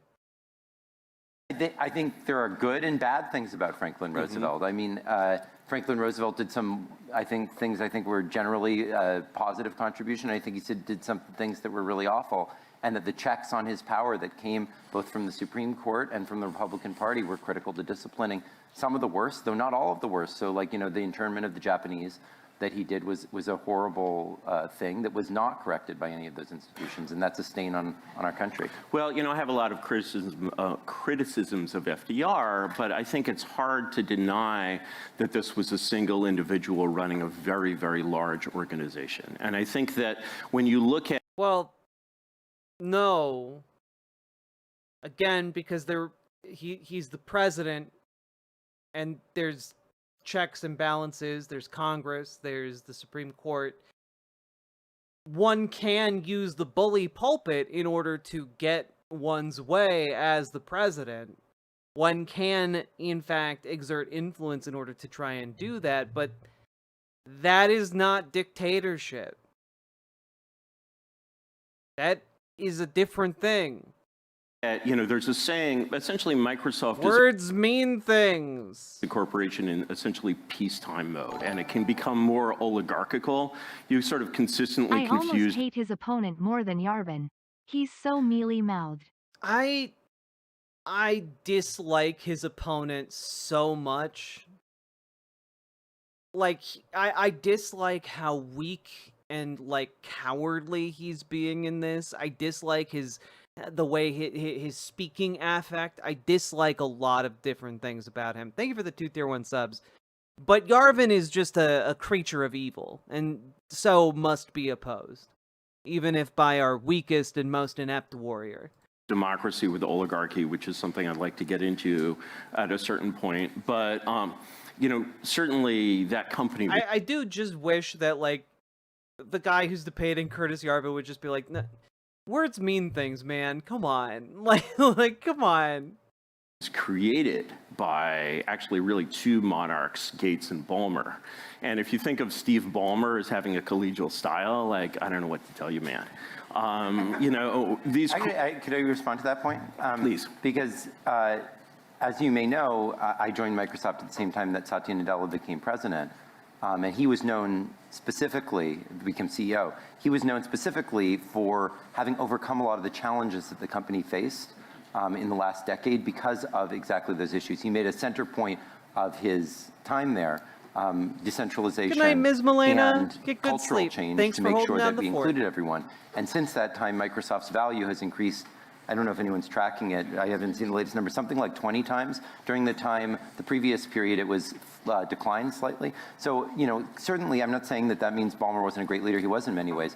But there are many styles at a company, not all of which are dictatorship, that have had a lot of economic success. Sure, but the thing is, if you compare the way Microsoft works to the way, say, the Department of State works or the Department of Energy works, you'll see that the level of oligarchy, even in a defense contractor, even in a nominally private company, the level of process and bureaucracy, if you compare Microsoft to a startup.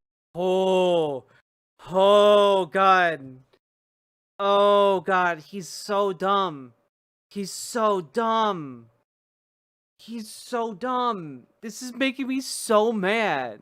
Startup level of oligarchy, even in a defense, or compare the way Microsoft works to the way, say, the Department of State works or the Department of Energy works, you'll see that the level of oligarchy, even in a defense contract.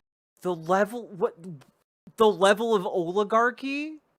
Even in a nominally at a defense contract. Words mean things, man. Private company, the level of oh yeah, the oligarchy at a private company. Fuck off.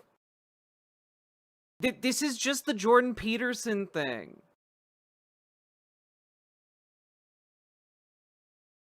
What is this word salad? It's for dum-dums who get bedazzled by long words. That's it. This is like a Mad Libs for morons. Process and bureaucracy. If you compare Microsoft to a startup, Google today to a startup, it's like 10x the process, 10x the bureaucracy. You look at the federal government, you've got another 100x on top of that. Yeah, so I don't think there's anywhere that operates without process. Having a dictator is a process. Having a, Microsoft, there's a process for everything. In other places, the question is, are they effective processes or are they failed processes? And I think it takes a process to beat a process. Do you know that the concept of mission orders is used, for example, in the military? It's the idea that basically you shouldn't micromanage, that, you know, this is a German, originally military concept. The captain says to the lieutenant, take that hill. He doesn't say how to take that hill. And I think that for people who haven't had direct contact with Washington, the level of distance in not just Washington, but any modern Western government from that basic principle of operation is so far away that you can't even grasp it. This is why it is so inconceivable that the government of California could make an electric car. I actually strongly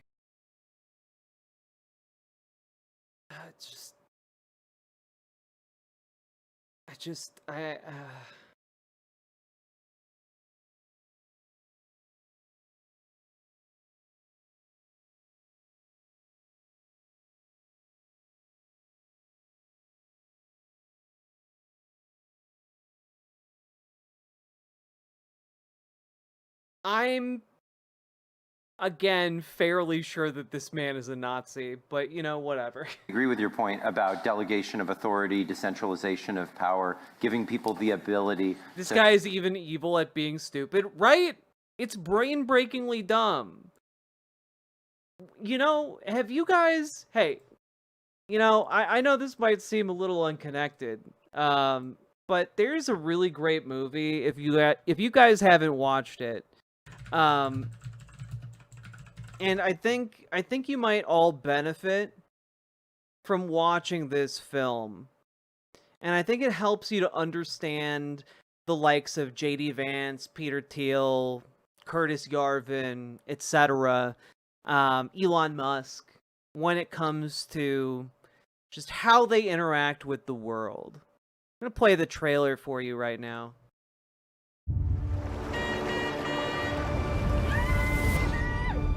Hello! We've arrived. Disruptors have assembled. Welcome, gang. We got a great weekend. Who's that? Benoit Blanc, the detective? Mr. Prompt, I cannot overstate my gratitude to be here. When's the murder mystery start? I've invited you all to my island. Hi. Because tonight, a murder will be committed.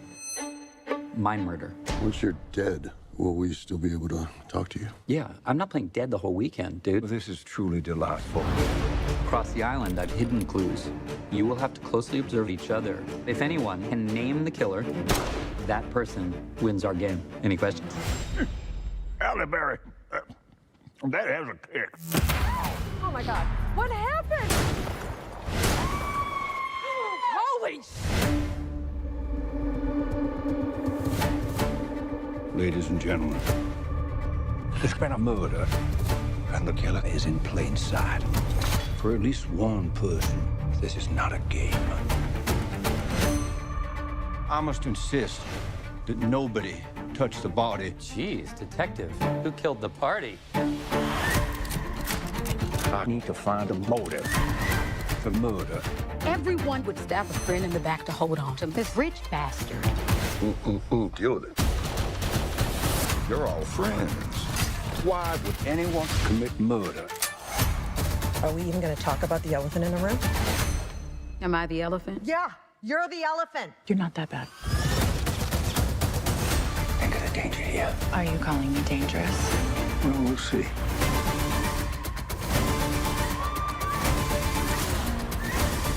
Let it all out. Hell yeah! This is reckless. The killer wouldn't hesitate to kill again if it covers their tracks.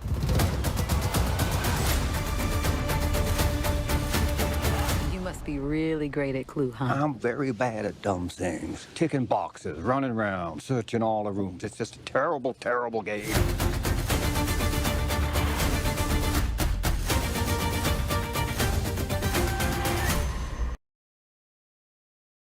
It's a really great movie.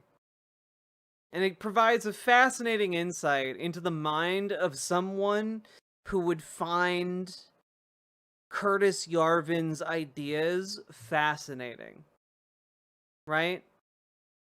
It's all just hollow horse shit that they believe because it is convenient to them and it is self-serving to them. Okay? Yes, that was Glass Onion. It's a great movie. You all should see it. Sir Borkington, you nailed it.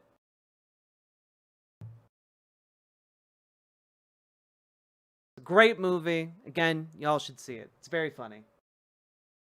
But it is about men like Curtis Yarvin and the people who believe folks like Curtis Yarvin. To make decisions on things. That's why I'm a little bit confused by your proposal to put cryptographic locks on every gun of everyone in the military controlled directly by the CEO dictator. How does that give people the ability to achieve their mission without well, unless their mission is a military coup, like what? Like this is used in nuclear weapons today. It's called a permissive action link. It was put in place so that, General Jack D. Ripper couldn't launch a nuclear strike on the Soviet Union by himself. And so, I don't think you disagree with the idea that the president is commander-in-chief of the military. Curtis, again, drawing a distinction between corporation and the political system. Just casually throwing out some of the dumbest ideas anyone's ever had, as if it's a smart, very intelligent idea. This is trying my patience. Let me answer that in more detail in a way, because let me get back to your original Well, let me point. put it to you this way. Yes. In a corporation, the people are employees or they're customers. In our system, the people are voters. Let me put it this way, that one American, if I have to tap out in 5 minutes, which it is looking increasingly likely that I will have to, we will revisit this and finish it in a part 2. How about that? What do people in this, or what would people be socially in terms of their political power or aspirations under? Yeah, What would people be under a dictator? Exactly. CEO dictator.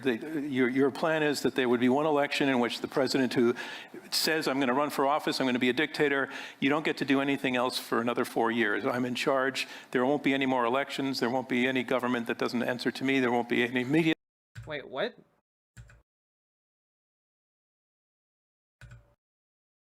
CEO dictator. Your plan is that there would be one election in which the president who says, I'm going to run for office, I'm going to be a dictator, you don't get to do anything else for another 4 years. I'm in charge. There won't be any more elections. You won't get to do anything for another 4 years, but I'm in charge? What? There won't be any government that doesn't answer to me. There won't be any media that doesn't answer to me. There won't be any university that doesn't answer to me. What are the people in your vision? The people in my vision actually have about the same amount of power that they have now, which is basically none.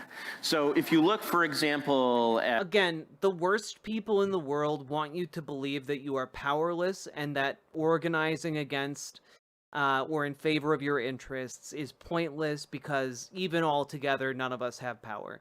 And that is just bullshit. Don't give in to the cowardly nature of someone like Curtis Yarvin. I think one of the most consequential policies of our democracy is mass immigration. This population has, this policy has never been popular in any country. It is completely top-down driven, and people feel that they have no voice in it, and they're really entirely right. They actually have no voice in it. If you look at basically the way that public opinion... They are not, in fact, correct about that. Works in our democracy, you see this sort of remarkable pattern in which public opinion is not a final cause as people want it to be. So what is their status? Are they employees of the government? They're subjects. They're subjects. This has been basically the principles of the law of nations have been well known for thousands of years. They were... No, the modern nation state is very, very new. Like, what are you talking about? The law of nations. There's no law of nations. That's not a thing. We're talking about social constructs. Were only attempted to be revised, in the 18th century. They're subjects. As Charles I said, there's a clean difference between a subject and a sovereign. They're subjects. And the thing about... I get your point that they would be subjects. I just want to take that for your response to that. Change in status that we would all become subjects, unless one of us gets to be the CEO. It's actually the real status. It's just that we're pretending that I hear you on that, but the pretense would end. I just think it's important that we be clear about what it means to be a subject, because in some, contexts, you're subject of the King of England, that you have all kinds of rights, Magna Carta, et cetera. Mr. Yarvin has repeatedly said that he believes anyone's wealth should be able to be expropriated if they are a concern to the, positions of the regime. Fact check, is that correct? No. Okay. So you wrote in, I'm happy to quote at length, I have your essay from March where you tried to clarify precisely your perspective about this, but you said that the billionaire's money was just on a, in a computer somewhere, yes. And that root access should be seized by the sovereign, and that it should be limited until it wasn't any concern for political dissent. That's essentially, yes, of course, sovereignty is absolute. Sovereignty is absolute today. Essentially a court can issue an order saying, you, the billionaire, don't have any money, anymore. You are a subject of that. Yes, Alex Youngroth, you get it. Conspiracism is a way the elite use to convince us that we are powerless to change or better our positions in this world. It is a way to defang the ability of average working people to work together and get better wages or better health care or better living conditions. Like it is a way to defang us. Court. The idea that the law rules in some sense is the sort of 17th century British idea that is sort of really completely contrary to political science. Sovereignty is conserved. If the U.S. Supreme Court said... I'm sorry.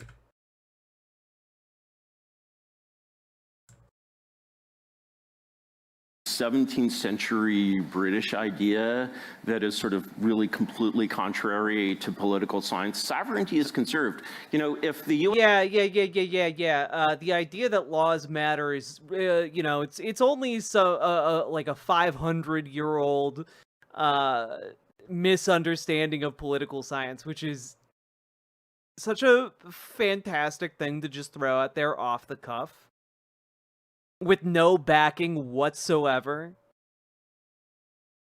The Supreme Court says that you have to hang upside down by your feet from, you know, this lighting, you're going to have to do it. So everyone actually is a subject. I don't think that's the case, but I just want to make clear. Everyone actually is a subject. I want to make clear just a few other aspects, because that's the billionaires. On the other side, he's said that that when this sovereign arrives, that they should round up anyone who's receiving government assistance and put them into solitary confinement with a virtual, you know, simulation of social interaction, so that it can be determined whether they deserve to have. Just to get a fact check, as you're the source. Yes, I'm happy to read. I'm happy to read the quote if you'd like. I have a whole set of quotes on these matters here. You may read your attack quotes if you like. What I would say is essentially. Let me contextualize that, if you will.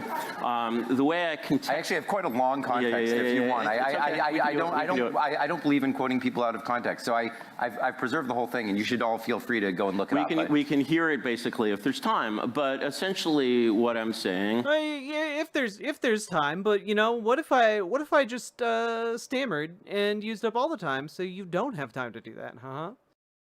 Solitary confinement is a sort of strange way to put this. Well, you're the one who used those words. What I'm saying, no, I didn't mean solitary. You literally used the word solitary. I meant that for actual prisoners. No, what I... You know, like, this is what I mean. Like, why are we 30 minutes in, and this is the first time his opponent, who's arguing in favor of democracy, has brought up a single thing to, like, refute what's happening. And it seems like he's been open to avenues of attack the entire time, glaringly and obviously. And the first time you can attack him on the point of, like, a CEO dictator, it's, hey, you said you wanted to make people, like, prisoners until they could pass an AI-driven social interaction test. What's up with that? Like, it wasn't even like a good attack. It was just like asking him a basic question about something he has stated confidently in the past. I meant is that basically there's. Go ahead. Do you want to? Yeah, no. You did not use it for actual prisoners. You actually used it precisely. I'm very happy to read this for you. So he says. A large number of residents are effectively dependents of the state. For example, those who receive housing subsidies. These people need to be reprocessed to determine whether they can be members of a productive society. Establish relocation centers with a high degree of personal discipline. Modern technology can realize the ideal of 19th century penological reformers, universal solitary confinement. In the 21st century, adequate social interaction may be delivered electronically. Individualized cells. Okay, I'm going to stop you because there's a lot there. All right. So, yes. So specifically. May you make very clear that it's not criminals. You said entire slums should be rounded up and put into this. The proper way to basically. Yeah, but you have to understand that in Curtis Yarvin's world, where words don't mean anything, when he says slums need to be rounded up, he's talking about criminals. He thinks anyone who is poor enough to live in a slum is a criminal. Anyone who is poor enough to be receiving, like, government assistance is a criminal in his world, right? You misunderstood, Jack. This is his secret debate technique. Look dumb and weak for like 90% of the debate, then come back with the anime power-up to wipe him out. Oh, it was a fucking spirit bomb ploy. Clay, like, let's contextualize this for a moment. So basically, you go around the world and you see a lot of people living in, extremely inhumane conditions. You don't disagree with that? I would agree with that. You would agree with that, right. And so the question of how a technological society can basically take these people and provide what is essentially a decent and human way of living is really, open to question, because our society has really not solved that. Is that correct? I mean, I think our society has solved that. It's giving people homes. Like, and you can't just give people shit homes. Like, you have to give them good quality homes. You have to give them good quality food. You have to give them good quality health care. Like, you have to allow them to have an ability to live with dignity. And, like, we know what it takes for people to live with dignity and freedom and self-respect. We understand that. Most people have that ability to wrap their head around what they themselves need and the ability to extrapolate what that would mean to give others that. And the idea that we haven't solved it is merely a matter of political will. It is not a matter of like, oh, we just haven't figured it out. The brightest minds on the planet have put their heads together and they just couldn't find out anything. It's a hopeless problem that will never be solved. I guess the only thing to do is put them all in prisons. Golly gee, I'm feeling real sad about that. Curtis Yarvin is a trash man, and I don't mean that in a good way, because actual trash men are indispensable parts of our society. And Curtis Yarvin is not. At all. He is, in fact, I would argue, someone who takes up all the air in a room and says nothing of value whatsoever. So that's where we're at. I'm going to tap out here. I gave you an extra minute of that to see if they were going to go someplace that I gave a shit about. But it is now almost, I mean, it's over 4 o'clock in the morning. I need to tap out so I can go get some rest. But, folks, I know today's been a hard stream. But remember to like, comment, and subscribe. Do the things that help the show.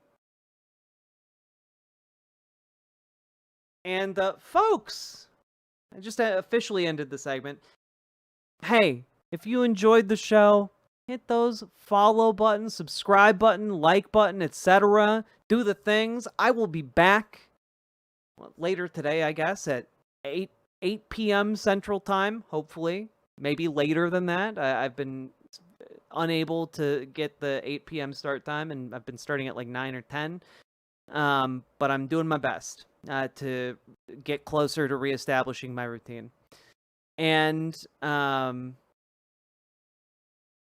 folks, if you got anything out of today's stream, again, leave those likes, comments, subscribes, and consider dropping those subs, donos, memberships, and super chats.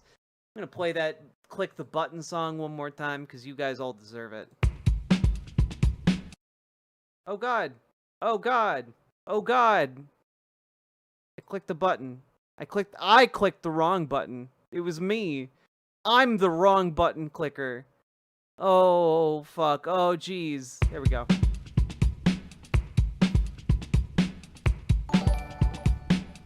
Go. Click the button. Humpty Dumpty sat on a wall.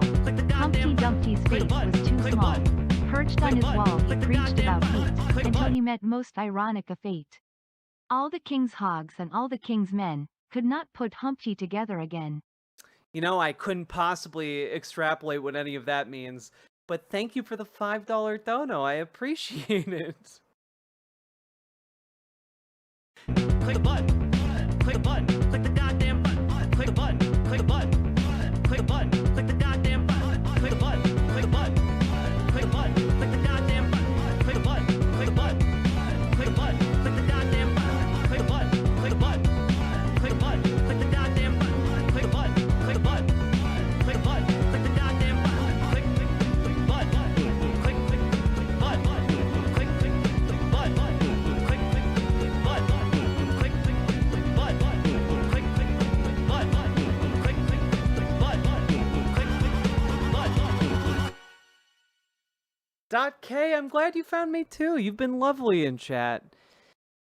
4 a.m. stream, indeed, Yami.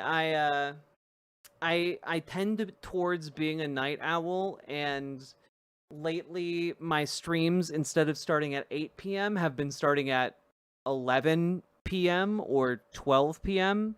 So I've been going a lot later than I have in the past, but that's because I usually stream anywhere from 4 to 8 hours, and starting that late means that I run really late, and then I just don't get enough sleep. It's been a vicious cycle lately. Whew. All right. Also, y'all have been lovely. We had I know that the mod team like timed out a lot of folks and had to ban a lot of folks, but in case any of you weren't seeing it, I was seeing it the entire time. The entire mod team worked really, really hard in order to make sure Nazi trash wasn't invading any of the chats. So good job, mod team. Thank you all so fucking much. I know some of you might have gotten hit in the crossfire, but I hope there's no sour grapes. I'm on the night train myself, usually up until 3 to 4. Damn! I'm so tired. Archangel, you've done such a good fucking job. Thank you so much. Thank God I hate that man so much. Indeed, K-Fox. He's just... It's incredible how the dumbest people alive have somehow become thought leaders in conservative spaces.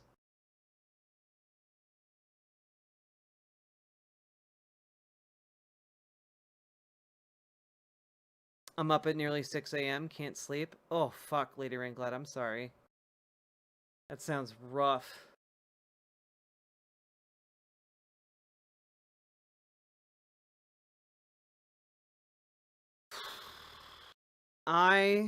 Sour grapes for blind finger maidens. I understood that reference. I don't know. Hopefully I did a good job tonight. I felt like it was a really important topic to tackle. Hopefully it came across as I intended, with kindness and respect and also determination.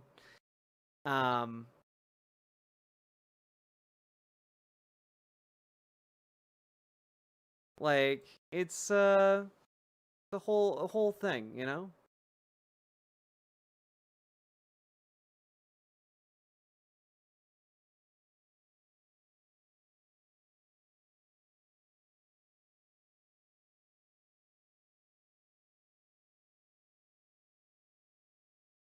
Wait, we literally have a commenter in YouTube chat telling me to open the camera app and take a selfie? Are you aware of how fucking hot I am? Like, Jesus Christ. It's really fucking incredible how, like, a bunch of people keep coming into this chat trying to make me feel like I don't look hot as fuck. Like, I'm wearing like a cool ass outfit and I'm fine as hell. Okay? I get people pleading to let me, like, be fucked by them on, like, a daily basis in my DMs. Predominantly from conservative fuckwads like you guys. I might add. All of you so ashamed. So ashamed by your inclinations. And, like, it's... I don't know, like, the fact that you guys then, in, like, the light of day, try and, like, I don't know, reclaim some shred of your dignity in your own social circles, that you have to harass, like, trans people at random. I don't know. I think that's telling. I think that speaks to your inadequacy. Hi.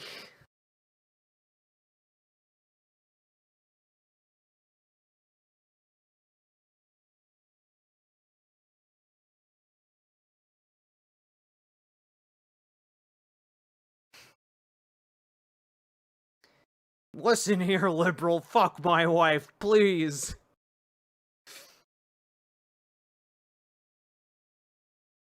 God.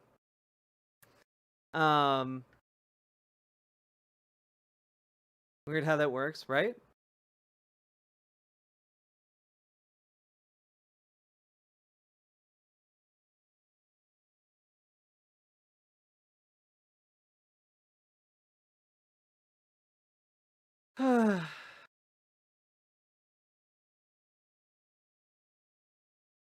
Been staring at your skin all night, your outfit and hair color.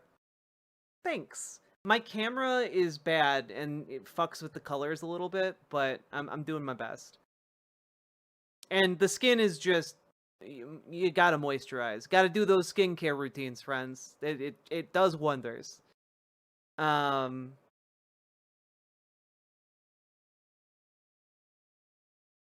Any news in the last 8 hours? Who can say? No, Jack, yeah. Yeah.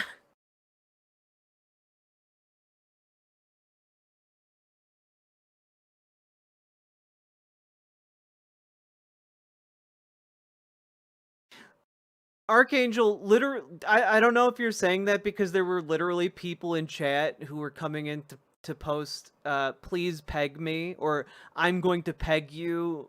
Like, there were people coming in basically saying, like, I'm gonna fuck you. And it's just like, all right. Doubt it.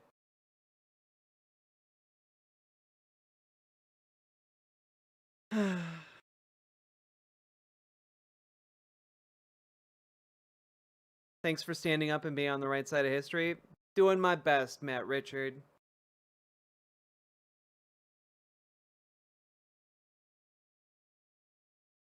The fact that I'm up at 4:20 in the morning and like I look this good, like shut the fuck up.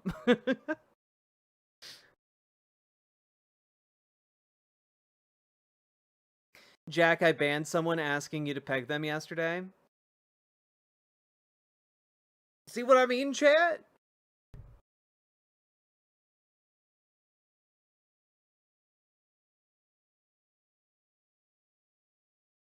The sad part is that if they were into trans girls, their progressive friends would just accept them. They're the only ones ashamed of themselves for that. Well, that and like their conservative friends are like would make fun of them. Like whenever you read like a story about like a cis dude who like sleeps with like a trans girl and then like kills her, like it's because like he's conservative and he has a bunch of conservative friends and he's like afraid that if they find out, like they'll make fun of him. You know?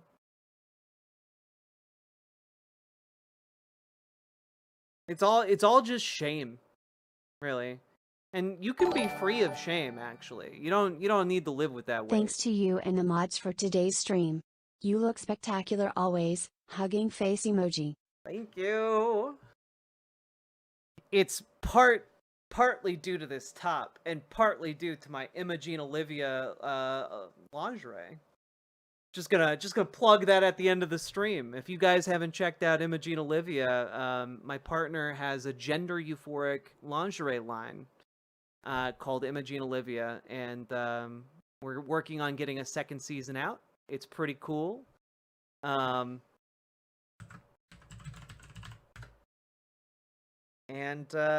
Yeah, it's designed from the ground up to be for people with different anatomies and like be more inclusive in its sizing without compromising like its feminine features and like being being sexy, not kind of sexy, being straight up sexy. There are multiple fits for the panties, so like there's a comfort fit and there's a smoothing fit, and we've had people buy them that are both cis and trans, and cis women have really liked it. Trans women have really liked it. Some cis men have bought it and also enjoyed it. So like, you know, if you want to look and feel beautiful and feminine, regardless of your gender, Imogene Olivia, okay? Go check it out. You need a therapist? I have a therapist.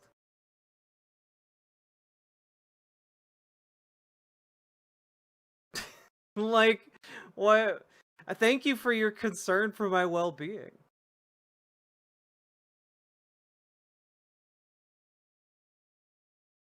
This chat is fucked. A father died. People need to get off YouTube and go live life outside of their basement. Yeah, Stalin was a father too, but I get the impression that you wouldn't be too sad about, like, the death of Stalin. You know, like, which serial killer had kids?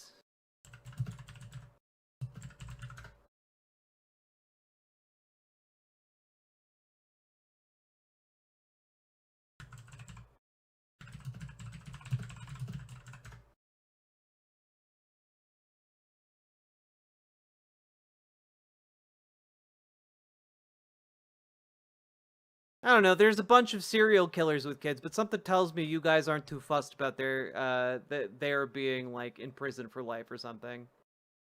Y'all aren't going out like, but they're fathers, you need to let them out. Your therapist isn't doing a good job if you're celebrating a tragedy? Well, you haven't really watched the stream if you think I'm celebrating a tragedy. You know, it's kind of like a bunch of you are coming into the stream and not understanding the perspective I have.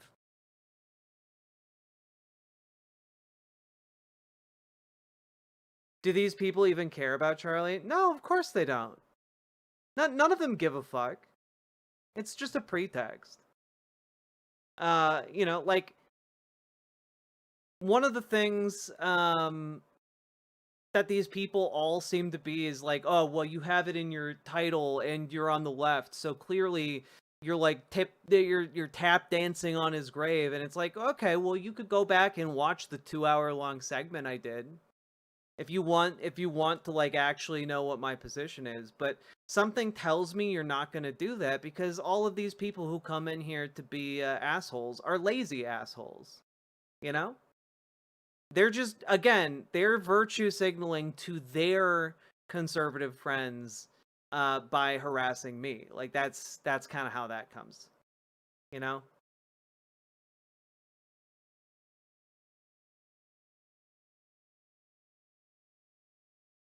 Yeah, Anti-Rhapsody, I talked about that a lot earlier tonight.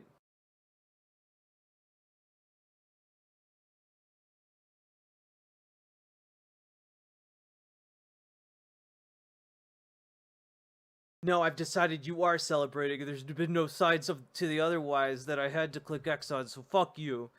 Yeah, indeed. Hey, Son is Lost. I prefer tight assholes.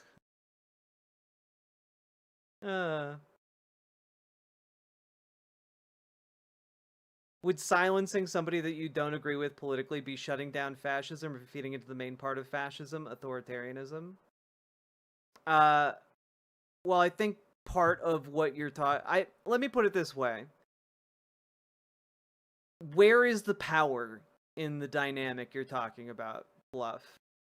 You know, like, if you're talking about two people having an interaction, sans any kind of, like, government, then, like, I don't know, one person calling another person a dumb fuck isn't fascism.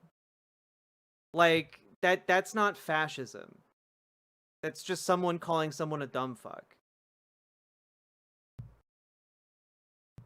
Like, trying to say, well, being insulting is authoritarianism and or fascism. No. Sorry.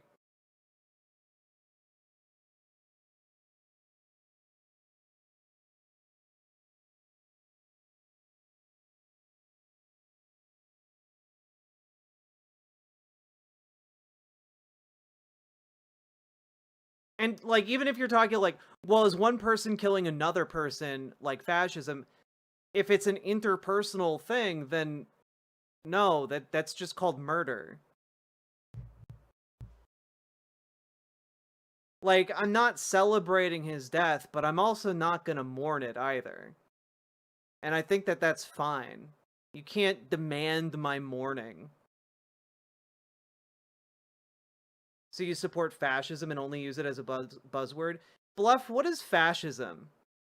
I want you to define fascism for me. It's been a while since I went down this road with someone, and it's nostalgic for me.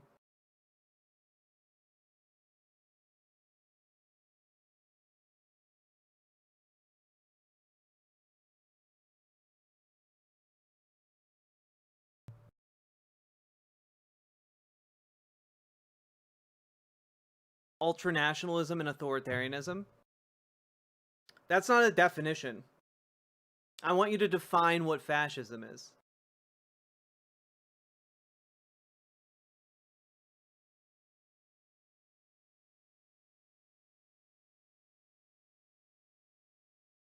Like, what is it?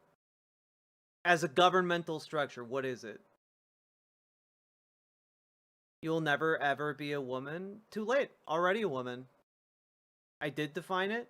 No, you used two buzzwords that I don't believe you understand either. So I want you to define what fascism is.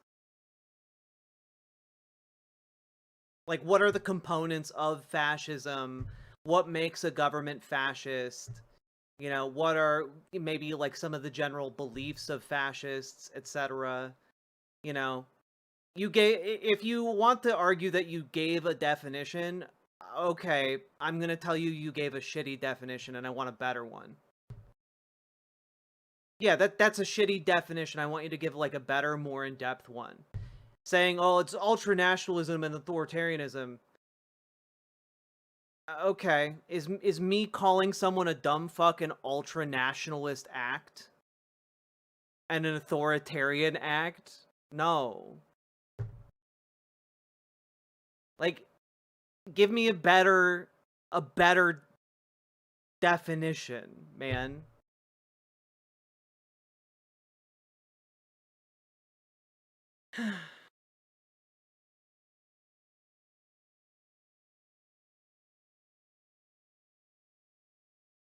Yeah, what is a car? Ford, Suzuki, BMW, yeah.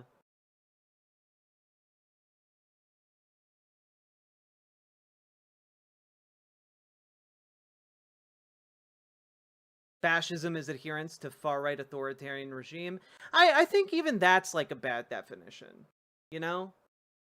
Somebody comes to you with an argument, you put the burden of proof on them when it's 100% your burden. Well, no, you're the one who's calling something fascist. You need to, and I'm like, oh, okay, when you say fascist, what do you mean by that? And then you said authoritarianism and ultranationalism, and I said, that's a bad definition.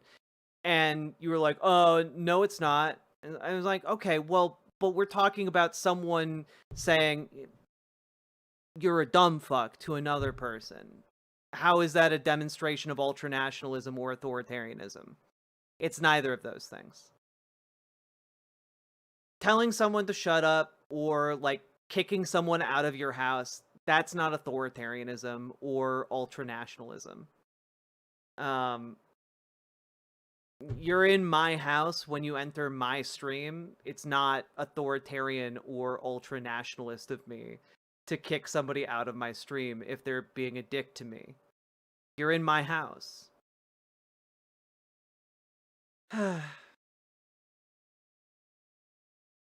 You know, all I want is like a slightly higher quality of troll that at least will entertain me for a little bit. Calling someone a dumb fuck is free speech. It is indeed free speech. But again, these people don't care about free speech. Every trans I know was severely bullied in school. It's a defense mechanism to cope with childhood trauma. A way to say those bad things didn't happen to me. I'm someone else now. I don't think you know any trans person. I don't think you personally know any trans people.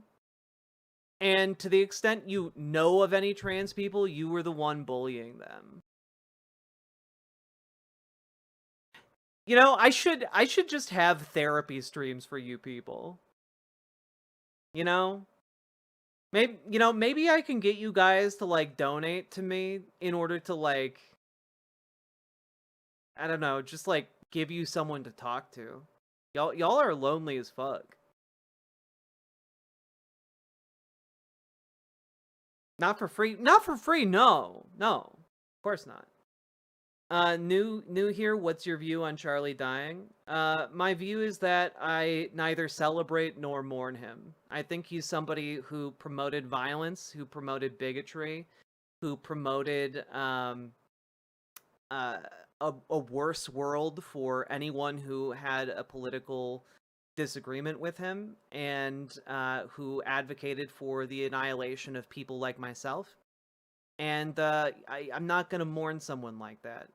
And I think that his death heralds the death of an ability in this country for us to actually communicate with one another and solve disagreements peacefully. So that's kind of my general take on it. I did a 2-hour-long segment earlier in the stream that you can go back and watch if you want a more in-depth take, but that's kind of the gist of it, you know?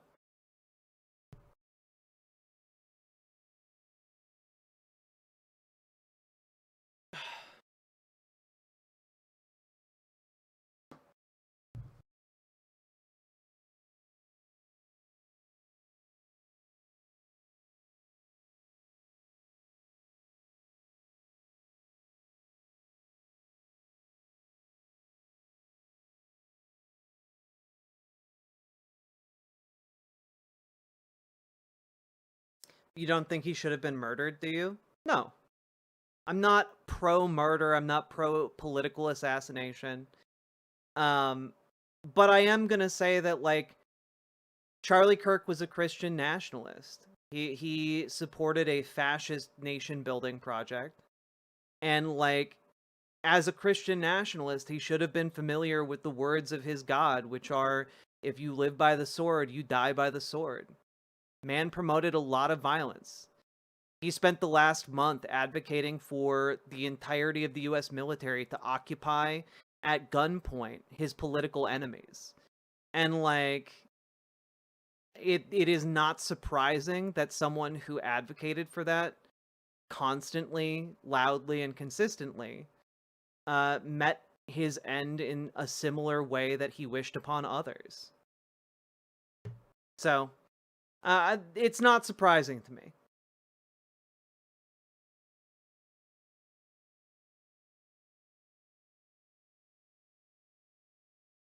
I don't even know if one can say he brought it on himself. I just, it's not surprising.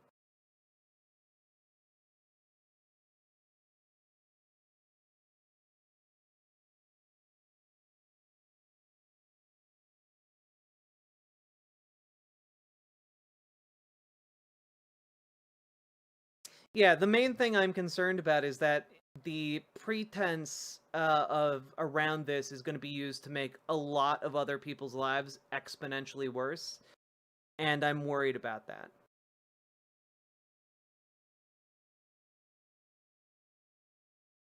Just wanting to know more about the dude, know more about Charlie Kirk. He was raised similarly to me, Christian evangelical, fundamentalist. And, you know, it generally does not lead you to a better outlook on life.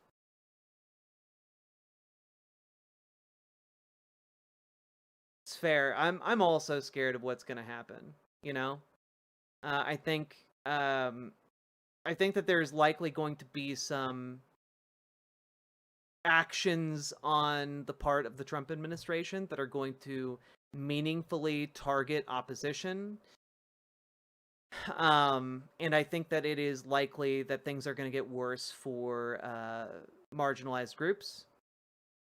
And likely that part of that will be driven by brown shirt movements. You know, vigilantes who feel as if they will not be brought to justice because there's a permission structure from the president on down to empower them. That's kind of my thoughts on this, which is why I advocate for marginalized folks to probably be in the process of arming themselves, or at the very least having means to defend themselves, or have a basic escape plan, have their papers in order, etc. Better to be prepared and not need those things than not have them and need them. I've been streaming for almost 6 hours. Forgive me. It's like almost 5 in the morning. Forgive me for not being as articulate as usual.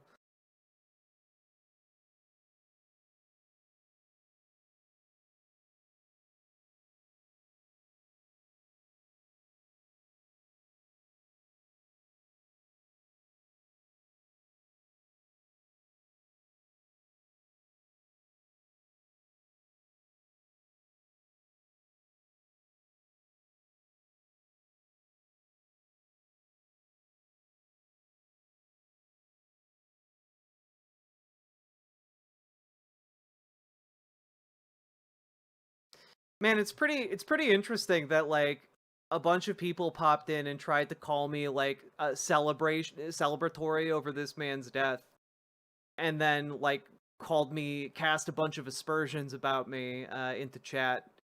A bunch of them had to be banned, and then one of them actually asked me a question about how I feel about it. And now you all shut the fuck up. It's almost like talking to me might be better than just making assumptions.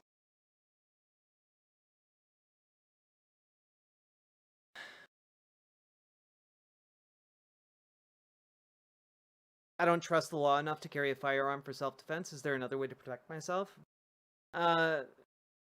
Mace, knives, legal knives. I don't know. They sell like those hefty flashlights that also have like kind of sharp rims around the light, and like the beams of the light can like blind people. Those are also pretty good. Good running shoes. That's good advice as well.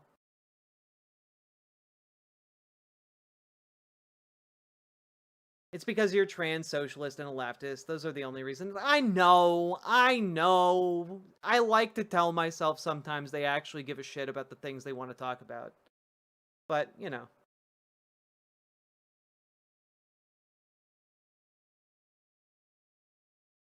Yeah, also, like, joining some kind of, like, inclusive, like, martial arts training course, or, like, get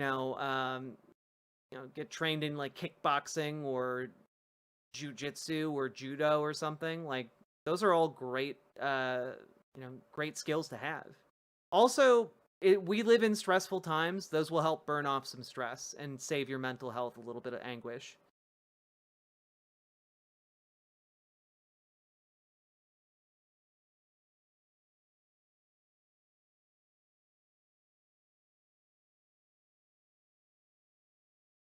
Trigun is a great resource. Trigun is great.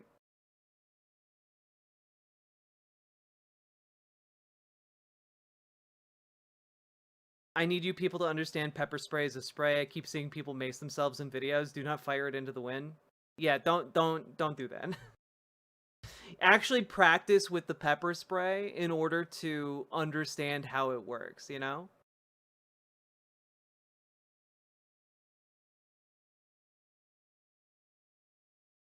All right.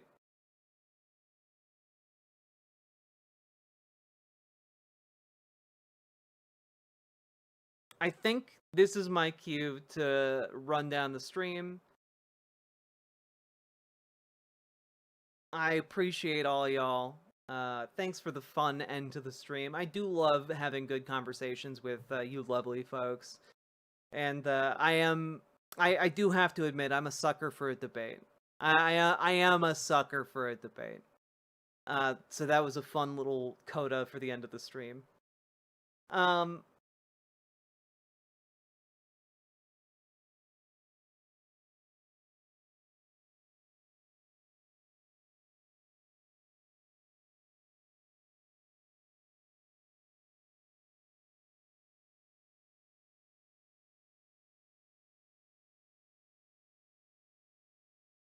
Anyway, also, if any of you are interested in, like, fascism and learning more about it, I read all of Umberto Eco's Fascism over on the YouTube channel. So you can look that up.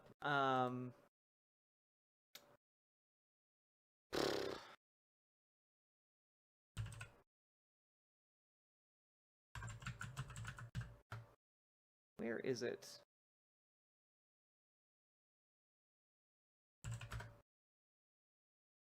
Yeah, here we go. Found it. Link. It's a bit outdated. Maybe I need to update the name of it.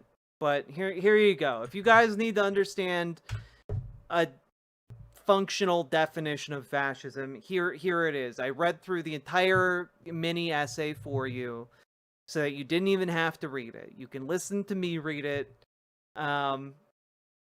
And I will see you all tomorrow. Good night, everybody. Bye.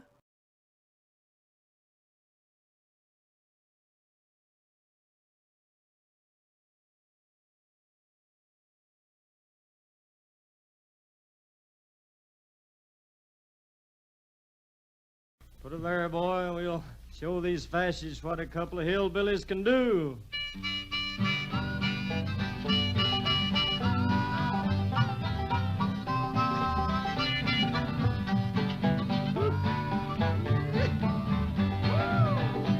Well, I'm going to tell you, fascists, you may be surprised.